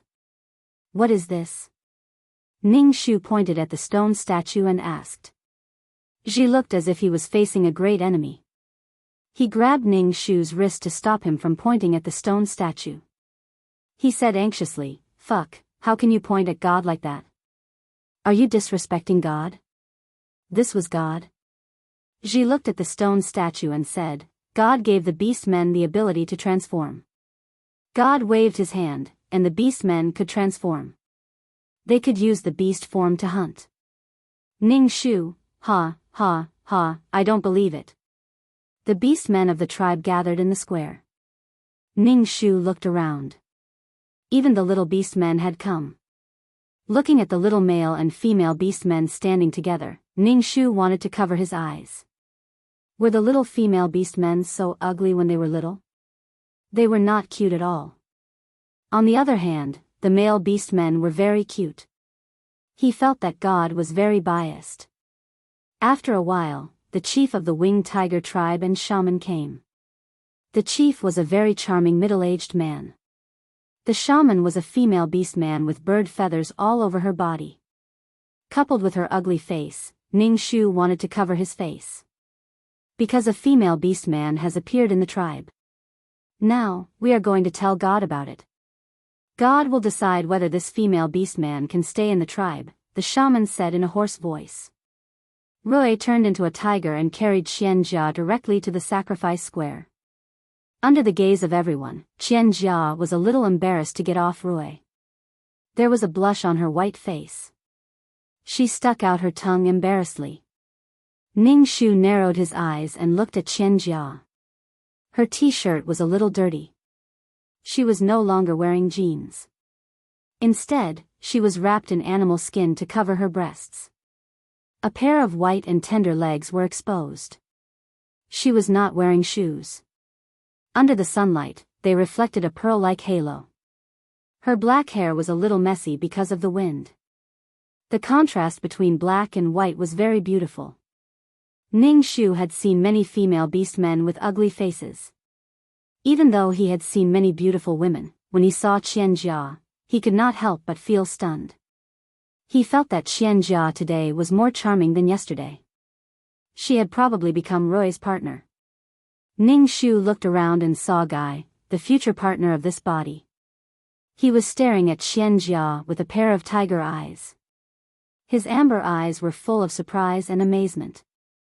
Although he did not know what beauty was, when he saw this little female, his heart was stirred. Ning Shu withdrew his gaze. Not only the male beast men could not move their eyes away from Qianjia, but also the female beast men could not move their eyes away from Qianjia. Hey, this female beast man is so beautiful. Which tribe is she from? Ji exclaimed. Ji then touched his hair, looking a little dispirited. Ning Shu looked at Ji and felt that it was quite funny. Qianjia was really capable. She had directly changed the beauty standards of the beast men. Qianjia was beautiful now. However, after being nourished by the beast men, she would become more and more beautiful in the future. This female beast man, please put your hand on the god stone. The shaman looked at Qianjia and frowned. He did not know whether this female beast man would bring good luck or disaster to the tribe. Qianjia did not understand what this man with bird feathers was saying to her. She could not understand, so she could only look at Roy for help. Last night, the two of them had physical contact. Qianjia had already regarded Roy as someone she could rely on. Chapter 329. Seeing that the female beast did not respond, the shamaness repeated, "Put your hand on the god's stone." Roy saw that his little female was very embarrassed, and she was looking at him with tears in her eyes. He grabbed Qianjia's hand and walked to the altar in front of the stone statue. Roy put Qianjia's hand on a stone on the altar and smiled at Qianjia. Ning Shu looked at the stone. It was oval-shaped and palm-sized, but it was gray all over. It did not look special. How could it be a god's stone? The more powerful items were all dusty, just like the chaos gems and low-quality primordial crystal stones. Qianjia's hand was on the stone, and she felt the stone get hotter and hotter. Finally, it felt like her hand was going to blister. Qianjia could not take it anymore, and she quickly pulled her hand back. Qianjia retracted her hand, only to see the gray stone emit a bright light, and this bright light directly pierced into Qianjia's forehead. This is an auspicious sign, an auspicious sign. A goddess from the heavens, a goddess from the heavens. The shamaness was so excited that the feathers on her face fell off. Qianjia was stunned for a moment. Suddenly, she could understand what they were saying. She understood the language of the beast men. "Little female, what's wrong?" Roy saw that the little female was in a daze, and he asked with concern. I'm fine." Qianjia said the beastman's language in a tongue twister, and Roy was very surprised. This is the blessing that God gave to this female beast. "What is your name?" the shamaness asked Qianjia. "My name is Qianjia." The shamaness nodded with satisfaction. "From now on, your name is Jia. You are a member of the winged tiger race." Ning Shu was speechless. Ning Shu looked at the witch, this female stick, calling Qianjia a goddess. She didn't know what to say. But Ning Shu was very curious about what the oval-shaped stone was. It looked like something good. 2333 system, what is that? Ning Shu asked 2333 in his heart. 2333 said with surprise, "I did not expect this place to have 1,000 world stone." "What is the 10,000 world stone?" Ning Shu asked, his eyes staring at the 10,000 world stone on the altar, feeling that it was a good thing. The 10,000 world stone can only be found in high-level planes. It's the cornerstone that supports a plane. However, the 10,000 world stone is even more amazing because it records the entire plane's matters. The formation of the laws are all recorded inside. Don't be fooled by its small size. It contains the endless vast process of the formation of the plane's laws. This thing is extremely precious. If a powerful expert obtains the 10,000 world stone and comprehends the laws within, their future will be limitless. 2333 was also a little excited. What a lucky bastard. Ning Shu clutched his chest. Damn, such a good thing was right in front of him, but he couldn't get it. It was heartbreaking. Ning Shu took a deep breath and asked, "What about Qian Jia?" 2333 said, "Maybe it saw that Qian Jia had some luck, so the 1,000 world stone gave her some benefits." Damn, the main character is so awesome. I also want to touch the 10,000 world stone. The beastmen all gathered around and greeted the new female beastman. Qian Jia struggled to deal with them. For example, they asked her where she came from and what she was wearing. Some female beastmen reached out and pulled Qian Jia's hair, causing her to grimace in pain. Rui immediately transformed into a tiger, carried Qian Jia on his back, and flew away. Ning Shu walked in front of the altar and looked at the 10,000 world stone. His heart was really pounding. Ning Shu retracted his gaze and walked in front of the feathery shaman. He said to the shaman, "Shaman, I want to become the shaman of the tribe." The shaman was stunned. He didn't say anything and just turned around and left. Ning Shu followed behind him and entered the shaman's cave. The shaman's cave had the smell of herbs. Ning Shu was once again sure that he wanted to become a shaman. The shaman sat on a stone bench and looked at Ning Shu. He asked, "Roy, I remember that your future partner is Guy. If you want to become a shaman, can't you be Guy's partner?" "Yes, I want to become a shaman," Ning Shu said. As for Guy, Ning Shu had already forgotten about him. He would be the female lead's partner sooner or later. Why? The shaman looked confused. "Your future partner is living well, and he is a strong male. What are you not satisfied with?" The shaman took off the feathers on his head. "You have to know that I will not have a partner in this life. I have to be pure and communicate with God." The shaman looked at Ning Shu. "You have to think about this carefully." "Shaman, I feel like Guy doesn't like me. He likes the new female lead, Jia," Ning Shu said directly. "I want to learn herbs from you and help the tribe." The shaman stared at Ning Shu sharply. "Jia is already Roy's partner. She won't get in the way of you and Guy." Ning Shu shook his head. "Shaman, I feel like I am a useless person in the tribe. I want to do something for the tribe. I feel like Guy doesn't want to be my partner." The shaman stared at Ning Shu for a long time. Ning Shu and the shaman looked at each other. Finally, the shaman said, "Then you can learn herbs from me for a while. As for becoming a shaman, we will talk about it later." Obviously, the shaman thought that this young female was just being naughty. As for teaching her herbs, it was for the good of the tribe. Ning Shu nodded. She didn't care whether she could become a shaman or not. She just wanted to be known as a doctor. After all, Ning Shu had been with the miracle doctor for a long time. She knew herbs and could treat some simple diseases. However, if she suddenly knew how to treat diseases, even the most simple-minded primitive people would feel that something was wrong. Besides, primitive people weren't really simple-minded. They were smart. After achieving his goal, Ning Shu told the shaman that he would come to learn the next day. The shaman just nodded casually. She didn't care much about what Ning Shu said. Ning Shu passed by the sacrificial square on his way back. He glanced at the stone of all worlds and looked away with difficulty. Then, he saw Ji waiting for him. Ning Shu suddenly felt warm. Although it was hard to survive, people got along well with each other. Looking at Ji walking toward him, Ning Shu swore in his heart that he would cultivate qi and change his fate. He also wanted to save Ji. If possible, he wanted to save as many abandoned females as possible. He wanted to fulfill the original owner's wish. Ji was a little younger than this body. Her future partner was still uncertain. However, many male orcs had their eyes on her. But now, Qian Jia was here. The male orcs had never seen such a beautiful female before. They became picky. It could be said that Qian Jia's arrival had subtly lowered the status of the female orcs. In addition, Qian Jia had more than one partner. Every male orc wanted to be her partner. The female orcs, who used to be precious, became dispensable. Some male orcs even wanted to be partners with the female orcs. They didn't cherish them as much as before. Chapter 330.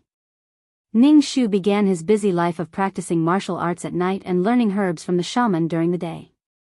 When Ji heard that Ning Shu was learning from the shaman, her face changed immediately. Damn, why do you want to learn from the shaman? Do you want to be a shaman? Ning Shu said carelessly, I want to be a shaman, but the shaman doesn't seem to like me. Fuck, witches are not allowed to have partners. Although they have a noble status in the tribe, they are still lonely. You have Kai, why do you want to be a witch? Ji tried to persuade Ning Shu. She felt that there was something wrong with her neighbor's head.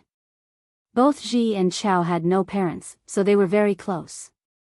Ji didn't want Chao to be lonely for the rest of her life. Other female orcs who were close to Ning Shu heard the news and came to persuade Ning Shu, which made Ning Shu feel helpless. She was really just there to learn. Why did these people think that it was not good to be a shaman without a partner? In fact, Ning Shu wanted to be a shaman. At least he had a high status, which was similar to the chief of the tribe. He was respected. As for a partner, Ning Shu could only laugh. However, Ning Shu accepted the good intentions of these female beastmen. They were all concerned about her.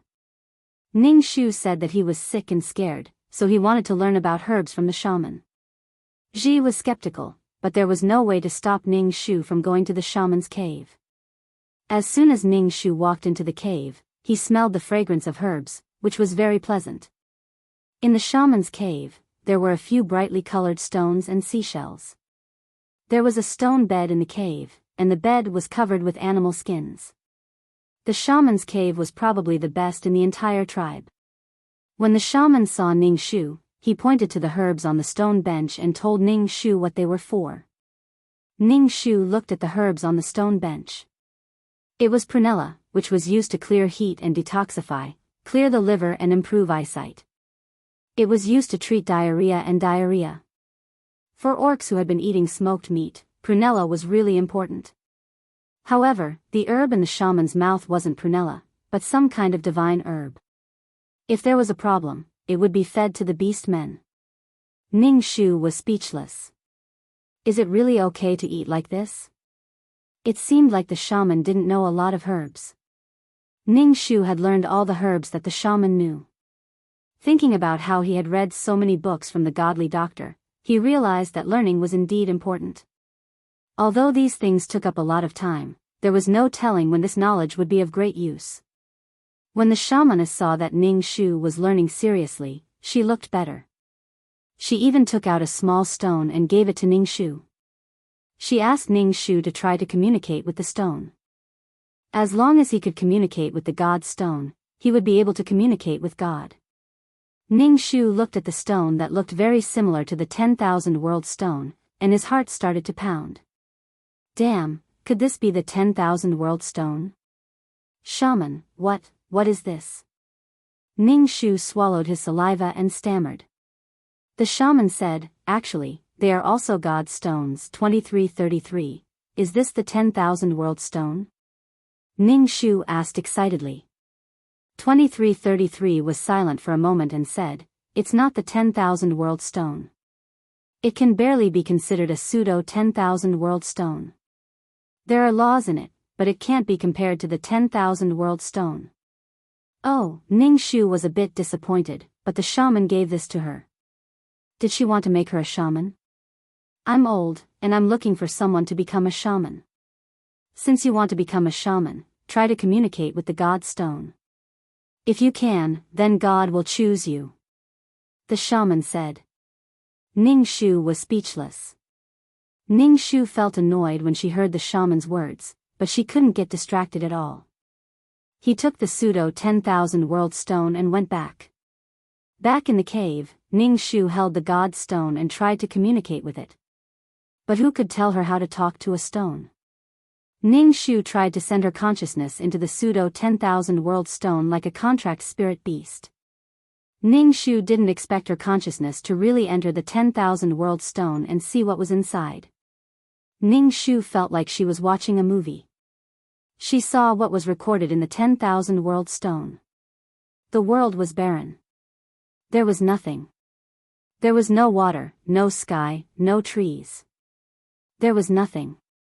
In the boundless desolation, a figure suddenly appeared in the air. This figure was completely black, like a shadow. It was impossible to see what it looked like, and it was unknown whether it was a man or a woman. It was looking down from above. Ning Shu even felt that the person's eyes were filled with endless coldness. It was as if the person was looking at her. He waved his hand and the sky became clear. 2 suns appeared in the sky. Green grass quickly appeared on the ground and then quickly grew into towering trees. Soon, the entire world was a forest. Then, a bird appeared in her hand. The bird spread its wings and flew to the branches. Then, many animals appeared in the forest. There were all kinds of animals and even dinosaurs. The black figure pointed at a lion and then the lion turned into a person. It crawled in front of the black figure. Then, all kinds of beast men appeared. The black figure casually threw a 10,000 world stone on the ground and disappeared. Then, he recorded some messy things. Ning Shu was sweating. He retracted his consciousness with difficulty. He was in a state of shock. Damn, there really is a God. Damn, my 3 views. To be able to create things so casually, if this wasn't a God, then what was? So, what she said about the beastman's ability to transform was given by a God was true. The problem was that Ning Shu didn't see who it was at all. Ning Shu calmed himself down and curled his lips. Now, it seemed that the 10,000 world stone on the altar had an owner. Snatching something from such a powerful person was definitely courting death. There was actually such a powerful person in the world. Ning Shu's 3 views were overturned. He was worse than an ant now. Ning Shu told 2333 what he saw in the pseudo 10,000 world stone. After a moment of silence, she said, "Now, it seems that this world should be a place where a top person collects the power of faith. Ning Shu, don't be stupid. If you want to take the 10,000 world stone, we will all die. I'm about to pee my pants. I won't even dare to look at the 10,000 world stone in the future." Ning Shu rolled his eyes. Taking a deep breath, Ning Shu decided to forget what he saw. Looking at things of a higher level would only make one more depressed. But Ning Shu saw his position clearly. He was just an ant struggling to survive. Working hard to survive was more important than anything else. Ning Shu calmed himself down and continued to cultivate. The most important thing now was to complete the mission. As for other things, they were just floating clouds. But that gaze was so scary. Woo! The next day, Ning Shu told the shaman that he couldn't communicate with the god stone. When the shaman heard that, she almost threw a rock at Ning Shu. How can it be so easy to communicate with the god stone? It has only been a day, you are too anxious. Chapter 331. After coming out of the cave, Ning Shu bumped into Guy. Ning Shu didn't think that Guy was looking for him. Ever since he came to this world, Ning Shu had only said one sentence to Guy, "You're sick." "Oh, I'm much better." Other than that, they didn't talk at all. Ning Shu suspected that Guy didn't like the original owner of this body. Even without Qian Jia, Ning Shu felt that they wouldn't be together.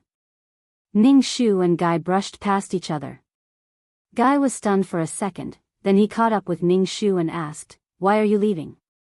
Ning Shu looked at him in surprise and said, "Why are you looking for me? If you don't talk to me, I can only leave."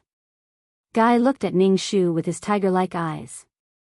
He paused for a second and said, "I heard from Ji that you're learning something from the shaman. Do you want to be a shaman?" "It depends on the shaman." "I'm just learning about herbs from the shaman," Ning Shu said calmly.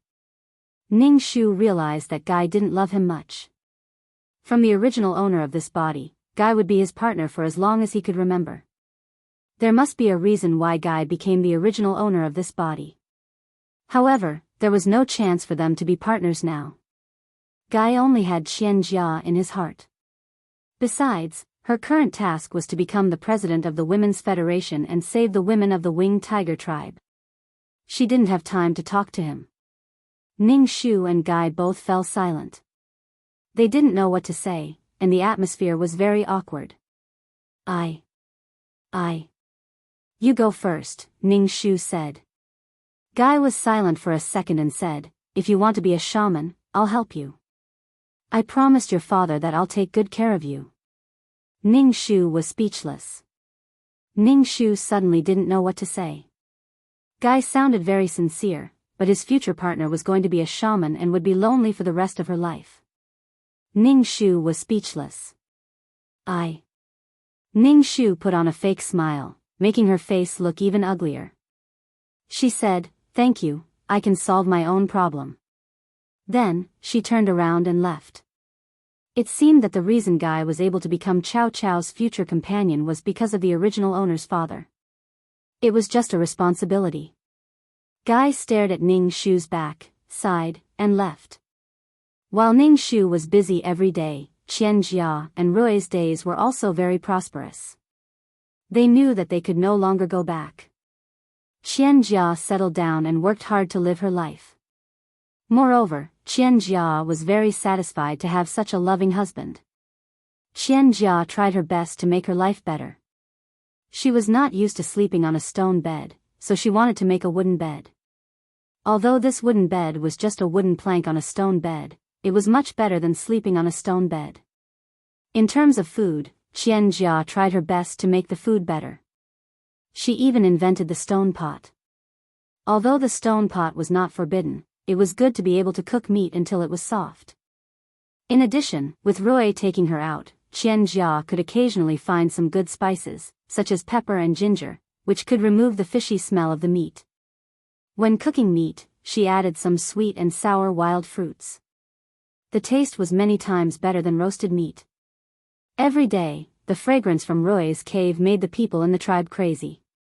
One by one, they went into Rui's cave, wanting to taste the fragrant food. However, Rui, who loved his wife madly, drove them out. The food that his partner made was not enough for him. He did not want the food that his partner made to be eaten by these people. Every time she saw that others liked to eat the food that she made, Qian Jia was very happy. Before she transmigrated, she would always learn how to make the food that she liked. She did not expect that she would be able to use her skills now. Qian Jia wanted to integrate into the tribe, especially the female beast men. So, she told Rui that if she wanted to treat the female beast men in the tribe to a meal, she needed to make more stone bowls. Of course, she also needed to prepare more meat, so Rui went out to hunt without saying anything. When they heard that the new female beast man was going to treat them, the female beast men in the tribe were very happy because the food that she made was famous for being delicious. As for how delicious it was, they did not know. On the day of the treat, they all went to Rui's cave, shouting and yelling. Ning Shu was not interested in joining in the fun, because after practicing day and night, she finally cultivated a weak breath. With this strength, Ning Shu ate a little bit of the spiritual marrow crystal powder. The strength was so weak that Ning Shu was afraid that it could not absorb Reiki. Fortunately, the Reiki was absorbed by the strength. It grew a little, but it was still not very strong. However, Ning Shu felt that his body was slowly changing. His bones were itching, and his body was slowly becoming stronger. Although he could not fly over roofs and run on walls, his body was much more agile and his physique was much stronger. If he fell into the river again, he would not catch a cold. Just as he was about to eat some more spiritual marrow crystal powder, he heard Ji's footsteps coming in his direction. Ning Shu immediately gave up meditating. Ji often came to visit her. After a long time, Ning Shu would know if it was her when he heard the footsteps. When Ji walked into the cave, Ning Shu asked, "Why are you still sitting here? Let's go, or we won't be able to eat it." Ning Shu saw that there was a flower in Ji's hair. Her hair was not tied up, and a wild flower seemed to be about to fall. "What are you doing? Why are you arranging a flower?" Ning Shu asked in surprise. He suspected that Ji had taken a fancy to some male beastman. A woman would dress up for her lover. This was the same in every world. Ji touched the flower in her hair, but it fell. Ji picked up the flower and said, "Didn't the new female beastman invite us to eat? I want to look better. So that's why." Ning Shu walked to the entrance of the cave, picked up a sturdy grass stem, and asked Ji to squat down. He combed Ji's messy hair with his fingers, tied her hair with the grass stem, and put the flower in her hair. It looked much more refreshing. Ji touched her hair in surprise. She smiled and said, "Damn, you're amazing. Do you want a flower? I'll find one for you. You can also fix your hair. Let's go to Roy's cave together." Ning Shu was too lazy to do it. She really wanted to cut her hair. She combed her hair with her fingers every day, and her fingers felt like they were going to break. Without shampoo, she could not wash her hair clean even if she went to the river. "I'm not going. You go." She had more important things to do. There was nothing more important than improving her strength. She would not go to this kind of party. It's not easy to have a lot of delicious food. I heard there's a lot of meat. Why don't you go? Ji looked at Ning Shu as if she were stupid. She pulled Ning Shu away. With Ning Shu's current strength, he could get rid of Ji's hand, but Ning Shu did not. Besides, he was tired of eating barbecued meat these days. If it were not for the energy in his body, Ning Shu would not eat it. There were not many fasting pills left.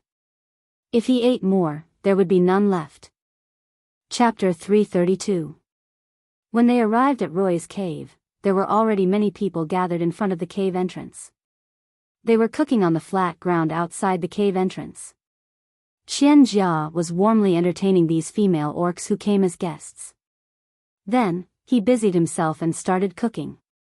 All the female orcs were very curious about how Qian Jia could make such fragrant food. They were especially curious about the Swiss Army knife in Qian Jia's hand, which could easily cut the meat. Qian Jia generously told them all her methods. No matter what the female orcs asked, Qian Jia answered generously. Qian Jia felt very proud of using her ability to change the people around her. Ning Shu looked at Qian Jia. She was wearing a different t-shirt from before. She had animal skin around her waist, and her hair was combed into a beautiful centipede braid. Then she tied it with a lace-like ribbon and tied it into a bow. She looked fresh and beautiful. There was a world of difference between her and the female orcs around her. Ning Shu looked at the lace hair band on her head and wondered if it was the lace on her underwear. Ji, who was standing next to Ning Shu, saw such a beautiful Qian Jia. She touched the wildflowers on her head and felt a little inferior. Ning Shu pulled Ji's hand and whispered, "Ji, I think you're prettier than Qian Jia." Ji smiled and joined the group of people who were asking how to cook the meat. Ning Shu sat on the stone bench and looked at Qian Jia, who was busy but at ease. She held a fish in her hand and told the female orcs that it was edible. The female orcs were skeptical. It couldn't be eaten. The thorns would choke people to death. Qian Jia smiled mysteriously and put the fish in the stone pot. She boiled the fish into a milky white fish soup, which smelled quite good. Ning Shu smiled. This was the reason why the original owner didn't take revenge on Qian Jia. Even if his future partner became one of Qian Jia's partners, he didn't want to do anything to Qian Jia. Qian Jia's arrival had indeed made the entire winged tiger tribe better. Everything that flew in the sky and swam in the water could become delicious in her hands. She had greatly enriched the winged tiger tribe's diet and made food less scarce in winter. The discovery of salt mines allowed food to be stored longer. Building houses meant that the orcs did not have to live in damp, dark caves. Qian Jia's great achievements, no one could erase her contributions. Grass only wanted to survive. In this cruel environment, survival was the most important thing. Chao didn't have any resentment towards Qian Jia, but he didn't understand why he was abandoned by his tribe. After being busy for a long time, the sumptuous dishes were served. There was so much delicious food on the stone table that every female beastman was drooling. Qian Jia gave each female orc a stone bowl and chopsticks made of twigs. The orcs did not know how to use the chopsticks at all. They wanted to reach into the soup to scoop the meat, but the soup was very hot, so they could only learn how to use the chopstick stiffly. Ning Shu pretended that he was not used to using chopsticks, but after a while, he gradually got used to it. He picked up the meat and put it in the stone bowl in front of Ji, who was scratching her ears and cheeks anxiously. Ji immediately picked up the meat in the bowl and stuffed it into her mouth. She exclaimed exaggeratedly, "It's so delicious, so delicious." Qian Jia's eyes flashed when she saw Ning Shu familiarizing himself with the chopsticks so quickly. After hearing Ji's words, she smiled and said, "This is just simple cooking. If there are more seasonings, it will taste better." "There's a better taste?" Ji's eyes lit up. "It's already so delicious. How delicious can it be?" The other female orcs were amazed and praised Qian Jia with their most sincere words. Qian Jia looked at Ning Shu's calm face and asked, "Who are you?" "I'm Qian Jia. You can call me Jia." "She's Chow." Before Ning Shu could say anything, Ji spoke for Ning Shu first. "Chow." Qian Jia was stunned for a moment, then she smiled and said, "Chow, do you want to go out with us to eat wild vegetables and look for wild fruits? It's delicious to cook meat." Ning Shu didn't expect Qian Jia to take the initiative to invite him out. Besides, Ning Shu wanted to go out to pick some herbs. Usually, the tribe didn't allow female orcs to go out, but Qian Jia was different. Her partner was the chief's son, so she had a lot of power. If Qian Jia wanted to go out, he would agree. Didn't Roy take Qian Jia out for a walk before? Okay. Ning Shu agreed very quickly. When the others heard that they were going out to look for herbs, they all asked to go together. They all wanted to cook delicious meat. Qian Jia looked a little embarrassed. She said, "I have to tell Roy about this. It's impossible for all of us to go. Only a few can go at a time. I have to go." "I'll go wherever Chow goes," Ji said quickly. The atmosphere of this meal was very harmonious. Qian Jia intended to integrate into this group. In addition, the beast men were not scheming and they all admired Qian Jia. After this meal, they all treated Qian Jia as their own friend, a friend that they admired. Although there was a lot of food prepared, it was all eaten by the female orcs. There was no soup or water left. No one ate the fish soup. Qian Jia smiled and demonstrated. She pulled out the fish bones and ate the snow-white fish. Only then did the female orcs dare to eat. After eating, the female orcs helped to clean up. Ning Shu also helped. He looked at the oily stone bowl and chopsticks and wondered how to wash them. Qian Jia grabbed a handful of mud from the ground, rubbed the stone bowl, and then washed it with water. Obviously, Qian Jia was very adapted to primitive life. In this world, she was unique. Many female orcs asked Qian Jia what she was wearing. Qian Jia's face showed a dazed expression. She said, "This is cotton. It's something from my hometown. It's really good and comfortable." "Where is your hometown? How did you come here? Did your tribe abandon you?" a female orc asked Qian Jia. Qian Jia shook her head. "I came here because of an accident, but I can't go back. I have to live here in the future." The female orcs all comforted her. Qian Jia saw that this female orc called Chow was very quiet. When she looked at her, her eyes were very calm. Qian Jia was used to the orc's praises. Suddenly, there was an orc who was not intimate with her and was very indifferent to her. This made Qian Jia a little uncomfortable, so she tried to find a topic. Ning Shu asked, "Well, what do you do when your aunt comes?" Ning Shu's mouth twitched and did not say anything. Joey thought that Ning Shu did not understand what he meant, so he asked, "She bleeds every month. How do you solve it?" Ning Shu said, "Oh, you don't have to solve it. Let it flow. When it flows out, you can grab a handful of dry grass and wipe your legs. You can also wash it with water." Qian Jia was speechless. Qian Jia felt that this was not a pleasant topic. She felt like she was choking. Chapter 333. Qian Jia captivated all the female beast men in the tribe with a single meal. In addition, Qian Jia was very generous.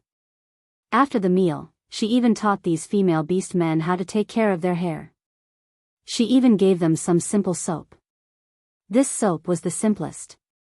It was made from a mixture of plant ash and animal fat. It would solidify and become the simplest soap. When the female beast men heard that this thing could wash their bodies and hair, they were very surprised. Then, a large group of females ran to the river to wash their hair. Ning Shu looked at the small soap in his hand. There was still plant ash in the yellow and white oil. He followed these female beast men to the river to wash their hair.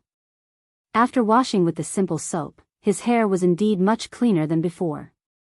Ning Shu really wanted to ask Chica what she majored in at the university. She knew how to make soap, burn clay pots, build houses, and forge iron when she discovered iron ore. She directly made the primitive world skip the Bronze Age and enter the Iron Age. Everything was in Qian Jia's hands, and she easily succeeded. Although she failed twice, she would always succeed. In fact, Qian Jia was an omnipotent Mary Sue. However, this had nothing to do with her. Her mission did not conflict with the female lead Qian Jia. It was necessary to maintain peace. Ning Shu borrowed something from Qian Jia. Jia, can you give me your knife, the thing you used to chop meat? I want to cut my hair. Ning Shu had been impatient with his hair for a long time. His hair already reached his butt. When he sat down, it was very troublesome to sit on his hair. Qian Jia was stunned for a moment. She smiled at Ning Shu and said, "Okay." Qian Jia returned to her cave and gave her Swiss Army knife to Ning Shu. Ning Shu pretended that he did not know how to use it and looked at Qian Jia. Qian Jia patted her head and took the knife in Ning Shu's hand. She said, "You don't know how to use it, right? This is a very common thing in our world. It's called a knife. Let me help you cut your hair." Thank you. Ning Shu's mouth twitched as she spoke. She felt that Qian Jia's words were filled with a strong sense of superiority. After Qian Jia helped Ning Shu cut a few strands of hair, Ning Shu did it himself. Because it was done with a knife, it looked like a dog had gnawed on it. Although it didn't look good, Ning Shu felt very comfortable. Qian Jia was a very charming girl. After a meal, all the female beast men liked and worshipped her. On the way back, Ji kept praising Qian Jia, her eyes full of envy. Ning Shu said, "Jia is really a good female orc. Many orcs will like her. No wonder Roy likes her." Ning Shu could tell that there was something wrong with Roy. Ning Shu looked at Ji and asked, "Do you like Roy?" "Why should I like Roy?" Ji looked at Ning Shu and asked in surprise, "I saw that Roy was very cold to all the female orcs in the tribe, but now he likes Jia so much." Ning Shu thought, "I'm sorry, hey, why did you make your hair like this? It's really ugly. All the female orcs in the tribe have long hair. You look so ugly. Guy won't like it." Ji's expression was very exaggerated. She almost covered her head and screamed. Ning Shu flipped his hair and said, "Of course, I'll do whatever is comfortable." Ji looked at Ning Shu with disappointment and said, "Last time I told Guy that you're a witch. Did he say anything to you?" Ning Shu shook his head and said, "He said he'll help me become a witch." Ji was speechless. Ji frowned. "Doesn't he know that you can't have a partner when you're a witch? You're going to be a witch. Why didn't he stop you from becoming a witch? Maybe he doesn't want to be my partner at all. Forget it, it's not a big deal. Aren't we going out of the tribe with Jia tomorrow to look for good things? Let's prepare more things." Ning Shu changed the topic. Because the female orcs were curious about where Qian Jia's food came from, Qian Jia said that she would take them out of the tribe to look for ingredients.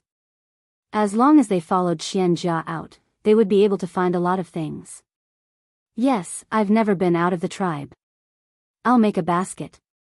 Ji suddenly forgot about Guy and said to Ning Shu, "Do you want a basket? I'll make one for you." "Okay." Ning Shu nodded. He found a vine as thick as a finger for Ji and pulled it out directly.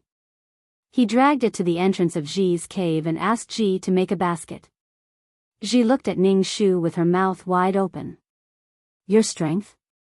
How did you pull it out?" "I pulled it out with a little strength." Ning Shu clapped his hands and said, "Is it enough? I'll get more if it's not enough." "It's enough. Only male orcs can pull it out." Ji muttered and began to make a basket. Ning Shu watched from the side. The basket made by Ji was very ugly. Some parts were loose, and some parts were tight. Each basket was different in size, but it was enough as long as it was practical. The next day, Ning Shu and Ji each took an ugly basket to the ritual square. There were several female orcs and a few male orcs there. Qian Jia was talking to several female orcs. When she saw Ning Shu and Ji coming over, she smiled and said, "We were waiting for you." Qian Jia was wearing a t-shirt and a pair of denim shorts today, which was very different from the others. Ning Shu looked at the male orcs. Ning Shu only knew Roy and Kai, but he didn't know the others. Seeing Ning Shu's eyes on the male orcs, Qian Jia said slyly, "They'll send us out of the tribe, stay with us, and protect us. They can also experience the feeling of flying in the sky." The feeling of flying in the sky? Ning Shu thought in the wrong way again. In this NP-dominated world, Ning Shu had to think in the wrong way. It was the first time that so many female orcs had come out of the tribe, so Roy brought the male orcs to protect these females. Besides, Roy didn't want to leave Qian Jia at all. One day apart felt like 3 years. He was looking for opportunities to be with Qian Jia. Now, Qian Jia was simply shining, and all the male orcs in the square were looking at her. Qian Jia didn't seem to know that her every move was beautiful. Her shallow smile and dimples made a group of beasts drool. Seeing such a beautiful chica and seeing so many male beast men looking at him with eyes full of envy, jealousy, and hatred, Roy's heart was filled with pride, bitterness, and pride. Such a female orc seemed to have endless abilities and knew a lot. She was his partner.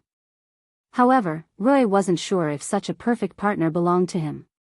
She was the goddess that the shaman talked about. Was he qualified to have a goddess forever? Now, Roy's heart was worried about gains and losses. He tasted the sweetness and bitterness of the fruit of love. Ning Shu glanced at Kai. He found that Kai was a quiet and calm person. Although he was looking at the beautiful Qian Jia, his eyes were more restrained than the other orcs. As if he noticed that someone was looking at him, Kai turned his head and looked at Ning Shu. Kai was stunned for a moment and looked away. He didn't look at Ning Shu or Qian Jia. Chapter 334. Ning Shu looked at Guy's expression.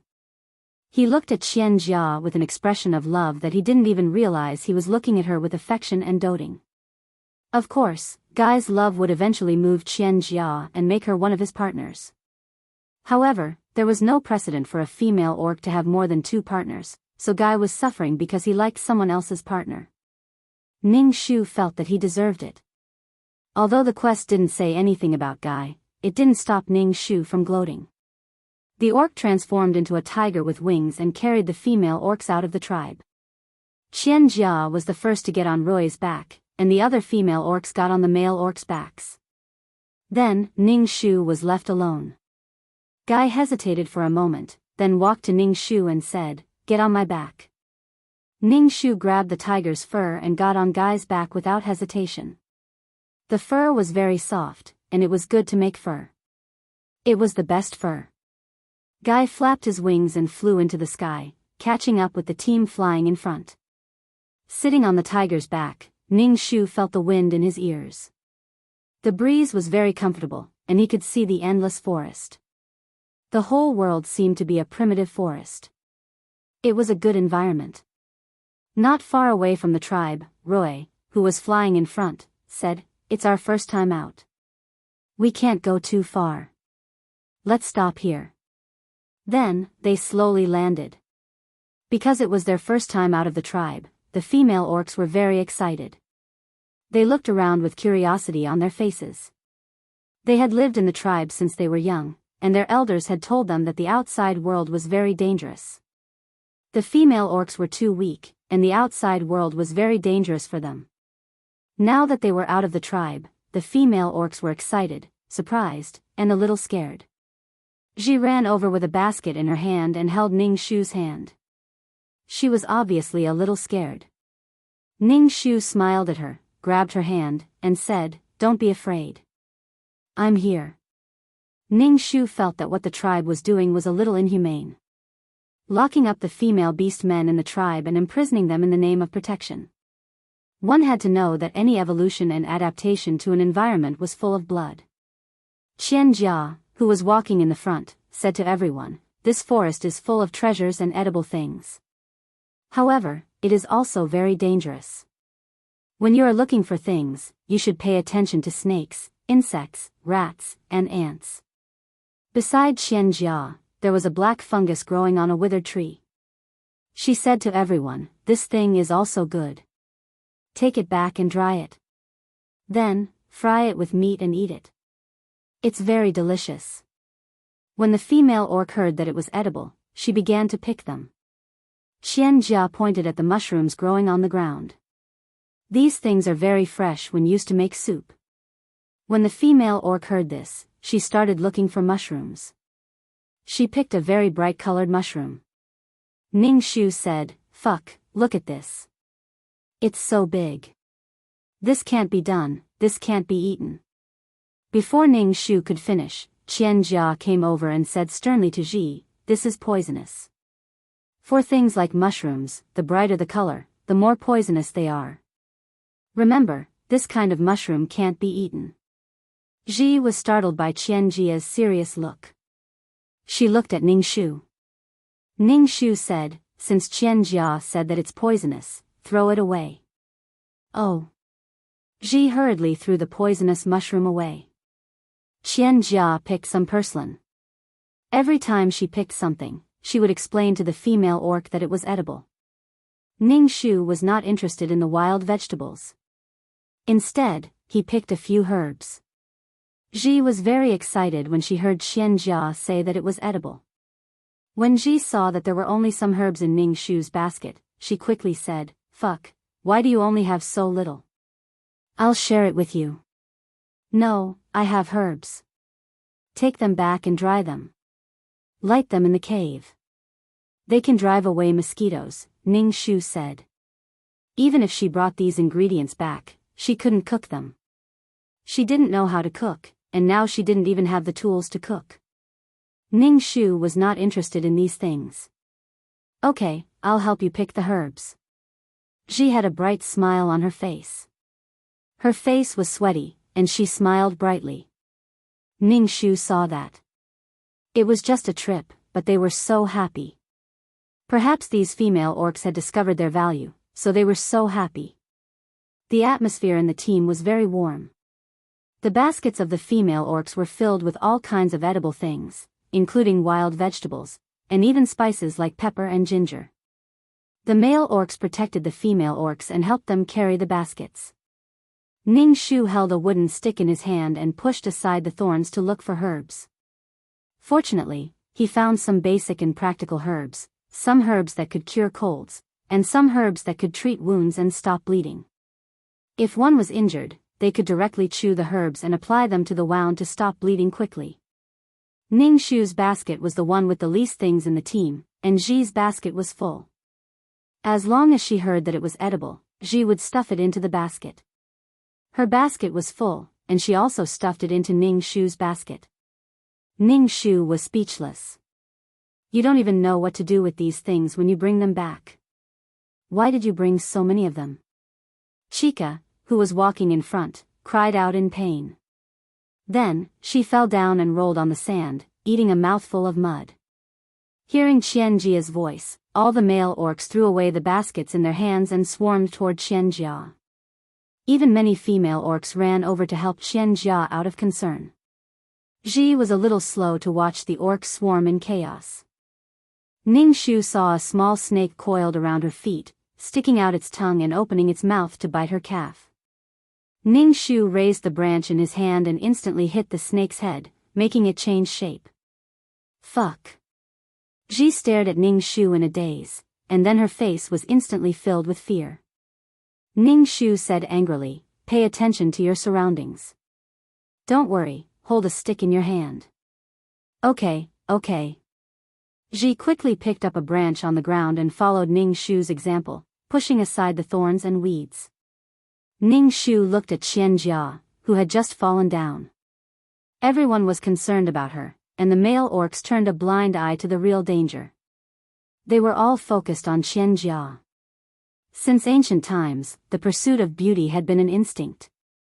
It was really cruel. Qian Jia, who had fallen down, was in a daze with sand in her mouth. Seeing Qian Jia like this, Roy was worried to death. Even the calm guy showed anxiety on his face. "Jia, what's wrong with you?" Roy asked anxiously. Qian Jia spat out the sand in her mouth and suddenly hugged Roy and laughed. Ning Shu walked over and tasted some sand. It was salty, so there should be a salt mine below. No wonder there was no grass in this desert. It's salty, we found salt." Qian Jia shouted happily. When she came to this world, her biggest regret was that there was no salt. Without salt, the food she made was really tasteless. Now, they had found a salt mine. Chapter 335. Qian Jia was so happy that she jumped up and down. Roy looked at her and was even more worried. However, in order to avoid any mistakes, Qian Jia said to Roy, "Can you dig into the sand? The deeper the better. See if there is a salt mine inside." Guy was the first to transform into a tiger and began to dig into the sand with his claws. The other male beast men also transformed into tigers and began to dig into the sand. "What are they doing?" Ji asked Ning Shu in a daze. Her eyes were filled with confusion. Sure enough, the female lead was very lucky. She only fell down and found a salt mine. This sand had existed for a long time, but only the female lead had found a salt mine. The other female beast men saw Qian Jia so excited and asked her what was going on. Qian Jia smiled brightly and said to the female beast men, "This is good stuff. Add a little when you cook and it will make the food taste better. It can also be used to marinate meat and preserve it for a long time." "Wow, really?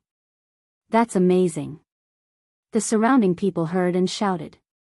Looking at the male beast men working in full swing, their eyes were filled with anticipation. Finally, Roy dug out something. It was a white crystal.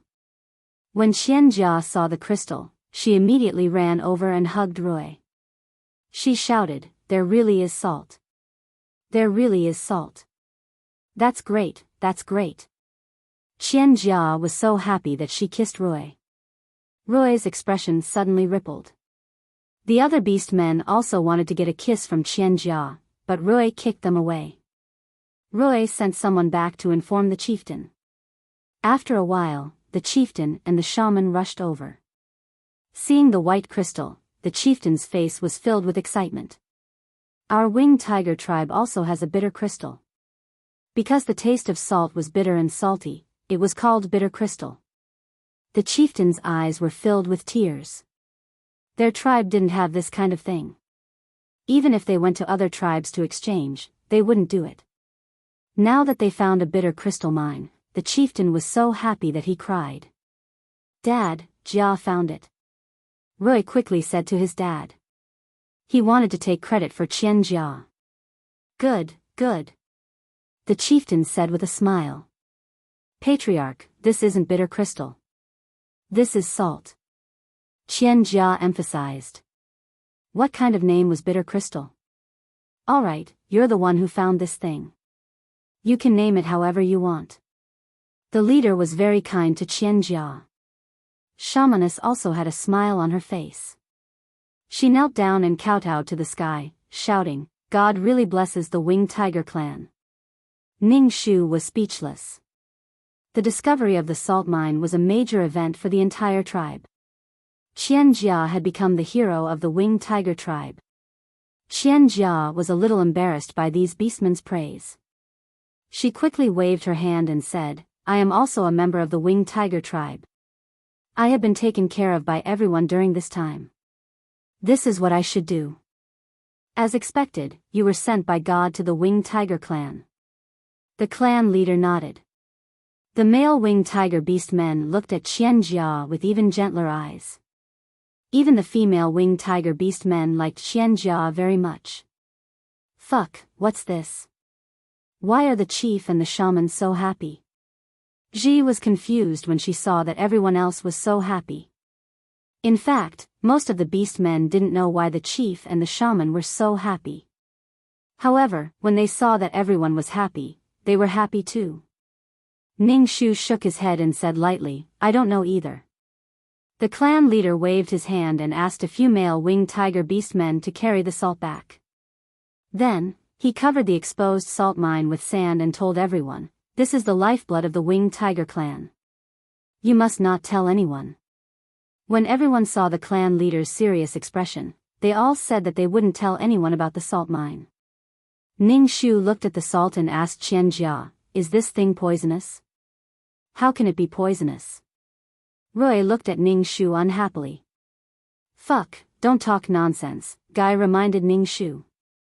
Yeah, the chief said it's good stuff. How can it be poisonous? The other male winged tiger beast men said. Ning Shu was speechless. Fuck, did I say something disgraceful? Why was she being attacked by a group of people? This was the difference between a beautiful woman and an ugly woman. Ning Shu felt that he had become the villain, and he was deliberately looking for trouble. Fuck, I was just asking. Why are you so mean to her? Ji stood up for Ning Shu. However, with so many people watching, her voice was trembling. Ning Shu's heart warmed. He shrugged and said, I was just asking. After all, I've never seen this kind of thing before. Can't I ask? The atmosphere suddenly became a little unpleasant.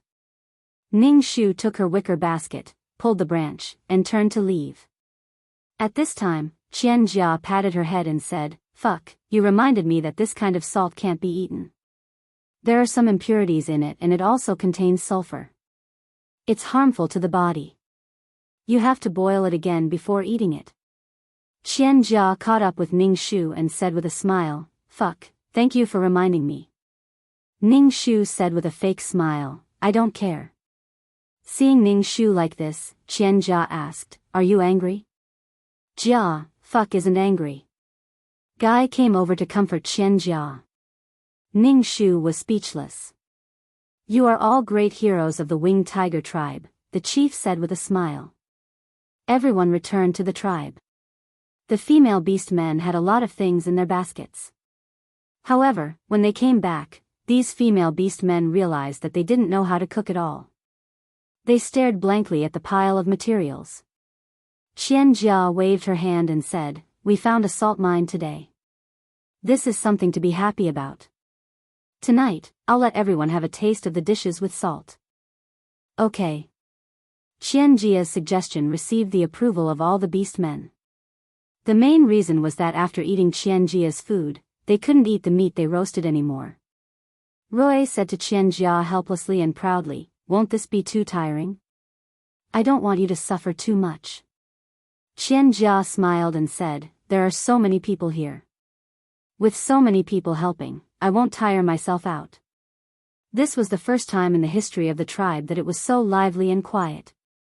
The children and adults gathered together, and it was a lively scene. Every beast man had a smile on their faces. They sniffed and looked at the dishes in the stone pot. The cubs were playing with each other, and the little female beast man was watching the adults busying themselves.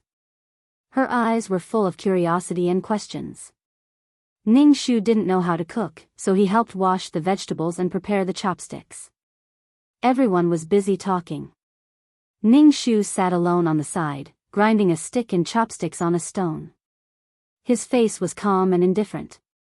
Gidge didn't like this scene. Fuck, how many chopsticks did you get? Ji walked over and asked Ning Shu. They're all here. Ning Shu handed a bundle of chopsticks to Ji. Ji looked at Ning Shu's indifferent expression and asked, "Fuck, are you still angry?" Chapter 336. Ji looked at Ning Shu and said, "I don't think you like Jia." "Really?" Ning Shu raised his eyebrows. He didn't have a bad impression of her, but he didn't have a good impression of her either. However, Ning Shu found it funny to see an ordinary girl go to another world and become a unique and brilliant woman. She was even a goddess sent by the gods. Ji sat beside Ning Shu with chopsticks. Ning Shu said, "Everyone in the tribe likes Qian Jia now. I know you're angry because of Guy, but Jia is Rui's partner." It seemed that not everyone was blind. At least, Ji had seen through the problem. It should be said that most of the male winged tigers liked Qian Jia now, excluding the old ones. It could be said that all the young males had a good impression of Qian Jia. Her halo was so strong that Ning Shu didn't dare to look directly at her. "It's okay. I'm not angry." Ning Shu shook his head. She was here to do a mission, not to be jealous. It was just that she had been through several worlds, and sometimes she didn't like Qian Jia's behavior. Maybe it was because she knew Qian Jia's background, so sometimes she felt very strange. Why did she become so powerful after transmigrating? The meal was ready in the afternoon. There were several stone tables full of stone bowls, and in the stone bowls were food that they had never seen before. Ning Shu looked at the dishes. Most of them were home-cooked dishes. Qian Jia must have put in a lot of effort to make them. After all, it was not easy to make such food under such harsh conditions. "Everyone, eat. If it's not good, don't say it." "I'll be sad," Qian Jia said with a smile. The chieftain laughed. "I'm afraid it's not enough." "Why would I say it's not good?" "Hey, I'm the chieftain. I haven't eaten yet, but you guys are eating first." Everyone joined the fight for food. Rui pulled Qian Jia to his side and said gently, "You eat too. You're really tired today." Qian Jia smiled. Seeing these beast men rushing to eat her food, Qian Jia couldn't help but feel proud. It felt good to be valued. Ning Shu noticed from the corner of his eyes that Guy, who was beside him, was looking at Qian Jia from time to time. His expression was very complicated. It was melancholy, gentle, and tangled. Ning Shu felt constipated. She had fallen in love with the spicy fish in hot chili oil. It was Qian Jia who had found the chili. When she had found the chili, Qian Jia had wanted to cook the fish in hot chili oil. Some beast men liked boiled fish very much, but some didn't dare to eat it. Ning Shu put down his chopsticks after he was full. These things were incomparably attractive to the beast men, but to Ning Shu, they were just ordinary things. "Fuck, why aren't you eating?" She turned around and saw that Ning Shu had already put down his chopsticks. She immediately picked up some food for Ning Shu and said, "Eat more." "You eat." "I'm full," Ning Shu said with a smile. Qian Jia saw that Ning Shu had stopped eating, but the other beast men were still eating. Even if they were burping, they were still eating with great enjoyment on their faces. Ning Shu's expression was calm. Gij didn't eat, so Qian Jia felt a little uncomfortable. She asked, "Fuck, are these dishes not to your liking?" As soon as Qian Jia said this, everyone at the table looked at Ning Shu. Ning Shu twitched the corner of his mouth and said, "I'm full. I can't eat anymore." Could it be that she still had to feed her after she was full? Even if there was an immortal pill, she wouldn't be able to eat it. "I thought you didn't like it. What do you like to eat? If I know how to, I can teach you how to cook it." Qian Jia felt that this beast man called Grass was different from other beast men. Qian Jia felt that Grass didn't like her, but the entire winged tiger tribe was very good to her. Why would Grass be hostile to her? Ning Shu didn't know why Qian Jia insisted on talking to him. He said perfunctorily, "I like to eat all these. I've never eaten such delicious food." Qian Jia's eyes flashed with satisfaction. She smiled at Ning Shu and said, "Fuck, I like you very much. Let's keep in touch more in the future." Although Chica was smiling at Ning Shu, that bright and beautiful smile made Guy, who was standing beside Ning Shu, very fascinated. It was as if the smile was directed at him. Her shallow dimples showed off her white teeth. The sun shone on her face, creating a pure white halo, which made Guy's heart pound. Ning Shu said, "I like you very much too. Let's keep in touch more." This was the hypocrisy of modern people. They didn't like each other, but they said that they liked each other. They ate until the moon was high in the sky. Ning Shu and Ji returned to their cave. Ji was holding a stone bowl with some moist crystal salt in it. "Jia gave this to us. It's enough for us to eat for a long time." "Jia said that it's delicious to put some on the meat when we barbecue," Ning Shu said. Ning Shu looked at the sky. There were already 3 moons. According to Ji, there were 10 moons in the sky when winter came. There was only hot summer and cold winter in this world. In the memory of the original owner, winter was the most difficult. It was cold and it snowed for the whole winter. There was no food. In winter, many female beast men in the tribe died. Ning Shu felt that it was necessary to prepare in advance. Looking at the 3 big moons, Ning Shu felt that God's aesthetic was really abnormal. 2 suns and 10 moons. Ji, save the salt. It will be very useful in the future, Ning Shu said to Ji. After returning to the cave, Ning Shu took out the herbs in the basket and put them at the entrance of the cave where there was ventilation. In the future, he would go out to find more herbs, especially those to cure colds. If possible, Ning Shu also wanted to go hunting and marinate the meat to survive the winter. However, it was not easy for female beastmen to go out of the tribe. In the whole tribe, only Qian Jia could go out at any time, and she was escorted and protected. Goddesses were different after all. Even in a primitive society, classes still existed. But, he had to improve his strength first. Ning Shu ate a spiritual marrow crystal the size of a little finger. Suddenly, a horrible wave of Reiki swept over and was absorbed by the weak qi in his dantian. After absorbing the Reiki, his qi became stronger. Ning Shu clenched his fist and felt that his hand was stronger. With strength, Ning Shu's heart was more at ease. At least, he had the ability to protect himself. Ning Shu did not believe in beauty and charm. He only believed in strength. Only strength could protect himself and make him invincible. Maybe it was because Ning Shu and Qian Jia did not have a good relationship last time. Qian Jia took the female beast men out to find things and did not bring Ning Shu anymore. Ning Shu knew that Qian Jia was upset. His attitude probably made Qian Jia unhappy. He wanted to go out to find herbs, but now he could not even go out of the tribe. Chapter 337. Qian Jia no longer took Ning Shu with her, but she would take Ji with her. Every time Ji came back, she would give Ning Shu a lot of things, such as wild grapes and other fruits. Now, the female orcs in the tribe liked to go out with Qian Jia. Every time they went out, there would be a lot of gains, so the female orcs were very keen to go out. Ji even explained to Ning Shu, Jia said that every time she goes out, it's a rotation. Next time, she will take you with her. Ning Shu didn't care much. Although it was a rotation, there was always Ji. Ning Shu even felt that Qian Jia was trying to sow discord between him and Ji. However, Ning Shu would not quarrel with Ji, who was close to him, because of Qian Jia. Every time Ji went out, Ning Shu would crush the herbs and apply them on her body. These herbs could repel insects and mosquitoes. Last time, Ji was almost bitten by a snake. The male orcs who followed to protect the female orcs all looked at Qian Jia. Some things could only depend on oneself.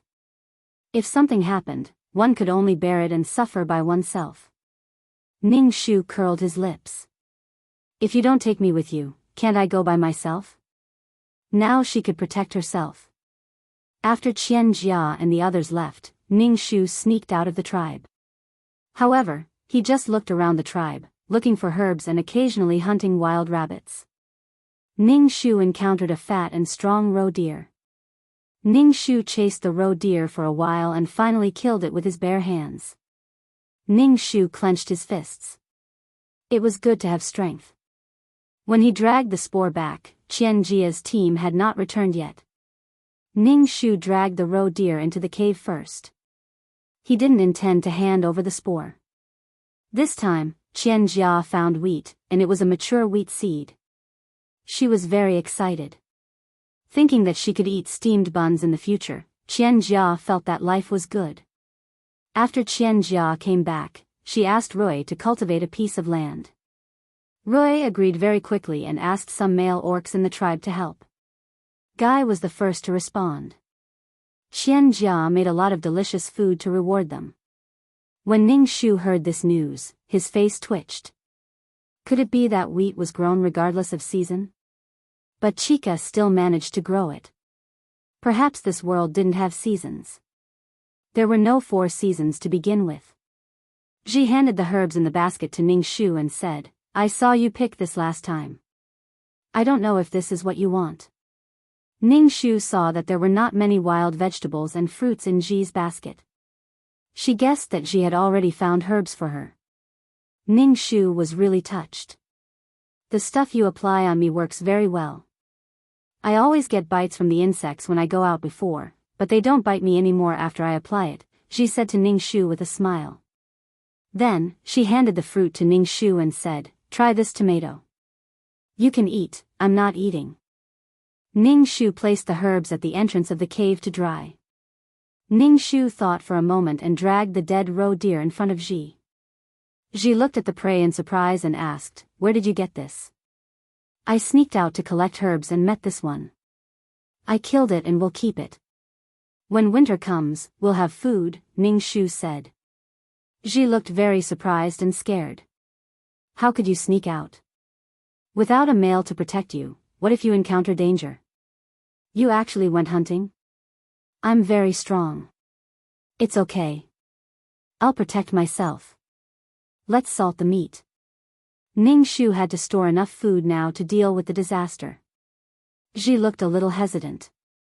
"Are we really not going to hand this in?" The prey in the tribe had to be distributed. It was the first time that Ji had hidden it secretly.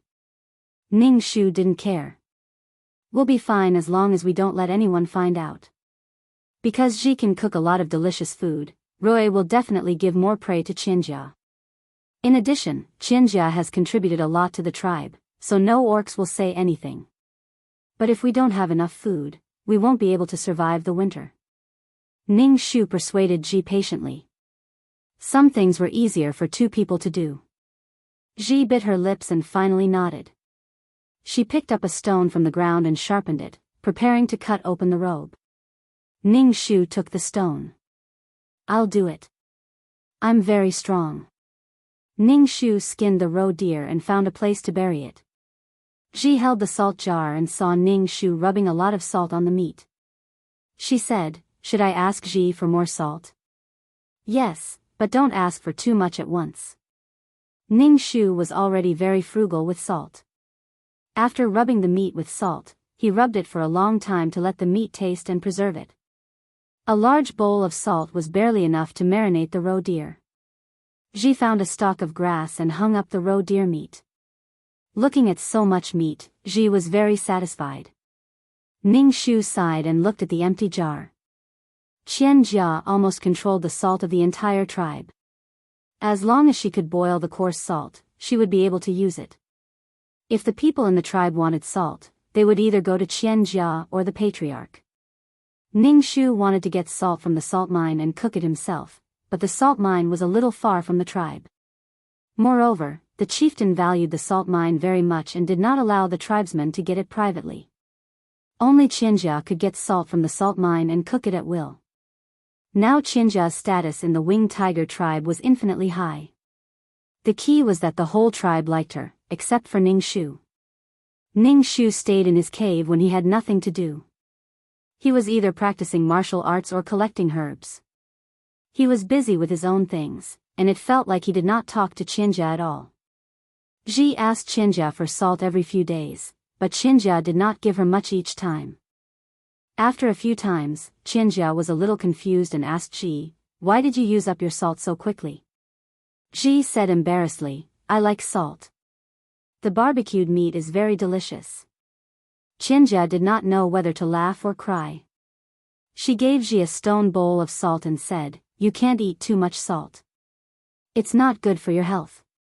By the way, why didn't Chow take any salt? She ate with me.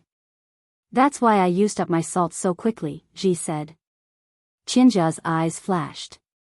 She looked at Ji and said, "It's good that Chow Chow has a friend like you, but she has to do some things herself. Let her come and get salt by herself in the future." "Oh," Ji nodded and left with the stone bowl. Qianjia looked at Ji's back and leaned on Roy. She was a little discouraged and said, "Roy, I feel that Chow Chow doesn't like me. Did I do something wrong?" Roy immediately said, "You're the best. No orc can compare to you. Chow Chow is just a female orc. She doesn't like you, but there are plenty of other orcs who like you. It's her loss if she doesn't like you," Roy said as he pinched Qianjia's delicate face. Roy only pinched it gently, but there were red marks on her face. Roy's heart ached. Qianjia smiled and said, "Honey, it's so good to meet you. It's my luck to meet you. Fortunately, I was the one who saved you." Chapter 338. P.S. Today's update is here, and at the same time, I'm trying to get more votes for the 515 Fan Festival. Everyone has 8 votes, and you can even get some coins for voting. Ji brought the salt back from Qianjia. Ning Shu said, "Jia asked you to get the salt yourself. I feel that she's a little unhappy." Ning Shu was turning the bacon over to prevent it from smelling. Hearing Ji's words, he asked, "She's unhappy?" "Yes, she asked you to get the salt yourself. I took the salt too many times, and she's unhappy," Ji said to Ning Shu. "I feel that there's something between you and Jia." "What could there be?" Ning Shu said indifferently. Seeing the salt in Ji's hand, he said, "I'll go hunt some prey and marinate it later." Ji nodded. "Why don't you go and find Jia now? I feel that she's unhappy. We'll have to get the salt from her in the future." Ning Shu grabbed a handful of withered grass and wiped the grease on his hands. "I'll go now." Ning Shu arrived in front of Qianjia and Roy's cave. The entrance of Qianjia's cave had been reclaimed and fenced off. Some vegetables were planted inside. There were bright red chili peppers and small tomatoes. Ning Shu guessed that they were wild, as they were very small. There was also a grape trellis with small bunches of purple grapes. It was a farmhouse scene. Ning Shu stood at the door and shouted, "Jia." Qianjia came out of the cave and saw Ning Shu. She was a little surprised and asked with a smile, "Damn, why are you here?" Ning Shu said, "Jia, I want some salt. Ji asked me to come and get it." When Qianjia heard Ning Shu's words, her eyes flashed with pride and displeasure. She was proud that this cold female orc didn't lower herself to ask for salt from her. She was displeased because she didn't owe this orc anything. Why did she have such a dead face when she wanted something? How could these people take it for granted? Didn't it take her a lot of time to boil the salt? Qianjia was willing to give salt to these beastmen, but it didn't mean that she would be so cold when asking for something from her. She would still give it to them.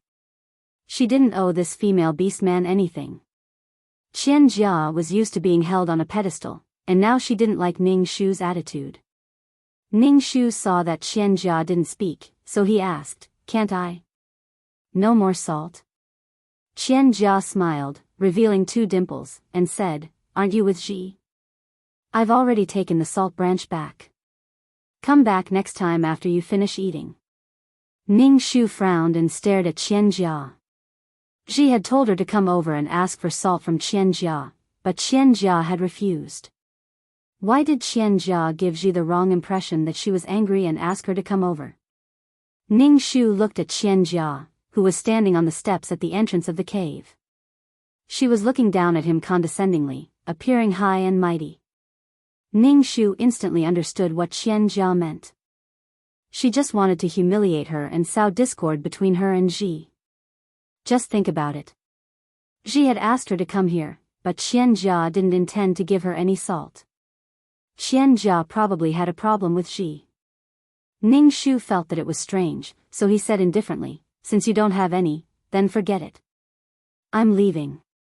Ning Shu turned around and left without hesitation. She was afraid that she wouldn't come here to ask for salt in the future. It seemed that she really had to go to the salt mine to steal salt. She didn't have any sense of belonging to this tribe. She felt that now the Winged Tiger tribe had become Qian Jia's territory. Qian Jia saw Ning Shu leave without hesitation and felt offended. She felt that this female beast man was really annoying. She called out to Ning Shu, "Fuck, wait a minute." Ning Shu turned his head and looked at her. Qian Jia suddenly didn't know what to say when Ning Shu's cold eyes stared at her. "Well, we're going out of the tribe to look for something tomorrow. This time, it's full. I'll take you out next time," Qian Jia said. Now, all the female beast men in the tribe liked to go out with her. Every time they fought for the quota, they would break their heads. Ning Shu sneered and said unceremoniously, "Jia, don't you think you're making people uncomfortable? If you don't want to take me, I won't go." "Why are you saying this to me? Do you want me to beg you to take me?" Qian Jia looked at Ning Shu in shock. For a moment, she was tongue-tied. She obviously didn't expect him to say something so embarrassing. She stuttered, I didn't think so." "Then what do you think?" Ning Shu said indifferently, "Do you think that you're so great just because you're a goddess sent by the gods? Everyone has to flatter you. If you want to give me salt, then give me salt. If you don't want to, then forget it. You actually want me to kneel down and beg you, right?" "I didn't." Qian Jia was so angry that her body was trembling. Ever since she came to this world, Qian Jia had never hated anyone so much. She felt that the other party had cut open her heart. Some of her thoughts were exposed under the sun. She was embarrassed and stunned. Now, Qian Jia was glad that she came to this world. Although there were no planes, cars, computers, cell phones, or anything else in this world, she was unique. In this world, she was the only one who looked good. Here, she felt that she was needed, loved, and valued. She was no longer the ordinary girl she used to be. Here, she could casually do something that would bring her praise. Praise made people happy, so she was very dissatisfied with the attitude of this female beast man called Grass. She changed the entire tribe, but this female beast man treated her like this. "Grass, I don't know what I did to offend you. I know you've never liked me. Tell me, what did I do to make you uncomfortable?" Qian Jia was so angry that she was about to cry. She had never been treated like this since she came to this world.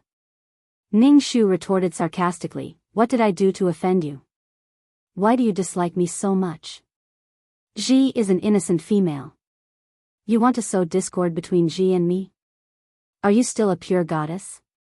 Won't the gods blame you for this?" When did I sow discord between you and Ji? Don't slander me." Qian Jia couldn't help but raise her voice. "What does it have to do with you whether I'm a goddess or not?"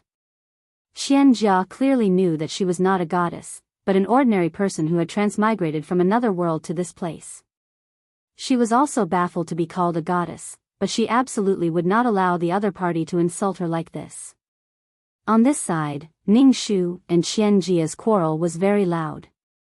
Rui came out of the cave, and many beastmen gathered around. "What's going on?" Rui saw the angry look on his little female's face. He had never seen Qian Jia like this. Tears were rolling on her long eyelashes, and it was very distressing to see her like this. Qian Jia pursed her lips and shook her head, not saying anything. Everyone looked at Ning Shu. They looked at Ning Shu with condemnation in their eyes. Guy reached out and pulled Ning Shu, saying, "Stop it.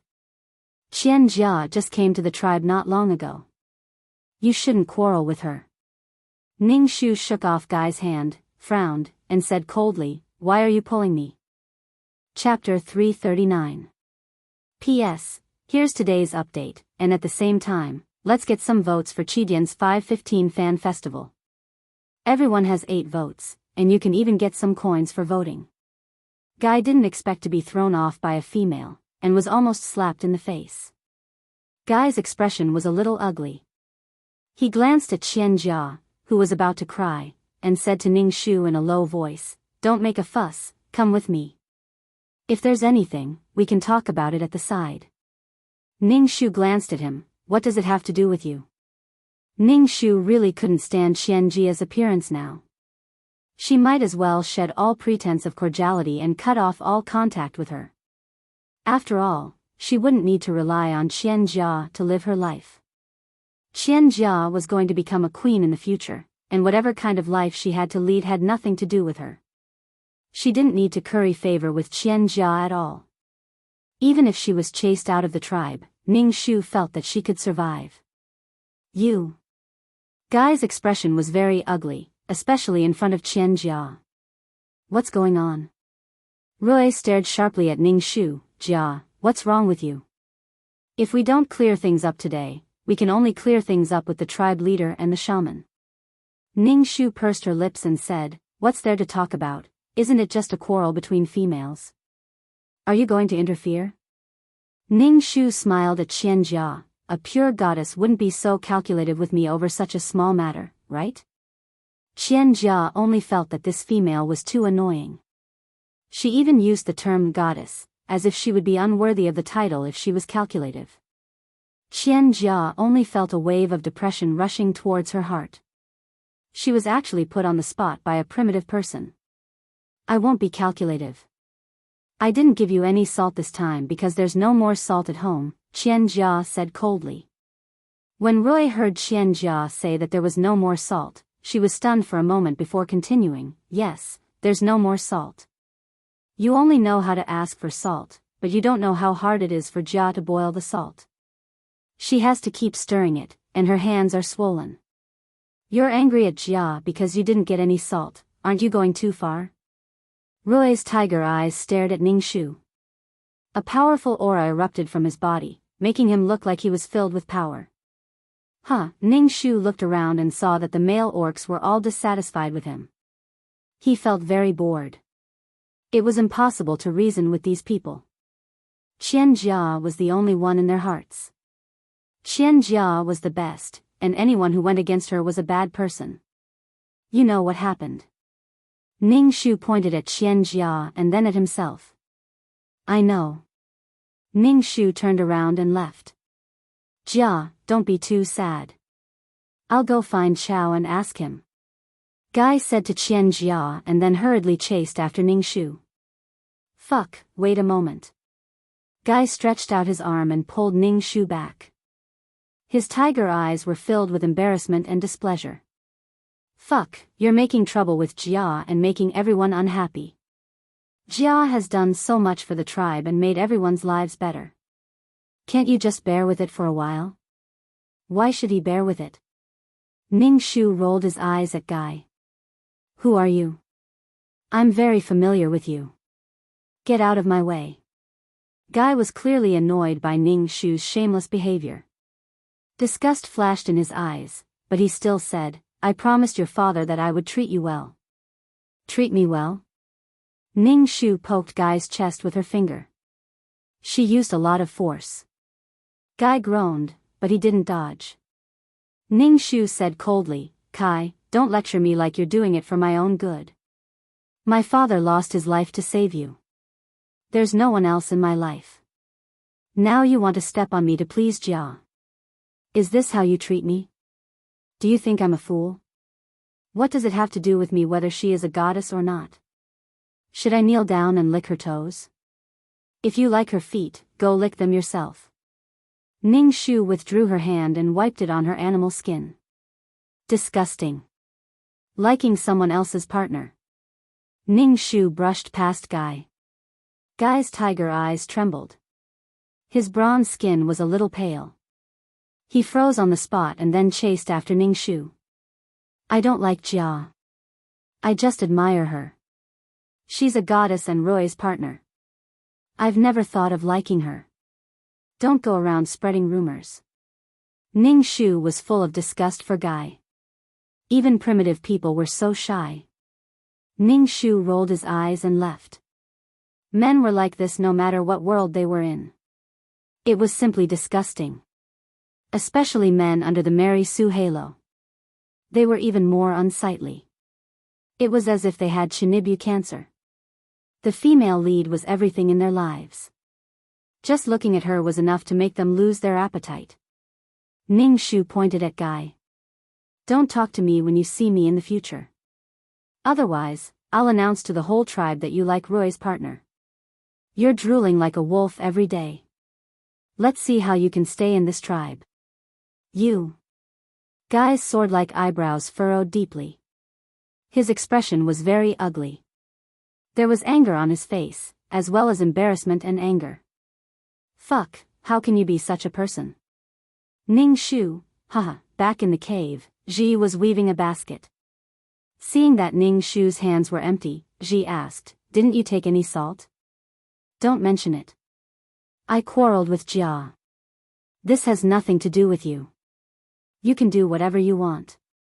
Ning Shu weighed the basket and said, Ji, weave a bigger basket. I'm going to the salt mine tonight to move salt. Ji's expression changed immediately. She quickly asked, Ji, you're going to the salt mine? Do you know where it is? The chief said that no orcs in the tribe can take salt without permission. If they find out, they'll be kicked out of the tribe. It's better to go at night. It's too dangerous. Ji, what's wrong with you? Ji looked at Ning Shu worriedly. Ning Shu took a wooden stick that was as thick as a child's fist and sharpened it on a stone. That way, it would be more lethal. Everything is for survival. I've quarreled with the goddess this time. She won't give me any salt in the future. You have to ask her for it. If we don't have enough salt, we can't store food. I'll go get some salt and we'll cook it ourselves. If I'm found out, you can say that you didn't know anything and that I did it. Ning Shu sharpened the stick in his hand. When the stick was sharpened, he mashed some herbs and smeared them on his body. Ji saw that the sky was getting dark. Just looking at it made people scared. She didn't want to let Chow take the risk. She said, Chow, don't go. It's too dangerous at night. We already have so much meat. It's enough for the two of us. If the chief finds out, we'll be punished. This amount of meat is far from enough. Don't worry, I'll be fine. Ning Shu smeared the mosquito-repellent herbs all over his body and carried the basket on his back. The shoulder strap made of old rattan was a little painful. He took the stick out of the cave. Ji watched Ning Shu's figure disappear into the darkness. It was as if he was swallowed by the darkness. Ji felt very uncomfortable.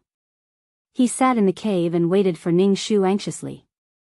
Chapter 340. P.S. Here's today's update. At the same time, I'm trying to get votes for Chidian's 515 fan festival. Everyone has 8 votes, and you can even get some coins for voting. There were 3 moons in the sky, shining brightly on the world. Ning Shu shuttled through the forest with a wooden stick in his hand. Every time he passed by a place, Ning Shu would break some branches to make a mark. There were many nocturnal animals in the forest. Ning Shu encountered a bat the size of a millstone. Its entire body was black and ferocious. When it opened its fleshy wings and pounced on people, it made people feel terrified. Ning Shu held a long wooden stick and used his chi to pierce through the bat. The bat screeched sharply, and its smelly blood splattered on Ning Shu's face. It was so warm that it made people feel nauseous. However, Ning Shu's stab was like poking a hornet's nest. The bats in the surrounding trees all rushed towards Ning Shu. Ning Shu carried the wooden stick and was afraid of running away. If he was chased too tightly, he turned around and hit the bat that wanted to grab him with its claws. After killing a bat, the other bats surrounded the dead bat and seemed to be tearing its flesh. After running for a long time, Ning Shu stopped to catch his breath. His shoulder was a little sore from the rattan straps. Right now, it was only an empty basket. If he carried the salt, his shoulder would hurt even more. Ning Shu didn't know how long he had walked, but he still hadn't found the salt mine. When he found the salt mine, Ning Shu noticed that there was a towering tree not far from the mine. It was very big, and the crown of the tree was so big that it covered the sky. When he returned to the tribe, Ning Shu mainly memorized some special plants, thinking that he might come to the salt mine. Sure enough, it was better to fly in the sky. His field of vision was wider, and he could see the big uncle at a glance. Now that he was slowly touching it, he didn't know how long it would take. Looking up at the sky, the 3 moons' light had dimmed a little. It was probably dawn. At that time, it would be very dark, and he didn't know how to go back. Ning Shu was so anxious that he was sweating, but he finally found a salt mine. He put down the basket and dug the sand with his bare hands. The primitive society without tools was really miserable. At least males had powerful claws after they transformed, but now she could only use her own hands. Ning Shu circulated his qi, took a deep breath, and began to dig with all his might. By the time he reached the salt, the sky had already turned dark, and the moon had begun to set. Without the illumination of the moon, it would be much more difficult to return. Ning Shu placed a large piece of salt in the basket, carried the basket, and began to run. Her shoulder was burning with pain, and she could feel the coarse vines wrapping around her flesh. The journey back was much smoother. With the markings they made before, by the time they reached the tribe, the sky was so dark that they couldn't even see their fingers in front of them. There was a flickering fire at the entrance of the cave. Ning Shu walked into the cave. In the cave, Ji was still awake and was using a branch to stir the fire. "You're back." Ji hurriedly threw away the branch in his hand and let out a long breath. His face relaxed a little, and he reached out to take the basket from Ning Shu's back. "Gently, gently, my shoulder hurts." Ning Shu gasped in pain. After putting down the basket, Ning Shu peeled off the animal skin and saw that his shoulder was bleeding. He chewed 2 handfuls of herbs and applied it on it. Ji looked at Ning Shu and said angrily, "I asked you to get salt from Jia, but you fell out with her. Now you're suffering. Can't you just coax her? You're too dangerous." "I can't. We need a lot of salt, and we can't take it all from her. If we take too much, it will arouse suspicion. We're hiding prey now, and if we're discovered, we'll hand it over." Ning Shu smashed the salt with a stone and put it in the stone pot. Ning Shu had an idea, but it required a lot of food to survive the extremely cold winter. After a busy night, Ning Shu was very tired. He lay down on the withered grass and prepared to sleep. "You go back and rest too. We'll boil the salt tomorrow." Ji nodded and went back to the cave next door. Because Ning Shu had a falling out with Qian Jia, the next day, when Ning Shu went out to boil some salt, some beast men looked at Ning Shu with unkind eyes. However, those unkind eyes were all male beast men. Some female beast men came over to ask Ning Shu what was going on. Why did he quarrel with the goddess? Ning Shu just said that it was because of Guy, and he would let Guy take the blame. Some female orcs showed a look of understanding, but they didn't dare to say too much to Ning Shu. After all, Qian Jia was not only a goddess, but she also had a lot of things in her hands. As the saying goes, if you follow the protagonist, you'll get meat. It was a biological instinct to seek advantages and avoid disadvantages. Some female orcs were more concerned about Ning Shu and asked him to talk to the goddess. The goddess wouldn't care about it. There was no benefit in quarreling with the goddess. They also advised Ning Shu that Ning Shu's relationship with Guy's family was better. Guy wouldn't like it. Ning Shu smiled indifferently. Male orcs hunted to survive, but female orcs were weak and couldn't hunt to survive. They could only rely on the males. Subconsciously, they still wanted to please the males so that they could survive. Ning Shu had never thought of pleasing Guy. People who already had someone else in their heart would have a heart of stone. They wouldn't care about what others did. Instead, they would find it troublesome. To this kind of person, it was a slap in the face. Pleasing? However, Ning Shu wasn't sure if he could beat a tiger now. When he was strong enough, he would definitely learn from Wusong and beat a tiger. Facing these concerns, Ning Shu smiled bitterly and said, "Guy won't become my partner. He won't like me. He only knows how to scold me and blame me for offending the goddess." The female orcs looked at each other but didn't say anything.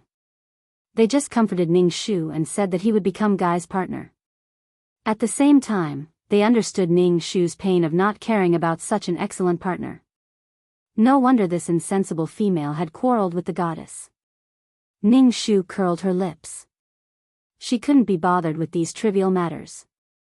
She had a lot of things to do. She felt that the orcs now were a little greedy, especially the male orcs. In the past, the heavy responsibility of hunting was placed on them. The burden of the entire tribe's survival was placed on them. Now, because of Qian Jia, they found a lot of food, which greatly reduced their burden. Now, they were either thinking about Qian Jia or thinking about love and hate all day long. When Qian Jia called them, they would run over. Because of a lot of salt, Ning Shu didn't have to worry about hunting. In the past, when he encountered stronger prey with more meat, he didn't dare to hunt. He was afraid that there wouldn't be enough salt and the meat would go bad if he dragged it back. Now, he had no scruples. Every time Ning Shu dragged the prey back, Ji would think that the prey was dead and that Chao would pick it up just like that. Now, Ji and Ning Shu cooperated seamlessly. The ventilation of the two holes was full of bacon. Looking at the bacon, Ji was very satisfied. "I've never seen so much meat. Should we continue?" Ning Shu nodded. Of course, the more the better. There would never be enough food. Chapter 341. P.S. Here's today's update, and at the same time, I'm trying to get more votes for Chidian's 515 Fan Festival. Everyone has 8 votes, and you can even get some coins for voting. However, with so much meat hanging in the cave, they would eventually be discovered. Ning Shu wanted to store more meat before winter came. "We have to move to another place. I found a big cave when I was hunting." "Let's put the meat in the cave," Ning Shu said. Take the meat outside the tribe?" Ji asked. "We'll be discovered sooner or later. Are you willing to hand over so much meat to the tribe?" Ning Shu looked at Ji and asked. Ji's heart suddenly ached, and her face became distorted. She immediately said, "Okay."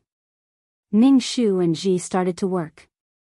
They put the dried bacon into a basket and prepared to send it to the big cave at night. However, Ji had never left the tribe at night. There were always rustling sounds in the forest, and the shrill sounds of strange birds, which made their hair stand on end. Ji, who was standing beside Ning Shu, was trembling. "It's okay. I'm here." Ning Shu's voice was very calm, and Ji's heart calmed down a little. Ning Shu saw that she was walking slowly, so he moved some bacon from her basket to his own basket. Ning Shu found the big cave when he was chasing a wild boar. It was very big, and there was a water source in the cave. It would be a very good shelter. Ji put down the basket, looked around, and felt that the cave was really big. Ning Shu first poked the soil with a sharp stick, then began to dig the soil with sharp stones, preparing to dig a big hole. "Damn, what are you doing?" Ji asked with some confusion. Ning Shu said while working, "Are we just going to put the meat here? There are so many animals in the forest. They will drag the meat away, cover it with big leaves, and bury it underground." "Okay." Ji quickly took a stone and dug the hole. Ning Shu smacked his lips. His fingers were full of barbs. How great would it be if female orcs could also transform? They could use their claws to dig the ground. The two of them busied themselves for a long time before they finally dug out a hole that was half the height of a person. Ning Shu covered the bottom of the hole with a large leaf and then placed the bacon on top of the leaf. "Ji, I'll go back and bring the cured meat here." "You stay here," Ning Shu said to Ji. Ji's voice trembled. "Fuck, I'm scared." "Don't be afraid, I'll be back soon." Ning Shu picked up the sharp wooden stick from the ground and stuffed it into Gigi's hand. Don't be afraid. Stay strong. I'll be back soon. Ning Shu took the 2 baskets and ran out of the cave quickly. Using his qi, he shuttled through the forest under the moonlight. After returning to the cave, he placed the cured meat in the basket and quickly returned to the cave. In the cave, Ji held the wooden stick tightly. When she saw Ning Shu, she sighed in relief and helped to place the cured meat in the hole. After going back and forth several times, Ning Shu finally moved the cured meat from the cave to the cave. The rest of the cured meat was just cured. He covered the cured meat with a large leaf and then buried it with soil. Ning Shu and Ji picked at the top of the leaf and covered it tightly. After this was done, Ning Shu's heart was finally relieved. It could be considered as the first batch of supplies. He brought Ji back to the tribe. The days passed by unhurriedly. Ning Shu was in a hurry every day. If she wasn't cultivating, she would be hunting. When the wheat planted by Qian Jia was ripe, she invited the whole tribe to eat noodles. Although they didn't know how she ground the flour, Qian Jia was omnipotent. Everyone was invited. Qian Jia seemed to have forgotten about Ning Shu. The others didn't mention it either. After all, on such a festive day, it wouldn't be good if Chow didn't know how to behave. Ji was also invited. Seeing that Ning Shu didn't go, she didn't go either. Ning Shu couldn't help but smile when he saw Ji staying by his side. He pushed her away and asked her to go to the banquet. What's wrong with missing a meal of noodles? I'm also a modern person. Qian Jia not only made noodles, but also steamed buns. Although it was a little boring, it was enough to amaze these primitive people. After the meal, the chieftain announced that they would start to plant wheat. Then, tigers were digging in every place in the tribe. Many female orcs began to sow the seeds under Qian Jia's guidance. The whole tribe was in full swing, but it had little to do with Ning Shu. It was probably because of the rumors in the tribe. People in the tribe said that Guy was going to abandon Chow and didn't want to be her partner. Guy came to Ning Shu and asked him to help open up the land for Ning Shu and let her plant some food. Ning Shu refused with a straight face. Guy frowned and said with an unhappy expression, "You can also have a special harvest by planting some wheat. Do you want to wait for a little prey every day? How are you going to survive the winter? How I survive is none of your business." Ning Shu didn't want to talk to Guy. Guy was originally kind, but he was very unhappy with Ning Shu's attitude, especially when he saw that she was so lazy. Compared to Qian Jia, Guy was even more dissatisfied with this future partner of his. He was very annoyed. Thinking of becoming Chow's partner, Guy's heart turned cold.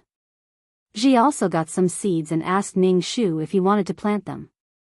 Ning Shu shook his head and let her do it herself. Ning Shu looked up and saw that there were already 5 moons in the sky. Winter was not far away. So he sped up his hunting speed. In a few days, he would go to the salt mine to steal salt. Ning Shu's strength was getting stronger and stronger, but he didn't dare to relax at all. With a little more strength, he could save one more abandoned person. Qian Jia also made pottery pots. She made clay pots by kneading mud into the shape of pots and burning them at a high temperature. Qian Jia failed several times and finally succeeded once. After that, her success rate became higher and higher. The corner of Ning Shu's mouth twitched. Why was everything always so simple in her hands? How could making pottery pots be so simple? Qian Jia's pottery pots caused a huge response in the tribe. It was really convenient to have a pottery pot. It could be used to make bowls and vessels to hold water. However, this technology was exclusive. Qian Jia told everyone her method, but the female orcs were not as successful as Qian Jia. Occasionally, there were 2 who succeeded. Ji also got a pottery pot. When Ji went to ask Qian Jia for salt, Qian Jia generously gave her a pottery pot to hold salt. Although there was enough salt now, Ning Shu still asked Ji to ask for salt from Qian Jia. Ji liked the pottery pot very much and showed it to Ning Shu. Ning Shu didn't take it to heart. He had seen porcelain pots that were many times more exquisite than this one. This thing was really not that attractive. Qianjia knows a lot. First, she discovered the salt mine, then she planted wheat. She knows a lot. She is really a goddess sent by God. Ji praised Qianjia. After all, these things were true. The entire tribe had undergone earth-shattering changes, changing with each passing day. Ning Shu nodded. The goddess is naturally different from us. Standing on the shoulders of giants, Qianjia naturally saw further. What she knew was accumulated from generations of predecessors.